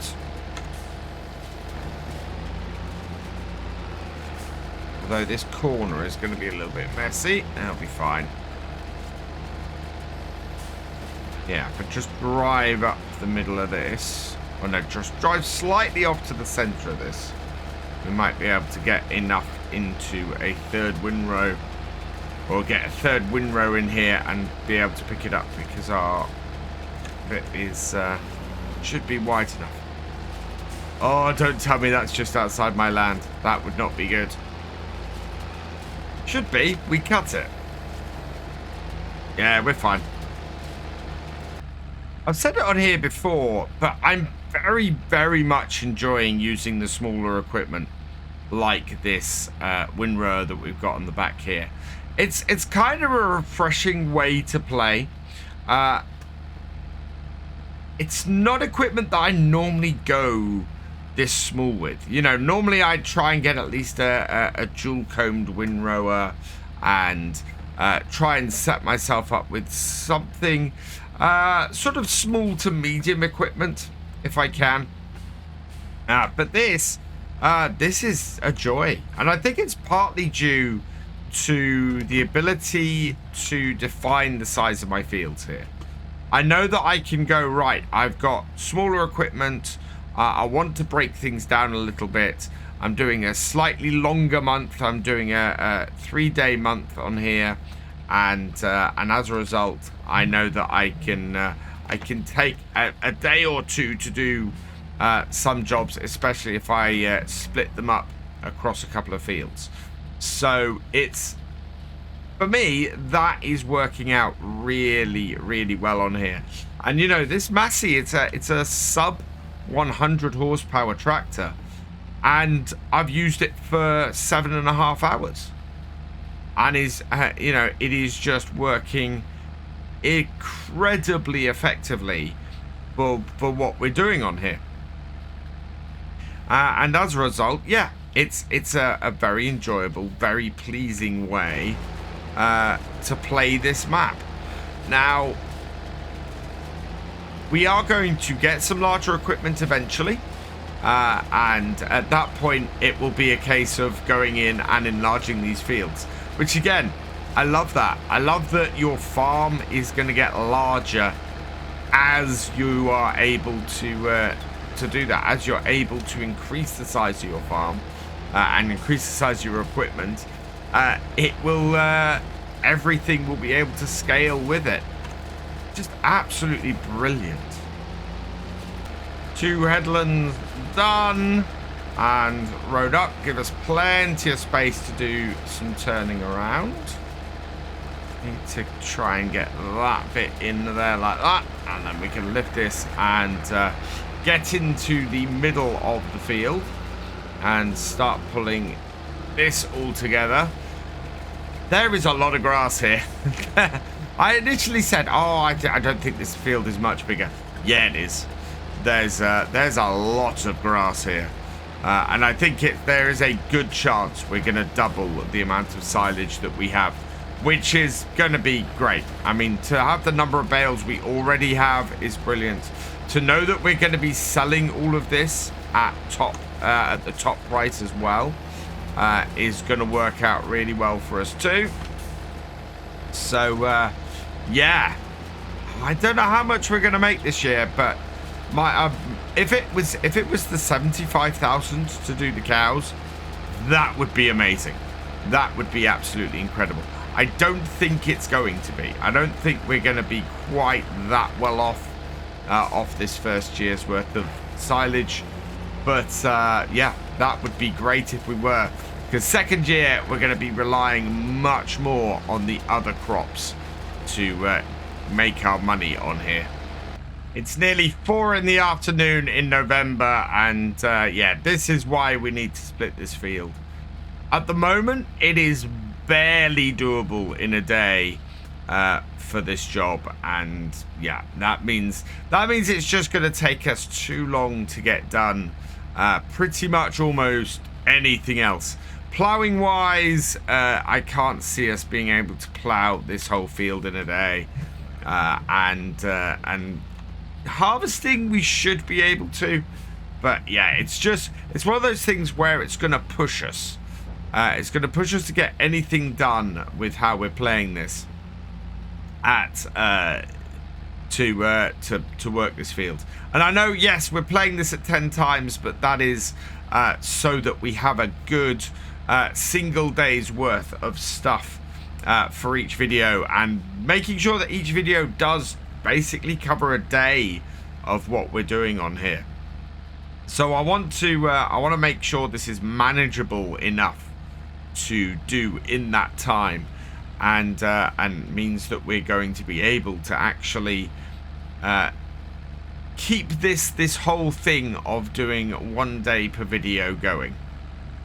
Just gone 4:30, and all of our grass is now in nice neat rows, ready for us to get baled. There's not that many rows, thankfully, but yeah, we are getting to that point where the lights need to come on the tractor.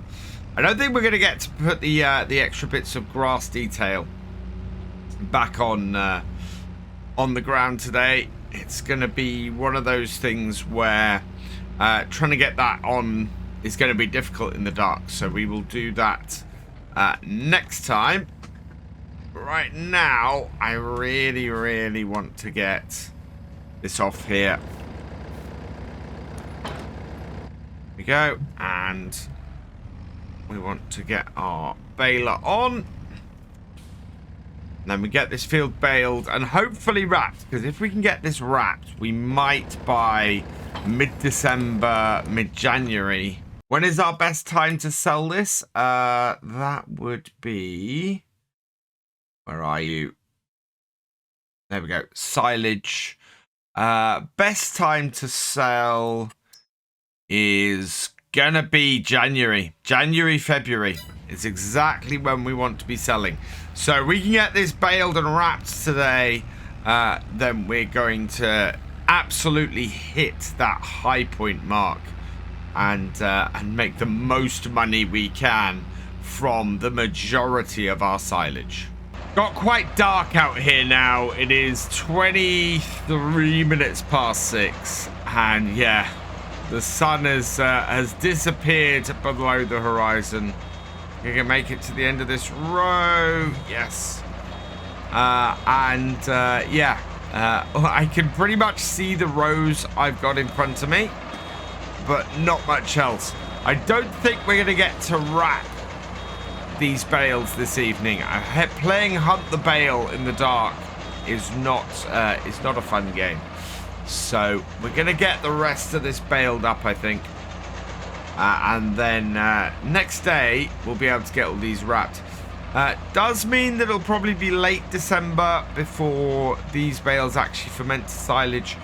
Not a huge problem, though. As we've seen, the best price we're expecting is in January. So we want to be able to have these ready for then. And then that will work out the best for us. And we're cutting this out at the right time. What it does mean is we need to wrap and remove these bales before we can get this plowed next time. And I think we're probably going to do that over 2 days as well. Get the first field ready and then get the second one done. I said 24 bales. We are currently releasing our 23rd. Is there enough grass here to grab one more bale? It's going to be the question. There's not a massive amount left on this field, and we're only reaching 56% off this final row here. Ooh, actually, we do have still a reasonable amount there. No, I don't think we're going to get much beyond 80%, even if I go hunting as much grass as I can around the rest of this field. That is pretty good, though. I'm happy with that. 23 bales in total. 23 bales today. 50 bales in total. That is pretty awesome. I am very, very happy with that. So we're going to get our tractor back to the farm. There's a few bits of grass hanging around on this field. It might be enough to get another full bale off here. I will probably give it a go. We have a field full of bales to get wrapped up, ready to sell in the near future.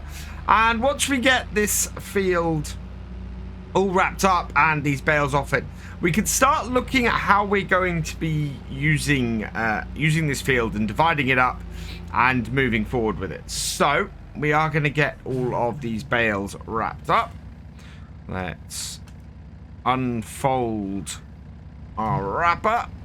And like the other fields we've done, we're going to get these all collected in this corner here, ready to get picked up later. I've had a little bit of time, obviously, over the last week or so to consider how I might divide this field up. I think very much still going for this 2 field plan, keeping our fields roughly the same size, making sure that everything is manageable for our little Massey Ferguson tractor here. And we're going to be moving to a 4 video a week schedule starting from next week, because yeah, I'm recording this on Saturday, but this is Sunday's episode, so we're going to be putting out videos on No Man's Land for now, on a Monday, Wednesday, Friday and Sunday, and then maybe peppering the rest of the week with other videos if I can create them. I hope Baileron I am going to put on pause for now, so apologies for those of you who were following that series closely, but for now I think we're going to continue with No Man's Land and see where we go. I may create a video or two just to finish that one off, but unfortunately I need to reduce my video schedule, and as a result we're just going to continue on here and see how well we can progress this farm. Otherwise we're not going to get very far with any of our series. So yeah, I want to come and do that, and then we will review things in a few weeks and see how we do. But yeah, at least 4 videos a week is what I'm aiming for. If I get more out, then that will be great. We have a lot of silage bales here though now. It is going to be a good amount of money that we make off the grass and the silage from here. Somebody suggested, actually, going back to where we were a little while ago, that what I create on here and what I should do on here is sheep and chickens. And I actually think that's a really good idea. I'm planning on doing cows elsewhere eventually, and yeah, doing sheep and chickens on here will probably be a better way to go. The sheep field should fit in roughly the same space as I was planning to put the cows, and yeah, we've got a grass field with which to feed the sheep from, and it'll be a simpler set of feeding for those. So yeah, certainly looks like the way we're going to go on here is to start with some sheep and then expand out from there. I'm not planning on doing forestry stuff at the moment. I actually quite like the look of the area we're in, and I don't really want to spoil it. I think we are going to create some sort of stacking or shed setup for this corner.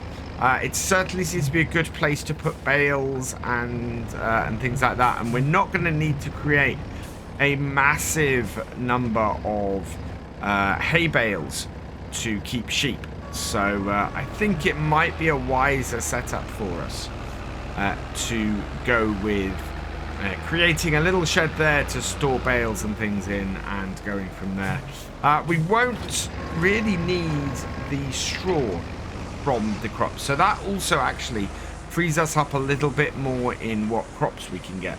But maybe in time we might expand to do some cows as well, or maybe seeing what you guys think of this, of doing some pigs, because we can expand around that way as well. So yeah, always interested to see what you guys think in the comments, but certainly the idea of doing sheep has piqued my interest on here, and certainly seems to be maybe a slightly better way for us to go.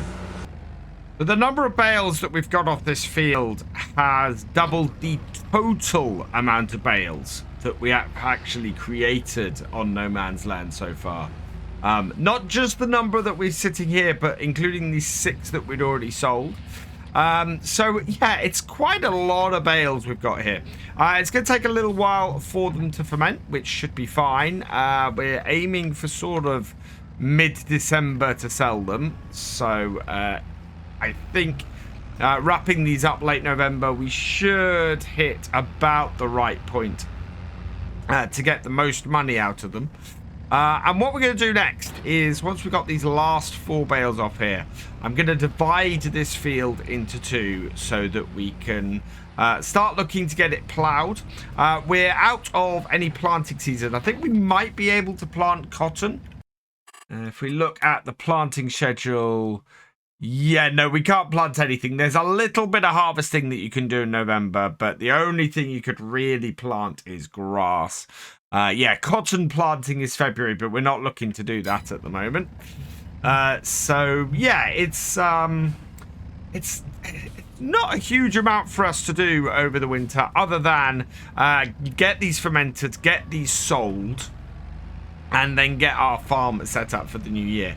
So what I'm thinking is we are going to get these, as I said, we're going to get this field cleared. We're going to get the field divided into 2 pieces. I want to add the grass in that we're missing. So along the road where we did some work here, I want to get that grass replaced. So we're going to just do that quickly with the landscaping tool, just to clean things up and match things up. And then, yeah, we've got to get the plow out again and get these fields plowed. And, oh, that's gone over. I'll correct that in a minute. Get these fields plowed and get them ready to get planting something in them in the new year. And probably, actually, looking at this, we need to remove that tree there, because that is in the wrong place, and the 2 trees at the top. Those are all going to be in the wrong place. So I think that's going to be our target for today, actually. Get this field all set up, get ourselves into the position where we can be ploughing these and getting them ready for further work in the next month or so. So that we've got something nice to do over December as we prepare our fields for the next year, and moving on and yeah, making this farm very profitable and expanding it as quickly as we can. Dropping off the last bale now. Let's get this backed up into here, and yeah, I'll come and sort that one that's knocked over later. There we go. Fold this up. And we can now head back to the farm. And what I'm going to do is, A, fill this tractor up with some fuel, because, yeah, we don't have any. And B, I'm going to bring my truck out here because we need to go and cut those trees down and get the logs back. I think the first logs we cut are, yeah, they're kicking around at the side of our sheds. So we're actually fairly good. So if we come here, turn off and refill.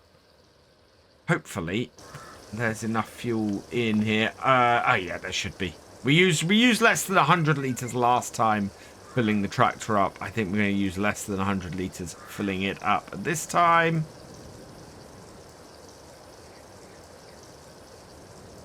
And there we go. Down to 333 litres and a nice full tractor. And yeah, I'm going to start moving this equipment as we go over to what I think is going to become our yard area over this way. We'll expand around here. We're going to put a shed in and yeah, just sort of make everything a little bit larger this way. But I'm going to have to get a grass roller at some point if we want to make the most of our grass. Let's back that up there. But again, that's something for us to look at once we've sold these bales and started making a little bit more money. I head back over here because we're just going to park the tractor up here by the lake. And turn the lights off. There we go. And take our truck out to the field, which in itself could do with topping up with fuel. There we go. And we can see the tank going down in the back and the fuel going up in the truck. It's quite cool now that the trailers and the flatbeds and the forks and everything display the volumes that are in them. Right, let's start the engine up. And we're going to head out to the field and get this going. I've got to remember to put it in gear. But the first tree I'm going to take out is going to be this one over here. And we'll have to get the stump grinder out to get rid of the rest of these. So let's pop out of here.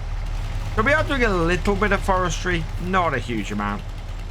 Just enough to sort of clear our fields, make our farms nice and or make our areas nice and workable, but not enough to really be doing forestry is a big thing on here. I need to cut this into some smaller pieces, so let's take the top off. Yeah, and then we'll cut this in half. Wow, oh, these are tiny. Yeah, there's not much wood there, is there? Right, that there, and strap it down. And then we'll get rid of that in a minute. So yeah, these trees, there's not a lot of worthwhile wood in these trees. I don't know whether these trees would grow more if we left them. And we'll kind of find that out as we go, because we have got one at the edge of our stuff there. But I don't know if these are just baby trees or whether these will actually grow to be bigger. Alright, let's just take the branches off. And again, we want to cut it to sort of that length. Yeah, there's not much to these at all. I think we ended up with the same sort of length of logs last time. Come on, get in there. I think. Alright, there we go. And one more. Not a long job, this one. And cut that. And trees around. And again, cut to about the same length. Nothing usable really above that point.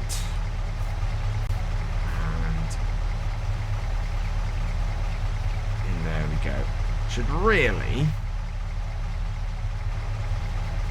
Which one is it? That one? Yeah, there we go. That's better. We'll just open the back and leave them sticking out the back. That'll be better. Yeah, the one downside to this fuel tank is you cannot see out the back window of our truck. Right, let's get this back to the farm, and then we can get our stump grinder on. So yeah, we have a little bit of a forestry setup, but we're not really going hard into the forestry on here.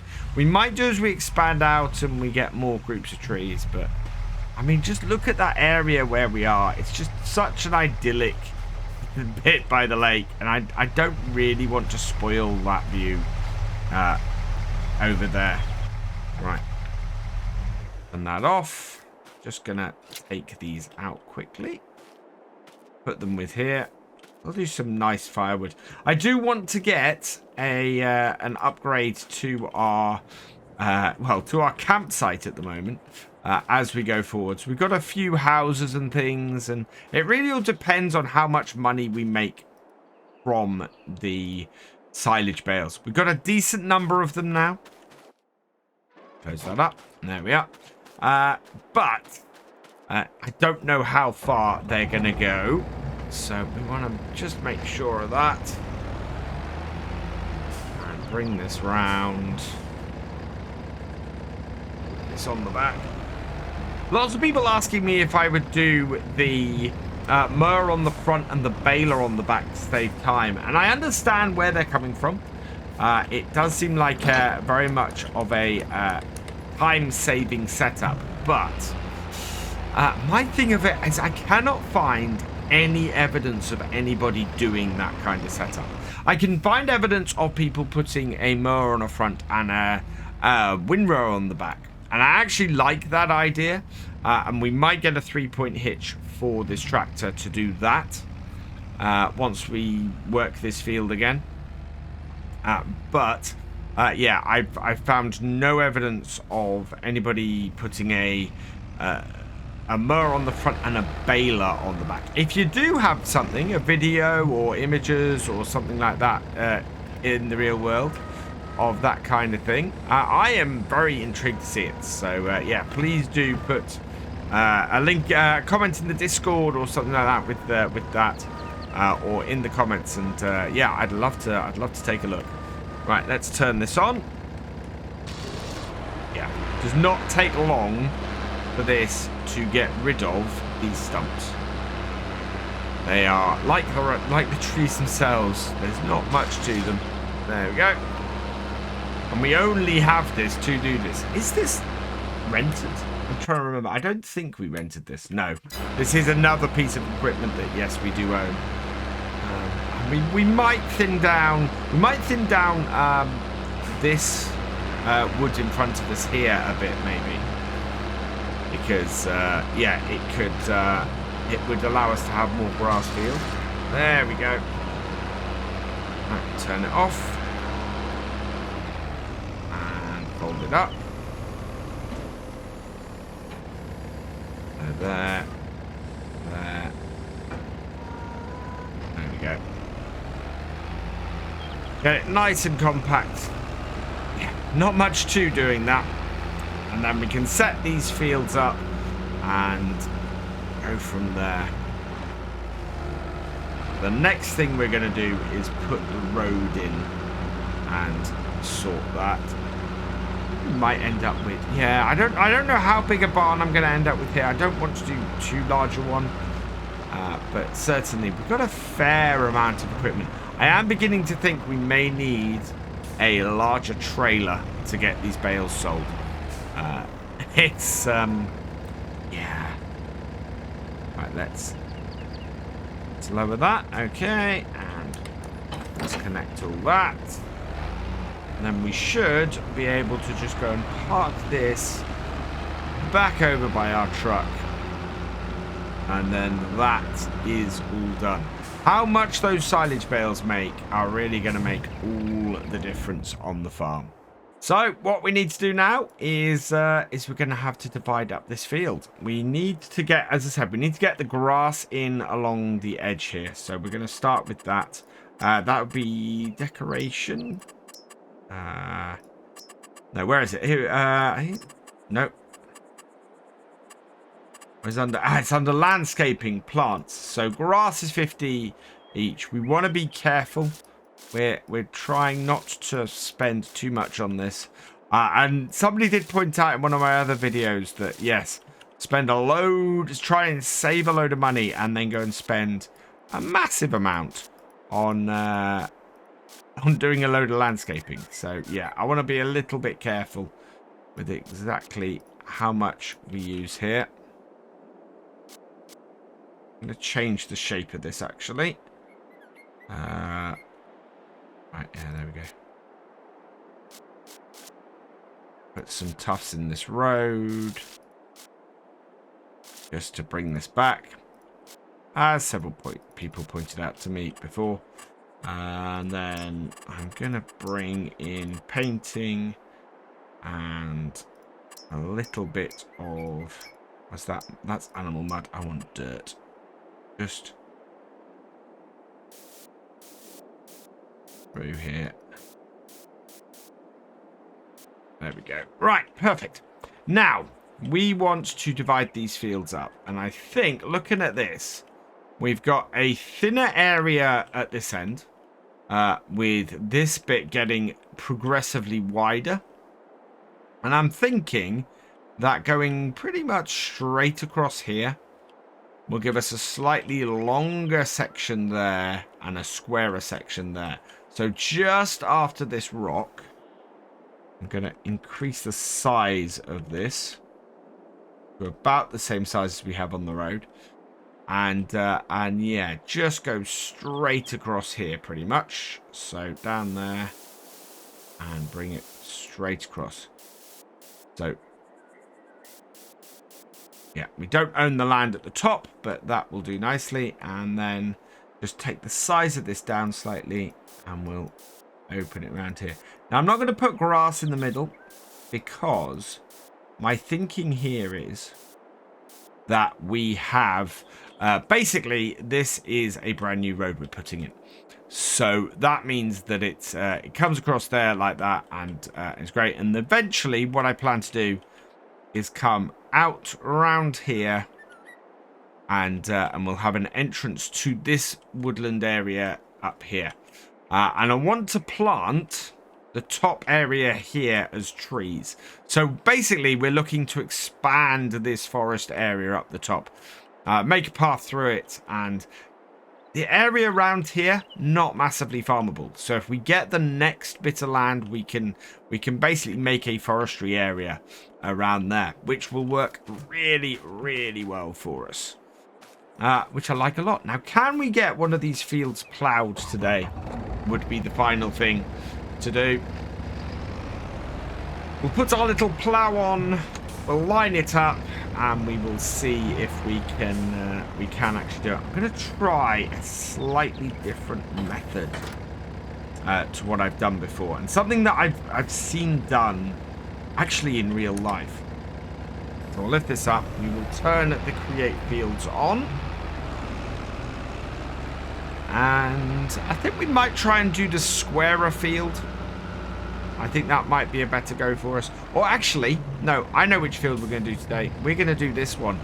We need to get this grass field ploughed and re-sowed.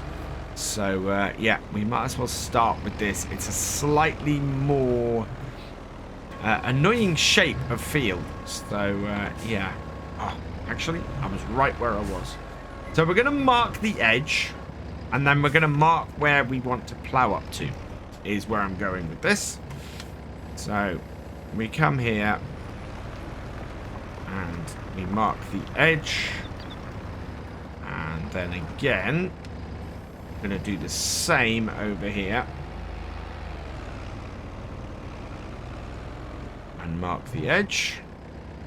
And here is where it gets a little bit more tricky.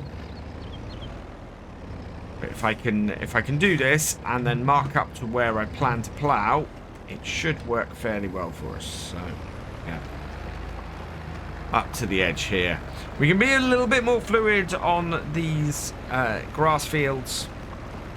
But I want to, yeah, I want to be as well prepared going into the new year as I can. And if we're not able to plant the grass until the new year, which at the moment is looking like we're not going to be able to because it is day 3 of November, then yeah, we won't be able to go any further than that.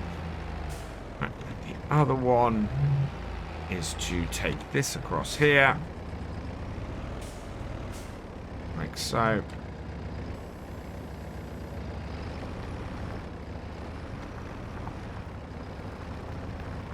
Yeah, I can see the value in maybe doing some stuff to open up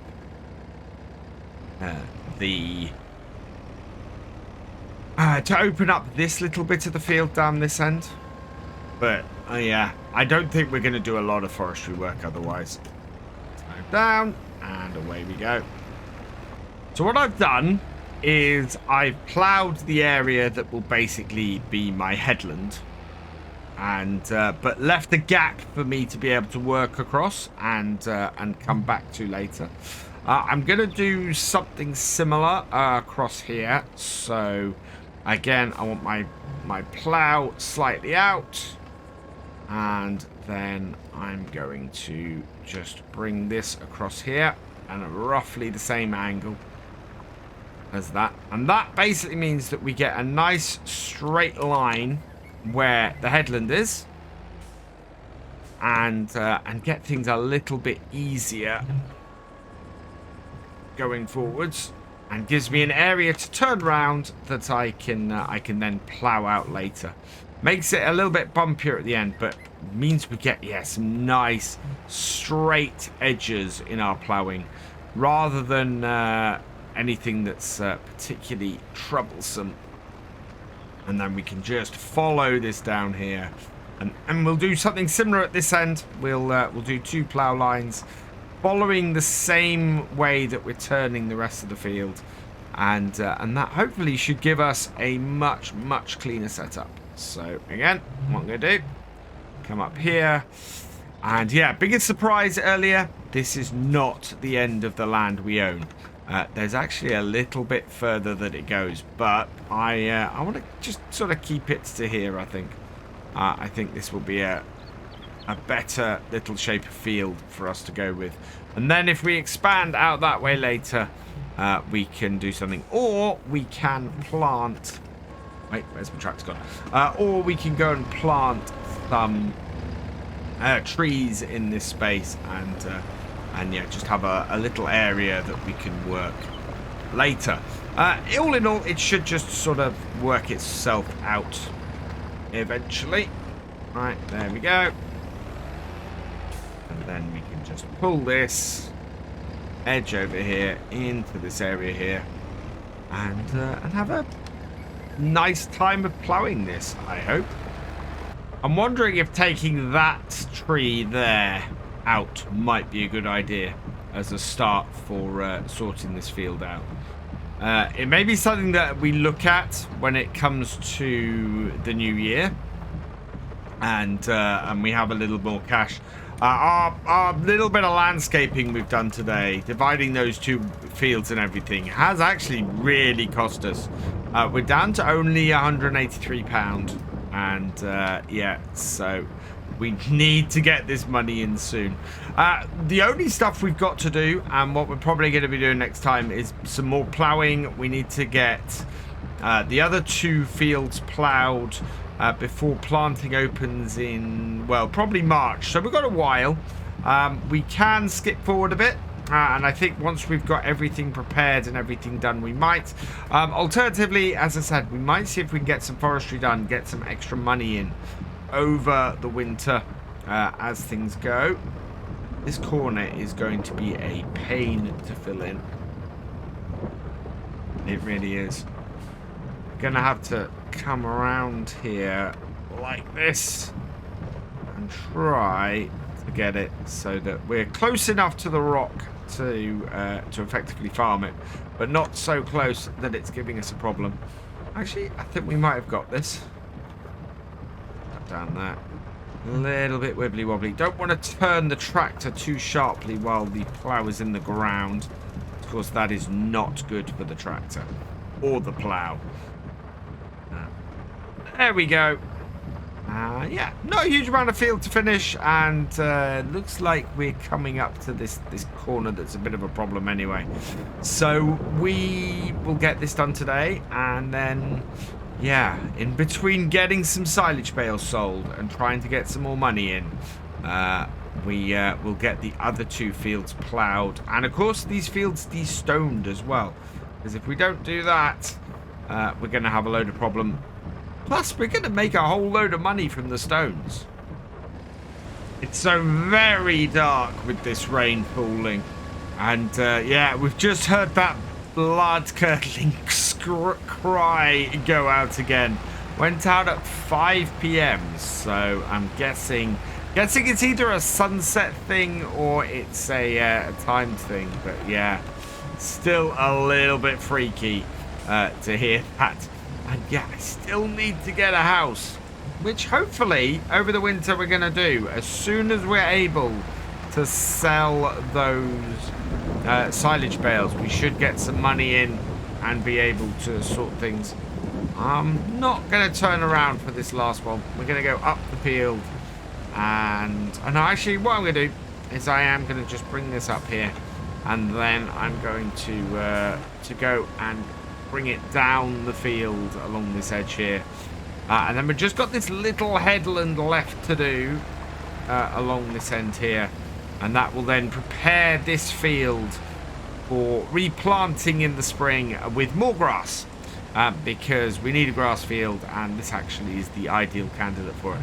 Yeah, this tree here at the end really stands out, so I think over the winter we will probably get that cut and just sort of bring that little kink at the top into control, and yeah, make a little bit of money from the wood as well.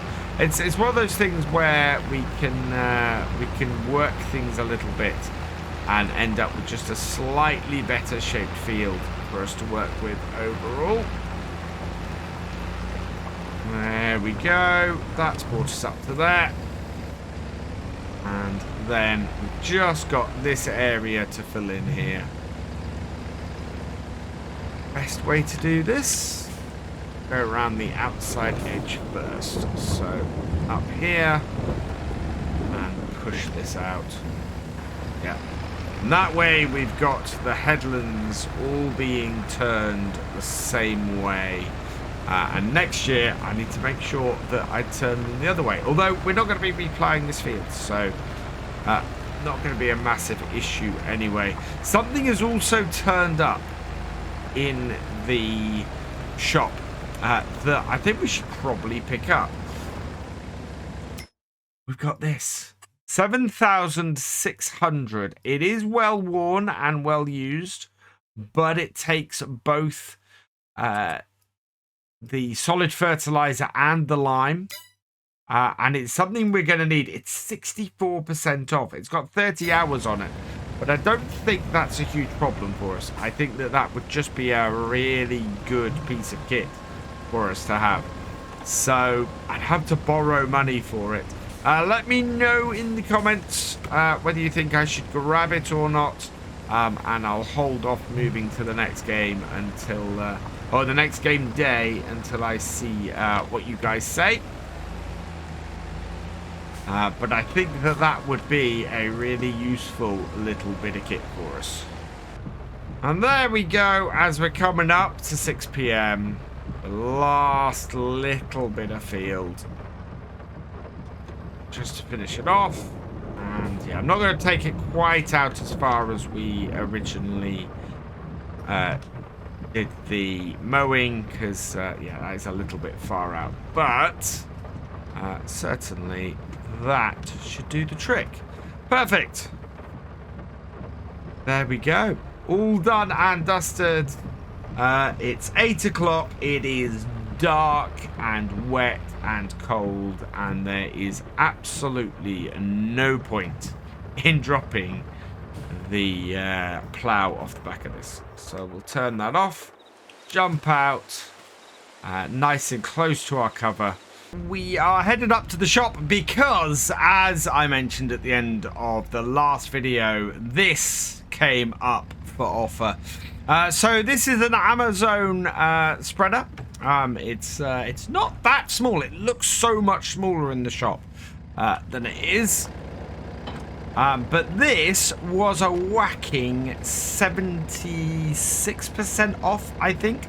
And as I said at the end of the last video, I wanted to get your feedback on this. Unfortunately, because this is Monday's video and I needed to record it on Sunday, I don't know what you guys have said in the chat so far. So hopefully you gave me the feedback and it basically said, grab it. I think it's a good purchase. We are going to be better off with this. We know we need something that spreads lime and fertilizer, and this will do both. It cost us 8,500, so we did borrow a bit of money to get it. Oop, no, connect that up and connect that up. So that's fine, and it fits on the back of this tractor really quite well. I think it should be okay power-wise. Let's have a look at the things we own. So power-wise, it's 110 horsepower, so it's a little bit underpowered, our tractor, for this, but we should be okay, I think. It's not absolutely great, but should be all right, and will keep us going. There is one other piece of equipment, actually, that really interests me at the moment. It's this, the GK300M Full Edition. Now, this is a grass roller. It's normally 13,000, but I think this actually is 76% off. So 73% off. It was 64% off for the spreader. So I think this would be an absolutely cracking thing to get. We've got 95 horsepower, so we should be with enough horsepower to run this. This will not only roll our grass, but it'll also allow us to plant our grass. I know that our current seeder, I think, will allow us to do that anyway. Yeah, so we can plant stuff with this seeder as well. But I think this would be a useful little bit of kit to have on the farm. So what we're going to do today is we're not going to do the ploughing. We're going to go and get the money together to pay for this. We're going to sell some bales to do that. And then we're going to get a little bit extra as well. And hopefully get that grass roller seeder as well, which both will be really useful for the farm, and maybe even get somewhere new for us to live. So basically trying to build up the farm a little bit today, ahead of doing a bit of ploughing in the snow, I think, because we've got some snow on the way. How long it will last, I don't know, but yeah, we want to really get setting up the farm, and we're gonna have to sell, I think, the silage bales really as we need them until we hit that high in sort of January, February for them as well. So yeah, we're gonna sell a few silage bales today as well. So we'll get this back to our swiftly growing yard area. We are gonna have to expand this in a bit, I think, to get some more well, some more space to really do things, and maybe try and put a shed in here. Again, we need to raise a bit of money to do that. We'll park this off to the side over here, and then what we can do is that we want to get our weight on the back and our bale grab on the front. Weight on here, like so. We want the front loader on the front. Get that in there like that. And we'll leave our forks at the side. And look, the snow is beginning to fall. So yeah, it's going to be a snowy load up of these bales, but that's fine. There's plenty to be doing. It is winter, it is December, and we are being kept very, very busy on here. As I said before, I'm hoping we're going to raise enough money to get chickens and sheep on here. I have seen some comments because Sunday's video was released slightly before I started recording this, saying, can we do pigs on here? I think pigs might be a longer term thing. Maybe something that we do around here in the yard. And, well, we've got space at the top of that field there where we could do pigs as well. We don't expand the field out any further. So there's, yeah, there's lots of options for what we can do where. The other thing about doing this is hopefully I can get some of these loaded up. Now, we need to be careful, because obviously we have already loaded up. Oh, sorry, we have only just dropped some of these off. So as a result, they won't be fully fermented yet. We've got a few bales that are, though, and they should go on here. And somebody did tell me after I did this last time exactly how I should be doing this on here. And apparently I wasn't far off. The only thing I was doing wrong really was dropping them onto the trailer. Right, so this one here, that is a silage bale. So we will grab that one. Yeah, and in. Lift it up. And the idea is, yeah, as we were doing last time, you come on here at a bit of an angle. And then you place it like so. So yeah, if you come in at an angle, you leave yourself enough space to then come in and put the next one on. And yeah, you then just push them on a little bit with these, just to try and maneuver them a little bit better. Oh, it's a lot of careful maneuvering with this. There we go. So that then goes on there like that. And we move on to the next one and try and pull it out of the middle of this section. Wow, the light has been destroyed by this snowstorm. Now, these are 350 litre silage bales, so they should be worth a fair amount of money each. Just want to bring it. So that's how we're doing the maneuvering. So we're putting them as close as we can, carefully placing them down, and then strapping them on like that. And yeah, we're getting them pretty close on here. I think we might get somewhere between 6 and 8 bales on here. We are having to jump out each time and just check what we're picking up is a silage bale. Because as I said, we've got a whole load of bales here that most definitely are not. They're still fermenting and will be for a bit. Now 3,500. You can see at the moment that we are coming up. We've got a rising price at the moment, or should have. Current price is slightly down, and it's 336 per bale. So yeah, we're gonna have to sell quite a few of these to reach the price that we've paid, that we borrowed for that spreader. And then again, quite a few in order to get that grassland roller, which I don't think is a massively necessary thing for us to buy. The thing about it is it's a really good price for that, but we have something that will actually plant that. And if we look, oh, it's gone. Somebody's bought it. So yeah, we can't get it anyway. So we are just looking to raise that money to sell, or to repay what we borrowed today to get that spreader. Because yeah, it would have been nice to have that, but you know, it's one of those things where sometimes the choice just gets taken out of your hands, and you don't get to do it. So this is about 6,000 to 7,000. So I think we're going to need at least 7 of these to repay the grass roller. That is fine. Not the grass roller, the spreader. So that will be fine. I'm only wanting to sell as many as I need to do that. But what this does mean is that unless there's a massive price hike or a massive value hike in what happens, we're not going to make a huge amount, even from this large number of bales we've got here.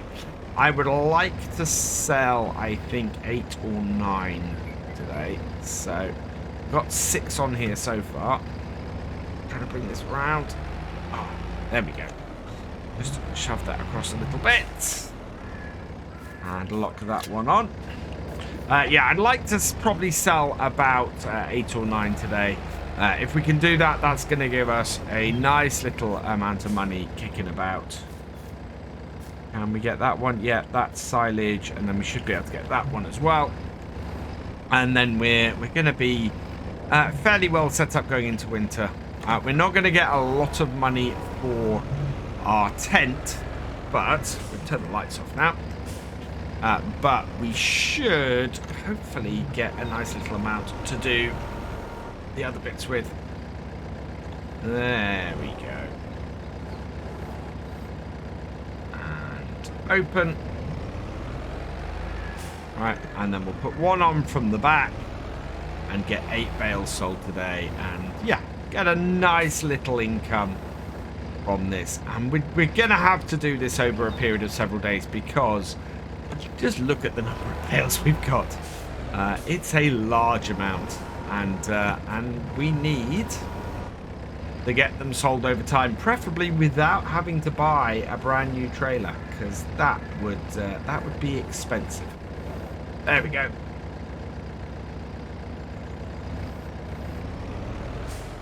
There we go.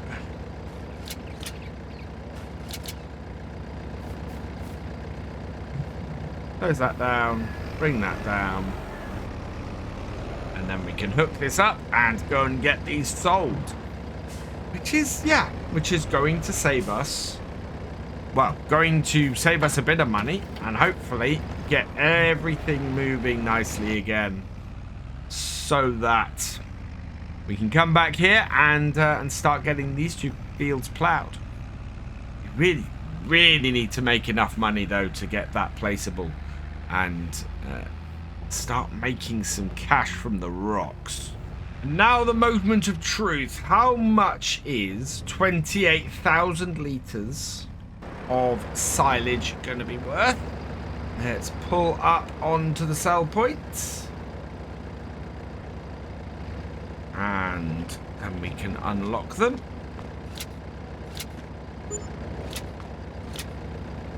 There we go. We're up to 11,093. Absolutely fantastic. What that means is we can pop into here, pop over here, and you can see that we increased our loan. Where is it? New loan cost. Where's the new loan input? Actually, it didn't come in. Here we go. Sold bales. No. We made 9,682. I'm looking for the extra money that we got in, but it looks like it's not listed here, interestingly. Yeah, we will repay 10,000 in loan because that's what we borrowed. And you can see that our loan amount is sort of £1,000 a day at the moment and went up quite a bit at that point in September. But I can't see where we actually borrowed money. So, yeah, it's weird that it doesn't show in there as far as I can see. So, yeah, there we go. That is our loan done. And we can do. So, let's get this back to the farm. That I'm pretty happy with. Now, what we want to do is get... Well, we've got more ploughing to do. Before we can go any further, really. So let's go plough a field. So by my calculations, what we need to do to get our farm up and running fully is we need about £5,000 for a shed. We need £10,000 for a log cabin for us to live in. We need 6,000 to get the chickens going. We need 26,000 to get the sheep going. I don't know if pigs are any cheaper, actually. Animals. Pigs would cost us 28. Sheep would cost us 26. So, yeah, we want to get that started up. We probably want to get the lime going before that then, though, because that is 15,000. So there's a lot of expense we've got coming our way in the near future just to sort of get things up and running and more money coming in. Hopefully, we're looking at a fairly large increase in our value of our silage bales going forwards. There's a fair amount of that's coming. So... yeah, we should be able to afford most of the upgrades and updates to the farm that we want to do coming up just by selling the silage bales we have. However, we also need to keep an eye out and see if we need to borrow a little bit of money. If we can borrow some money and keep the minimum, keep that to a minimum, that would be good. So we'll see how far these silage bales go. And then to move ourselves forward that little bit further, we probably will have to borrow a little bit. Now, the field I'm going to plough today, because I'm trying to basically plough one field every video, is going to be the one to the right here, where we've positioned our plough. I'm going to do, like we did last time, we're going to work out where the headland is here by ploughing the outer bit first. So let's turn on field creation to get ourselves nice and straight. Turn on field creation and away we go and get a nice straight edge of the field up here. We spent quite a bit of money last time actually, just getting this road put in and adding some extra grass in. So I want to make sure that we are properly defining this field to make sure that we're all good.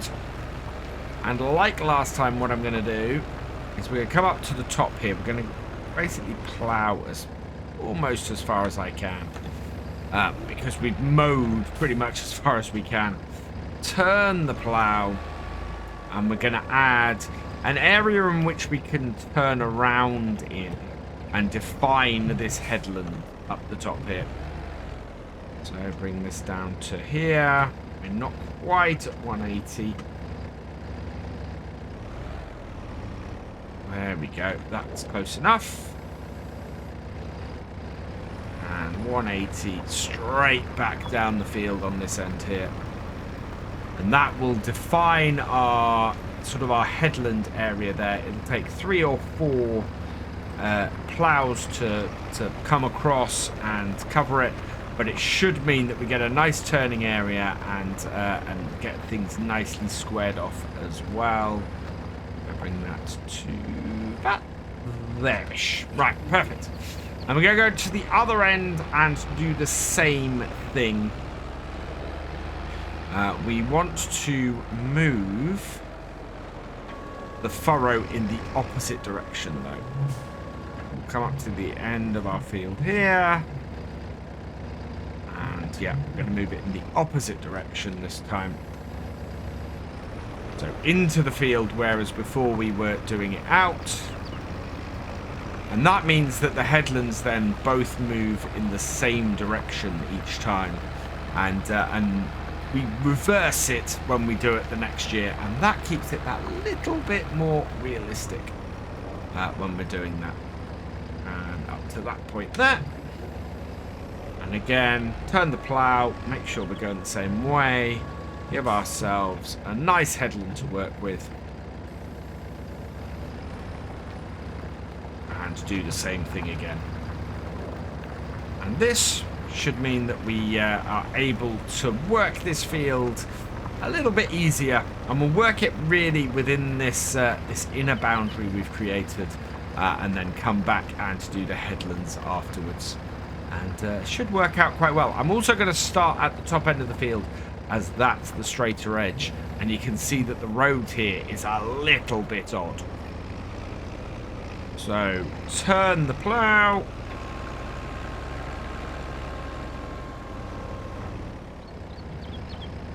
Down here. Like so. And yeah, that's about right, I think.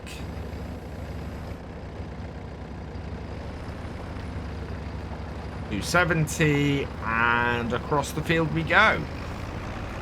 Look, we got another field coming into being. So, small mistake I made on my first run across this field.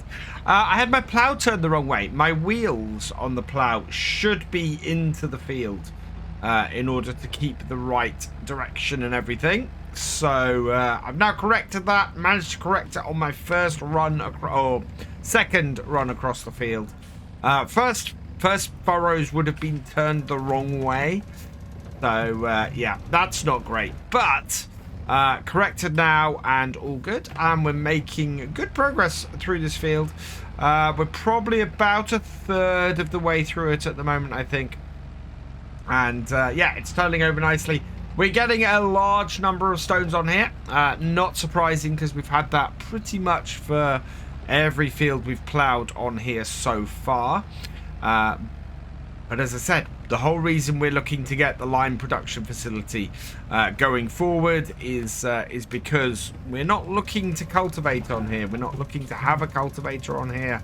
We're looking to plough our fields each time, collect the stones, and then produce lime from it. And we know that we can sell lime from it for the stuff we don't use. And we now have the spreader, of course, which means that we can use any lime we create and spread it on these fields. And that will be the aim, is actually going to be to sell the silage bales, get that lime production facility up and running, and then that will give us some lime that we can get, and will give us the opportunity as well to make a little bit of extra cash from the stones that we've got on the field. I mean, we can sell the stones, but we won't make anywhere near as much as if we use that production facility to do the lime as well.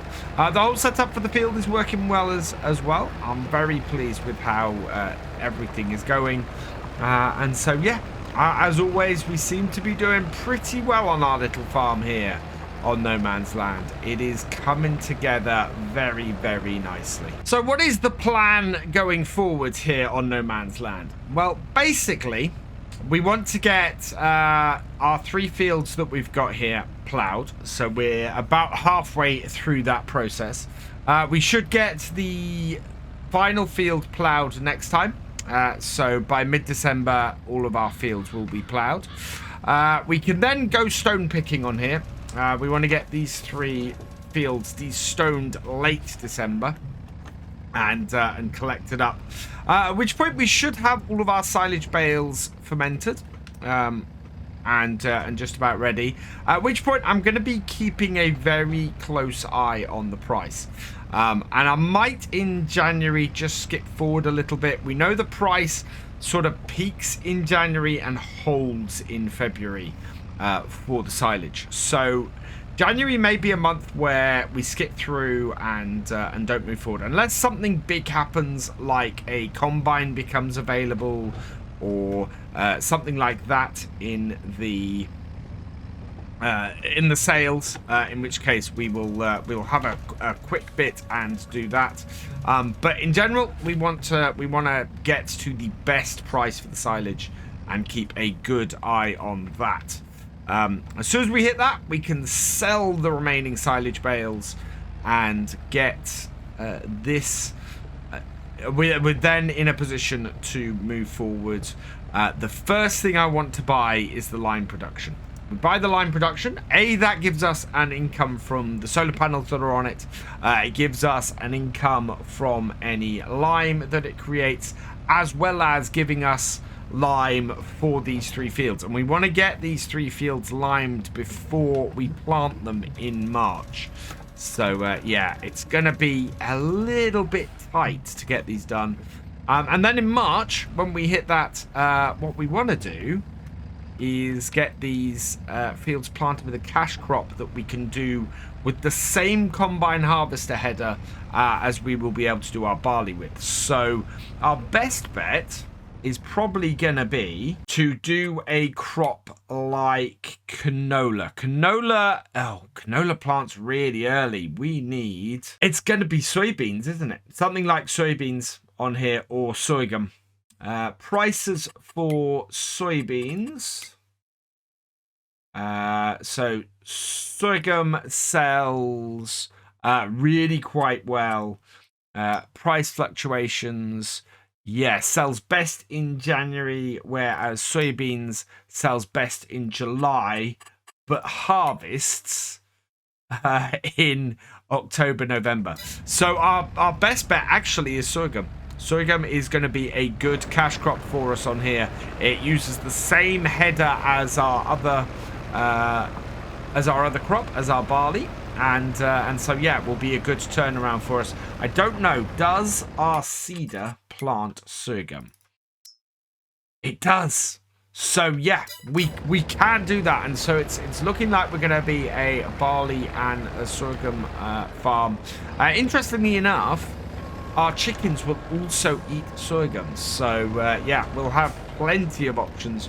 Although, with the price of it, we probably want to be selling it rather than feeding it to our chickens, which is going to really be the plan for the barley, I think. The main part of the field is done, and we've just got this little area here to do before we do the headlands. It's a little bit more fiddly because it sticks out here. I do like that our fields aren't all, perfect rectangles. It does feel a little bit nicer as a result of that, and a little bit more fluid as a farming area to be farming it in this way. Yeah, so I'm just trying to keep it realistic to that, and nicely in shape there. It is it is quite interesting trying to keep it all correct and right. But yeah, little bit that kicks out at the bottom here just means that this field is ever so slightly larger at this end than it is at the other end, and gives it a little bit more character. And none of our fields particularly are rectangular. Our one near the farmyard is probably the most rectangular one I think we've got. It's got nothing, well, it's only got one end of it cut out a bit. Our one to the side of this isn't it is most definitely got 2 bits of rock that stick into the middle of it. The grass field definitely isn't. And our final field is probably the most rectangular of them all. But even that, it has a bit of tree line cut into it at the top. Right, now we did this originally pushing into the field here. So we're going to come in on this side and bring this down here. And then we can just finish this headland off here. And then we'll head up to the other headland and do the same. Turning it out of the field rather than into the field as we're doing here. So one more run up the field here at this far headland after this one, and we'll be done and dusted on our second of our 3 fields that we need to get ploughed in the winter, which is absolutely brilliant. I am so pleased with how this is going, how well this is all coming together. We're going to have a bumper harvest next year. We should do. We are in a very, very good position for it. We are going to have 2 fields of we said sorghum, didn't we, earlier? So 2 fields of sorghum here in these 2, and another field of grass. The field of grass, hopefully by the end of the spring, will be producing hay for our... Get this right. There we go. Yeah. Hay for our sheep. So that will be good. I'm going to leave this up here in this corner. Before we take the tractor back, we don't need to take this all the way back, but we may have a need for the tractor at the yard, as we found out last time. So let's disconnect that. And bring this round. Leave our plough out here ready for next time. But I'm really pleased. That has gone well. We've managed to get ourselves a spreader at a massively reduced price. Yeah, we didn't manage to get ourselves a grass roller, but to be perfectly honest, we have a grass roller we can buy, which is about that price anyway, new. So maybe we'll get lucky and maybe that will turn up as a... for sale as well, which would be really good. Would make me really, really happy. As it is, though, we are all done for the day. I'm going to leave the lights on this because that will make it easier for us to get an overall final shot. But yeah, we've got 1 more field to plough. We've got some stones to collect, and we've got some... We've got some lime to make. We're into December. It's getting dark, or it's dark in the mornings, but we're going to get a fairly early start at 8 a.m. Early start at 8 a.m. And I'm going to take our Massey Ferguson tractor out here because we need to finish off our fields today. So we've got 1 field left to plough, and we have 3 fields, sorry. That we need to then get these stones collected on. So that's what we're going to be doing today. We're trying to get ourselves in a position to get these silage bales sold in the next couple of days. I think they're fairly close to being ready. We wrapped them a couple of days ago now in game, and they should be getting fairly close. What do we got? Yeah, 95%, 97, 96, 97, 98. So yeah, all of these silage bales will be ready to sell in the near future. However, I think if we have a look at the price scales for these. So where's my silage? There it is. We're at 332 now. And it's on the up. Price fluctuations, the highest we're going to get in December is there. I still really wish we had some sort of scale as to the amount of money this is worth. So January, February is when it's going to reach the peak. So we're probably going to skip ahead after we've got the stones collected. For sort of the end of January, we should hit a peak price around about then. We can get them sold in the last day of January, maximize our money. And when we do that, we should then be in a position where we can start buying some stuff. The first thing we're going to buy is a lime production facility. We're going to need that because if we don't have that, we can't really turn our money round. We want to get lime to do these fields in February, ready to prepare them for seeding at the beginning of March. And then we want to be in a position at the start of March to get these two fields planted with canola, and our other field, the one behind us there, that planted with grass. And we can't plant any of those until March. In fact, I tell a lie, we're not doing that. We're going to do sorghum in these, and sorghum plants in April.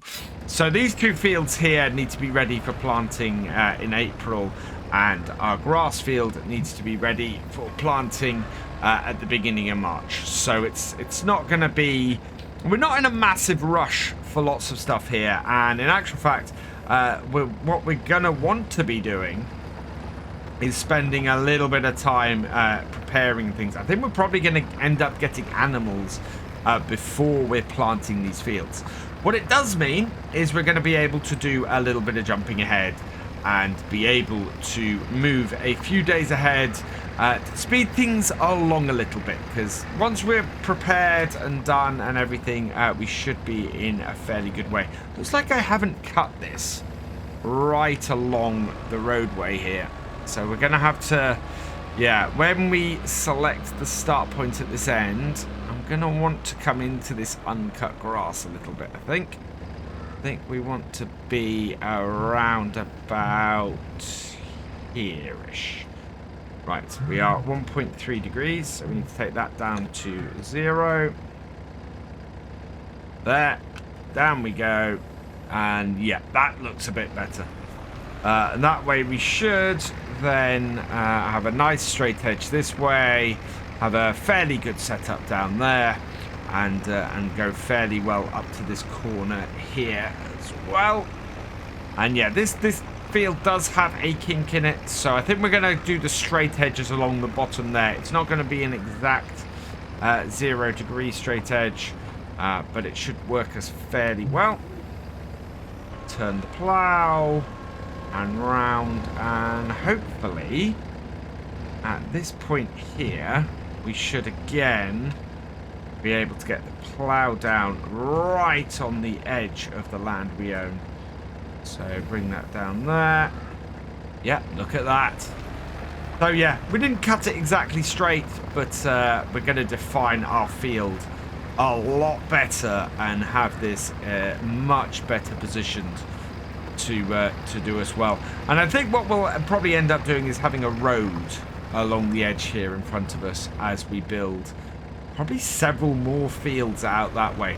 It really depends. Our little tractor here is great, but we're limited really in the size of field we can work because of it. That's not to say that opportunities won't come up. In fact, right now in the shop we've got that Massey Ferguson, which is so tempting. And I love that these used tractors actually come with things like a front loader attacher and things like that on there at no extra cost. Is pretty cool. But yeah, at the moment this little tractor is doing us absolutely fine, and we'll stick with that for now as we continue working our farm. It does the job perfectly. Now, one thing I have been looking out for over the last few days is stuff that is inexpensive and that we can use to expand our farm. So I know the first thing I've said that we're going to get is the lime production. It makes sense for us. We're creating a lot of stones on here, and we're going to continue to create a lot of stones on here. So it does make sense for us to have a facility that makes the most of that and takes full advantage of it. The next thing is we need somewhere to live, and a huge thank you to Summer Farm Estates who pointed out the Hobo Pack on the mod hub, which actually has a great little house in it. It's about the same size as my tent, and it's £1,000. So I think we're going to be using that. The map comes with a good shed for us to park our vehicles in. So we're probably going to put that up, as well as somewhere to park my tractor and a couple of pieces of kit. Probably the combine when we get that.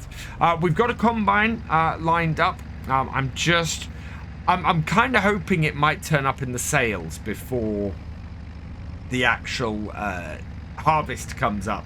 If it doesn't, then we'll have to buy it at full price. Yeah, I'm very much hoping that the harvester comes up in the sales, because it's only a £21,000 harvester in the first place. But if it got like 50% off and came in at 10,000, that would be absolutely cracking. So yeah, we're keeping an eye out for that. And then all we need to purchase after that is the animals. Lots of support for doing sheep, along with chickens, in the comments of the last couple of videos. So thank you for that, everybody, for your feedback for that. Yeah, not quite so much support for the pigs. So I think we're going to go sheep first, and then pigs after that. Someone did point out that actually we're better off going for sheep, because pigs will create a form of manure that we have no way of spreading, so it will cost us even more to do that. Plus, on top of that, we have a field with stuff in that we can feed the sheep, namely the grass field that we're going to be having over there. I'm going to go that route, because that is going to cost us the least amount of money with what we have with our current setup.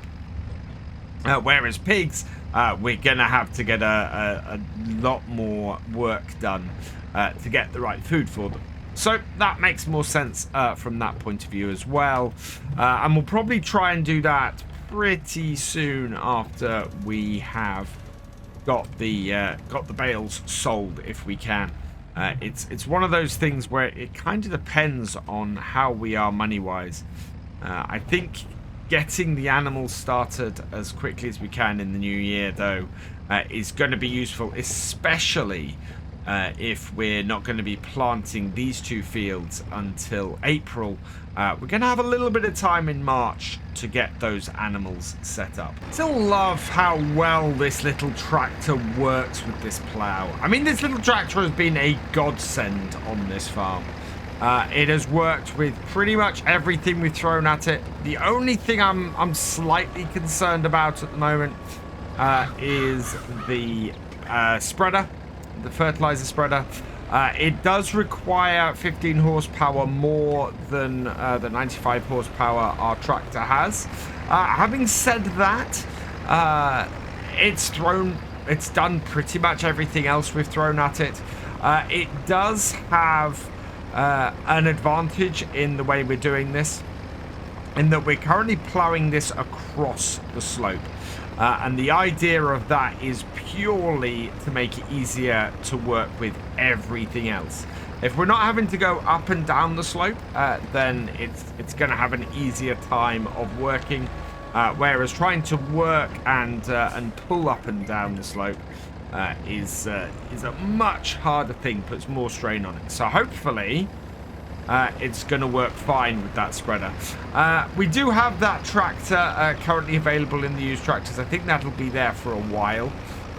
But yeah, I don't want to borrow 50-odd thousand at this crucial time where we're looking to not borrow any more money.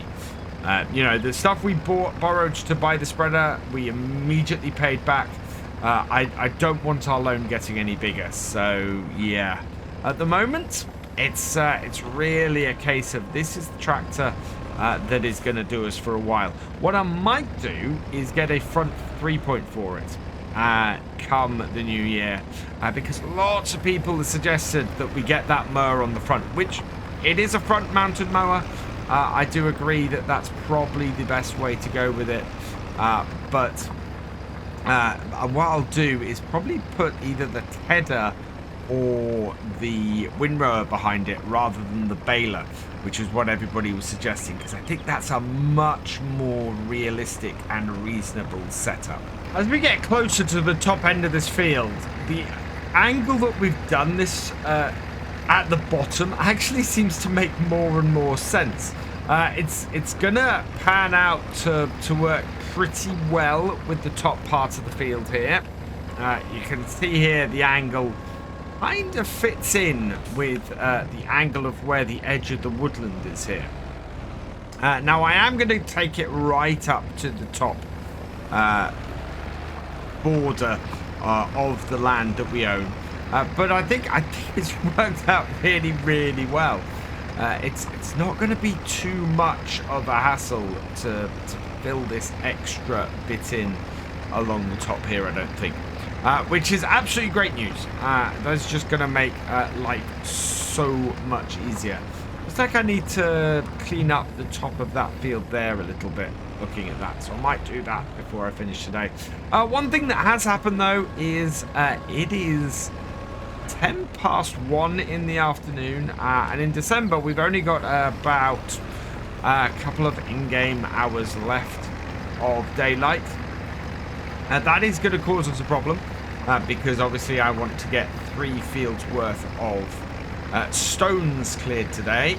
I don't think that's going to happen. I think what we're going to end up doing is probably having that as something we do next time. So finish off December by doing the stone picking itself. Because otherwise we're going to find ourselves doing the stone picking in the dark, which fits in fairly well. I mean, we have time to do these things and to leave them open for us to do. So I'm quite happy with that.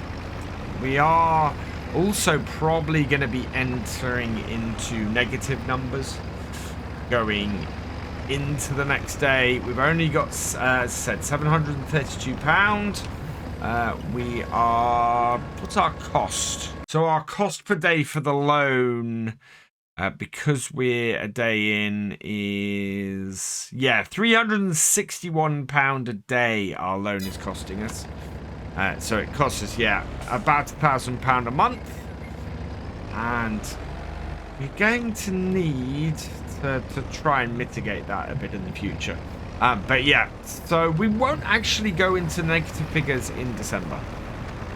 We might be in negative figures by about 600-ish odd pounds by the point at which we sell the silage bales. But that is actually not a massive problem, because at that point we'll be selling the silage bales, and therefore we'll be making enough money to cover that shortfall. I'm pretty happy with that. That's really good news. Now let's see if we can't position this. I'd love to position this so that we can avoid doing a header there. I don't know how well that's going to work. But certainly along here we might be able to do it, because we're coming in at about the right angle. Yeah, we want to come up to about there, I think. So we're going to have to do a bit of a headland along the top here to clean things up. But otherwise, that is all sitting pretty nice. Yeah, it's a little bit more finicky along this top edge, but nothing that we can't handle very easily and clean up. So this field has actually worked out really well. Yeah, like that there. Just this tiny area at the top to finish off, and we'll be all done. Wow, I am so pleased with how this farm has turned out. We have got so far in such a little time and have set ourselves up for our first harvest really well. Wow, I managed to actually get that line fairly well lining up as well. So yeah, let's get this field finished off. Can I do it by just finishing this little bit in here? Yeah, we are going to have to do a little bit of headland just to clear things up. But all in all, that is pretty good. We'll leave a curve on the edge there. We'll turn this, and then I'm going to go across the top and fill in my 2 headlands as well, so that we'll be in a position where this field is finished. And I'm just going to go along a little bit actually and do the headland and finish that off on the next field, because if I don't do that, that's going to look a little bit odd. And with the other end of the field done, we can now just square off this end. And yeah, 5 fields set up before the end of December. We do need to do a little bit of cleanup, as I said, but in general, this is really cool. I'm really pleased with the farm and how we've got this set up ready for the second year. Something I have thought of while I've been sort of doing these last few bits, we are going to need a mulcher once harvest is done, especially if we're doing sorghum. Sorghum, mulching it is kind of a little bit of a necessity afterwards. So yeah, I want to get that done and get some mulching done as part of that. Clear up this top end before we go and finish it off. Just get into this corner here. Got a nice little area there at the top of the field that is untouched, but never mind. Right, that should do that. And then pushing out again, so opposite to what we had on the other headland. We're pushing inwards on this headland, and that will then finish it off. And we can have a look at the actual defined fields we have now, because now that this is ploughed, we can have a look at how our farm actually looks. And what I was saying before, you can see the sun is already setting. So trying to get any more work done today is a little bit hard. Right, so there we go. We have our field done. Let's go and have a look at the map here, and we'll have a closer look. So now you can see the 5 fields we've got. So we've got our 2 barley fields here. We've got our fairly large grass field going around the woodland here. We've then got our 2 larger fields here. These are both, as I said, going to be sorghum next year, and will work really well for us. That's really cool. And then we've got woodland and things here. So we might have a look maybe over the winter at creating a path in here and doing some forestry work. But I'll have to be very careful about how I do it. Our house is going to be centered around here, and our farmyard centered around here. So yeah, all pretty good. Looking at the shape of everything, there's quite a few interesting tracks and things going around. And I think if we're going to go forestry raid, we're probably going to look at 16. If we're going more arable, we've got 27 here and 25 here, which are both good options. And I actually quite like the idea of 25, because we could expand this field out to about here-ish maybe, and get a couple more interesting shaped fields in and things like that. So yeah, there's lots of options. We need 85,000 though before we can do any of those. So yeah, it's gonna be after our first harvest, I think, before we actually get work done on those bits. I'm guessing these are now up to 100%. Let's have a look. Yeah, there we go. So all of these are silage bales. We can sell these at any point now. Somebody suggested that I should get a new bale trailer to do these with, and yeah, that's a possibility. Don't think anything else has come into the shop other than 360 plus. So yeah, nothing really into there that's useful to us. Not that we have any money at the moment to buy any of that. So really now it's a case of us destoning these fields next time, ready for us to turn around and see what we can get next. The plough is done and dusted though. It needs to go for some repairs, I think. Let's have a look at our equipment. So So our Massey Ferguson tractor is at 37%, so that's going to need a service once we've sold some stuff. The Potager Servo is actually at 86%, so our plough is all good. It's the tractor that needs some work, so we'll look at doing that in the near future. But we'll park this all over here because our work with our plough is done. We're going to have to move all this stuff, of course, when we actually build the yard. Look at how dirty our little tractor is. Right. And for now, until we've got the shed, our little tractor parks beside our truck. That is all good, though. I don't think we have enough light in order to do anything more today. So I'm going to park this up here. It is the 3rd day of December, and we have one final job to do on our farms to get our fields ready for next year. We need to get the stones picked. So we're going to take the stone picker here and head out to the field. We know that all of our bales are now fully fermented and ready to go. Our fields are looking pretty good, and we do have a section in the middle of that one which could do with some extra fertilizer, and maybe if we have a little bit of money to spare, we might just throw that on there. But yeah, we need to get these stones and rocks picked up from this field and the 2 other fields first. So let's start her up, drop her down, and away we go. Now, yeah, these are going to make us a bit of money because obviously we're looking to get a stone picker and, we're looking to get a lime production facility so that we can then lime these fields come February before we start replanting them in March. And so, yeah, this is going to actually be a fairly good little money earner getting all of these off here. We've only got 41 litres so far, and it's probably going to take us a little while to go round these fields and get all of these.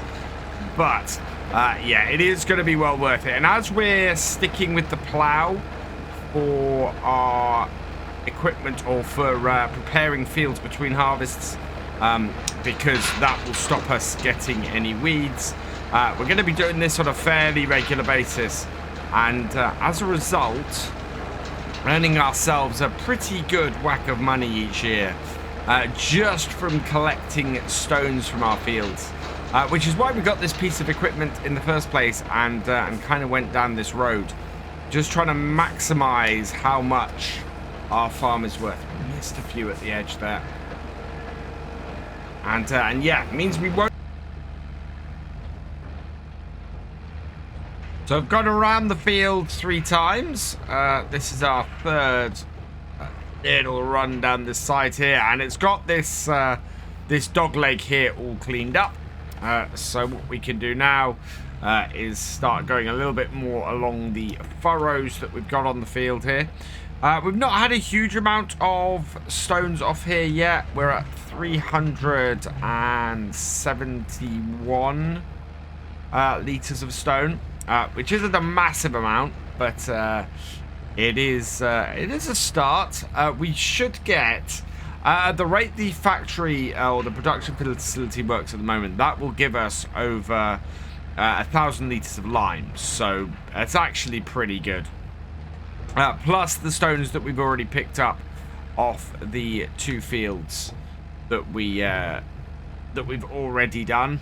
And of course we've got 2 more fields after this to do as well. Let's back this up to here. It's really interesting. This field here is so much in shadow because of these trees. I'm still considering removing that end tree there. We might do that. So the one in the middle of my window right now, that one I think can go because it will just take this weird curve that we've got out the field. Does mean that we're going to have to get the plough out and clear it up afterwards, but I think that is going to be the way to go with this. And hopefully we'll be able to get to that today. I am kind of going around on a fourth headland on this, but it seems to be the easier way to run it by the looks of things. And we do have a fair amount of stones in the middle of this bit of field here. There we go. So yeah, this field is running fairly well. It's not massively stony, but it is getting nicely picked up and nicely prepared. Almost there. Our centre bit of the field now is just diminishing as we go through and pick up all of these stones off it. This will now nicely be prepared for us to plant onto. Now we could go over it with the roller and create a seed bed, and we kind of do have time for that. I want to get the rest of this job and the rest of this work out of the way first, though. I don't think having a seed bed actually makes much difference compared to rolling it after we plant. So we'll probably do the rolling after we plant, and then once we've got the springtime cut out of the way, what we'll be able to do on here is then get a grass roller to finish everything off. I think, yeah, this field is such an odd shape, and that's why I've not done it as an arable field. It's actually a comparable size to our other fields, especially if we get that tree out at that point where it sort of goes up and back, where we have that bump in it. But it is, it's just this large rock is in the way, and there's lots of bits that make it a harder field for us to work with machinery. So we're just gonna grass this. We might put some fencing in, maybe, just to sort of cordon it off a little bit, make it a little bit more obvious as a grass field. But in general, I think it's probably going to get left pretty much as it is. So we'll bring that down here, and that finishes off this field. There we go. So 27% off our first field today, which is great. And then on to our other two. Now, I did take a few comments last time about my pronouncement or pronunciation of sorghum. Yeah, I think I called it soygum a few times, and apologies for that, everybody. I of course know it's sorghum and not soygum. I think I was trying to say soybeans and got a little bit confused.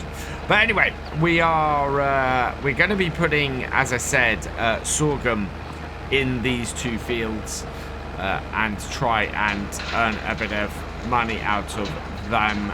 That way, it's the best crop for us to put in here, I think. We're too late to plant canola or wheat or barley or any of those. Soybeans will just be ready too late. And so sorghum is a much better crop for us to put in here and make a bit of cash from. That's struggling a little bit up this hill. This is why we are doing these fields crossways pretty much all the time for most work, simply because this little tractor is great, but when you put something on it that requires a little bit more horsepower, I mean, this is a 100 horsepower piece of equipment on a 95 horsepower tractor. So going up the hill, it has a little bit of trouble with it. Not far enough over to the edge. I was fearing that. So yeah, it does struggle a little bit when we're doing that. Did that get it? That got it. Good. And so yeah, it's gonna struggle a little bit when we get it on a job that's pushing it a bit much. Oh wow, we are right at the corner there. Are you gonna let me get those stones? You're not. Oh no, did it? It did. It got them. Fantastic. Yes, sorghum is going to be the better crop for us to get on here that we can do with a single harvester. based on what we're looking at. So that's all good. Speaking of which, before we go any further, what is in the shop today? We've still got that really nice case in here for 39,000. Yeah, nothing else, thankfully. The only thing I'm looking out for is something like a combine. If a combine harvester comes out, or a large bale trailer, something like that, I think that is going to be something we jump on, because we need that. Otherwise, it's just going to be a case of just keeping an eye on the shop over the next month when there's downtime on the farm, once these fields are prepared, and going from there. So let's continue on this field. So we've been around the field 3 times, and that has covered us about as much as the headland did before. So I'm going to do this slightly differently and try and follow the line of the plough furrows here. We should be straight across the field, like so.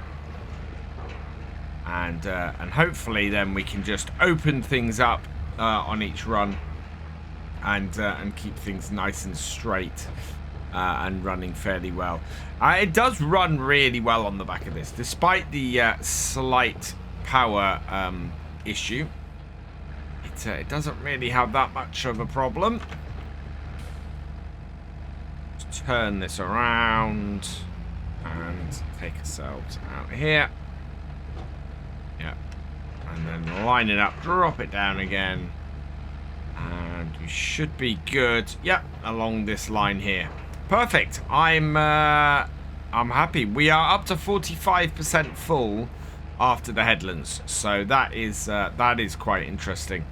It's quite a stonier setup on here. Plus, well, it's not really a bigger field. I don't think it has a bigger perimeter or anything, but it does seem to have had more stones to begin with. So yeah, not really sure what's causing that, but that is good for us. That is going to make a difference and allow us to earn a bit more money and save a bit on the lime.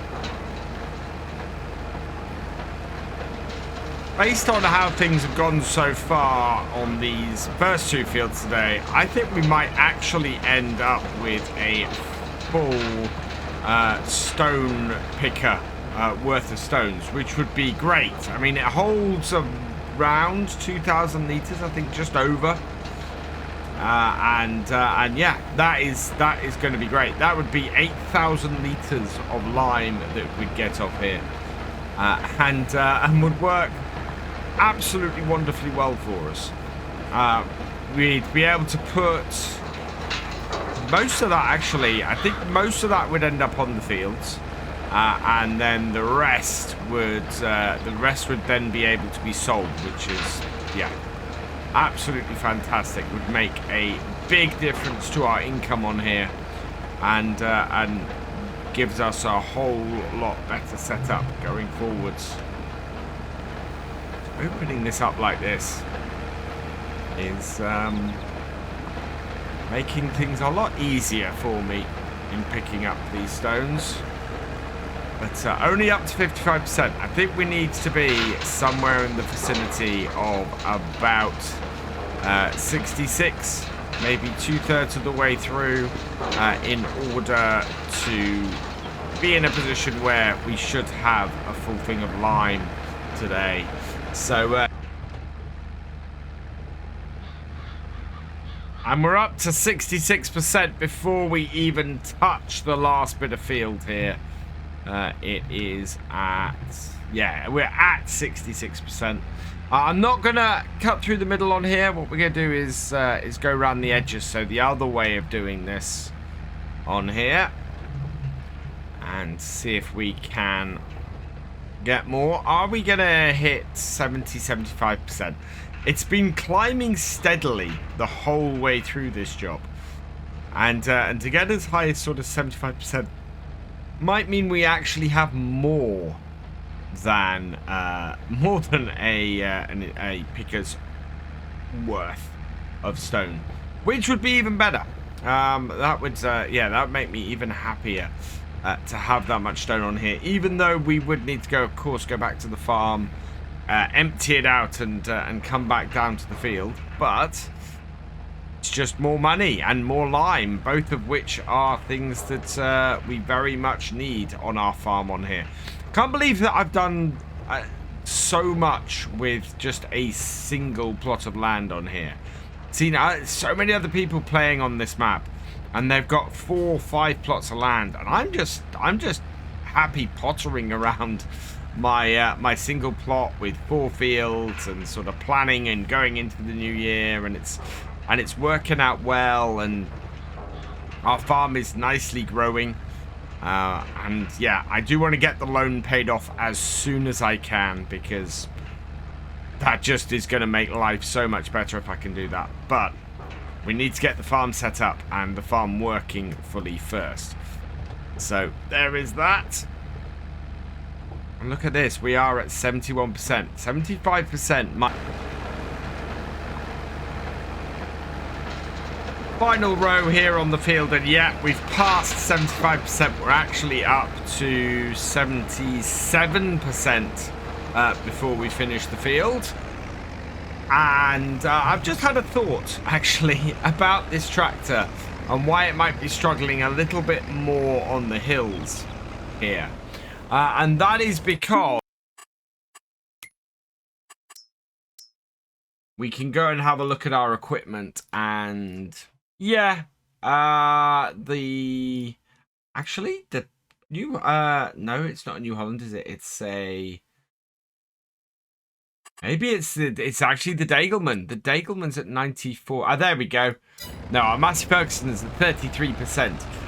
It needs, it needs some repairs, which is one of the things I'm planning to do as soon as we get some money in. See if we can put a workshop in on our farm and get our little Massey repaired, because it's got 11 hours on it now, and it's done a stellar job, but it is in need of a little bit of TLC after a hard first few months on here. Now, when we ploughed this field, we ploughed it at a 260/80 degree angle.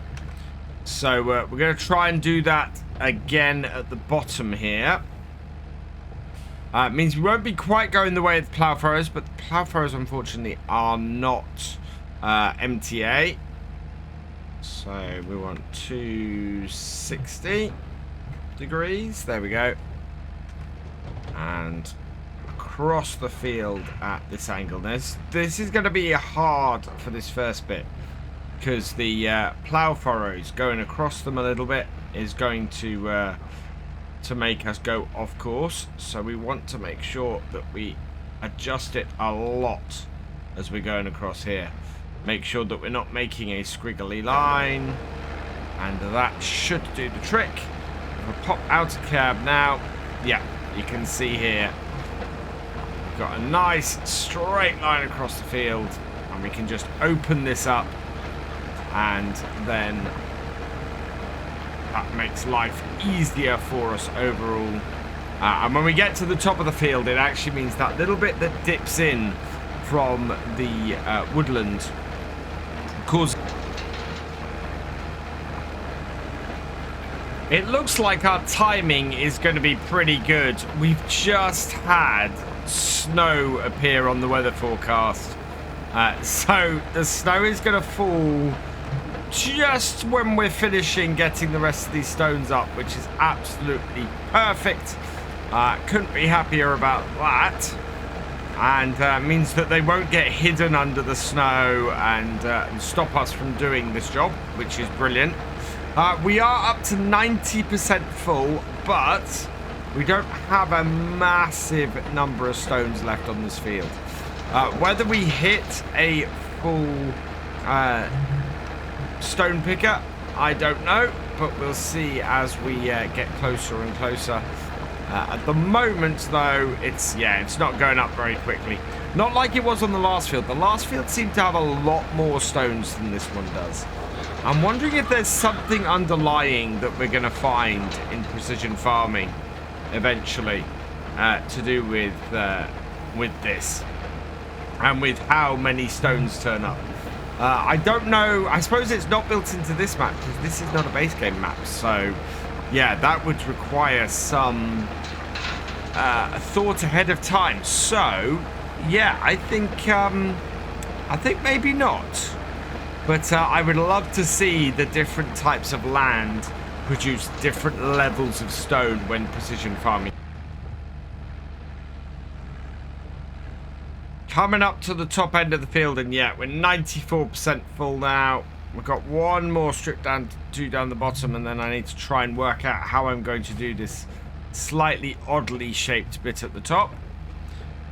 Oh, I do have access to this land. This is my field. But we are going to be very, very close to a full load of stones off this field, which will be absolutely fantastic. Yeah, 2,250. It must be something like that, because we have a very nice number of stones. Downside to this, of course, being a little bit underpowered for this, is as this gets more full, getting up the hill with the little tractor and the pickup is becoming harder and harder.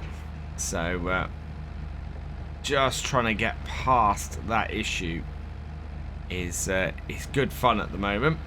But we're going to switch things around now and cut in from this way. I'm going to try and go down the middle. Yeah, there's not a massive amount here. So at 80 there-ish. Yep. And in. Don't think it's a very wide strip we're leaving, but that's okay. Again, running across this. Wow, that isn't a very wide strip at all. In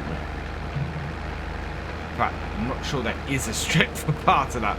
Oh well, that's okay. It is an odd shaped bit of field, so it makes it that little bit more difficult to work properly. But yeah, 95% full, 2,200 litres.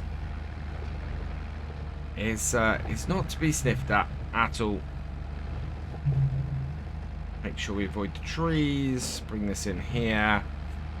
And yeah, it's a little bit of a weird setup. What I'm going to do, actually, bring that across there. Back it up. And then do that thin strip all the way back along here. Like so. Perfect. So yeah, that's worked out fairly well. We've got the sun setting again. It's taken us all day to do these three fields again. Not a bad thing. Not a bad thing at all. I'm very, very happy with how it's gone. We need to get... In fact, we don't need to do anything now. This is the last thing we need to do to get our fields ready for next year and for the planting season. We have got the lime to do, admittedly, but that is not going to be a big job. That is going to be something we can do once we've got our lime production up and running, which is going to be about, yeah, it's going to be mid to late February that we get that up, and then that leads into March. We'll get the grass field limed first, so our first lime will go to that, and then when we go to plant the sorghum in there we go, in is, yes, April. So yeah, we've got time to prepare these two fields and generate ourselves some stuff, so we're all good there. But these three fields are prepared as much as we can prepare them now. we need to head back to the farm with this, get this tipped. Did I fold that in? Because that looks like it's... Yeah, that is folded in. Wow. That still sticks really wide out to the right, even when you've got it folded in. But, yeah, so we need to have a little bit more width on the roads here. And yeah, the next thing we got is to sell these bales, make some money off the silage, and hopefully then we'll be in a really good place. Where did I put these stones last time? Ah, there we are. And hopefully we'll be able to get a house fairly soon after that, because we're going to have the wonderful howling sound in the next 10 minutes. And that is, yeah, always freaks me out, especially while I still have the campsite here. We have a little house that we're looking to build, and we can do that then. Right, let's tip this out here. There we go. Still not 100% sure where I'm going to put my my piece of kit to do this. I will have to work it out. Maybe the other side of this block or something like that. But we'll work that out. Oh, man. Right. Back this up. Park it up. Into here. Like so.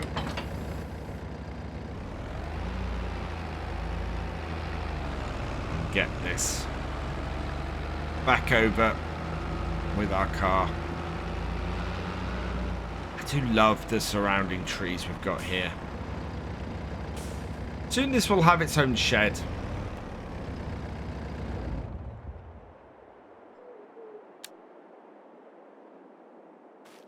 There we go. Ah, and we got snow on the way, so it's going to be a cold night in our shed tonight. But we're going to leave this here for today. So I am really, really pleased. This little Massey continues to perform really well. Is doing a fantastic job for us. We've got all of the stones off that field, off those fields, which is great. The snow can now fall, and we are going to jump forward a few days and head into February, which is where we will pick things up next time. For now, though, I'm going to leave this here. So all that remains is for me to say thank you for watching. I hope you've enjoyed this video. Please leave a like, drop us a comment, and give it a share. Special thanks to all my patrons and channel members. Your support is invaluable in making these videos and helping the channel to grow. For more from Virtual Farmer, check out the links below, follow on Twitch to watch live, and for more videos, subscribe and ring that bell. I will see you next time. Goodbye.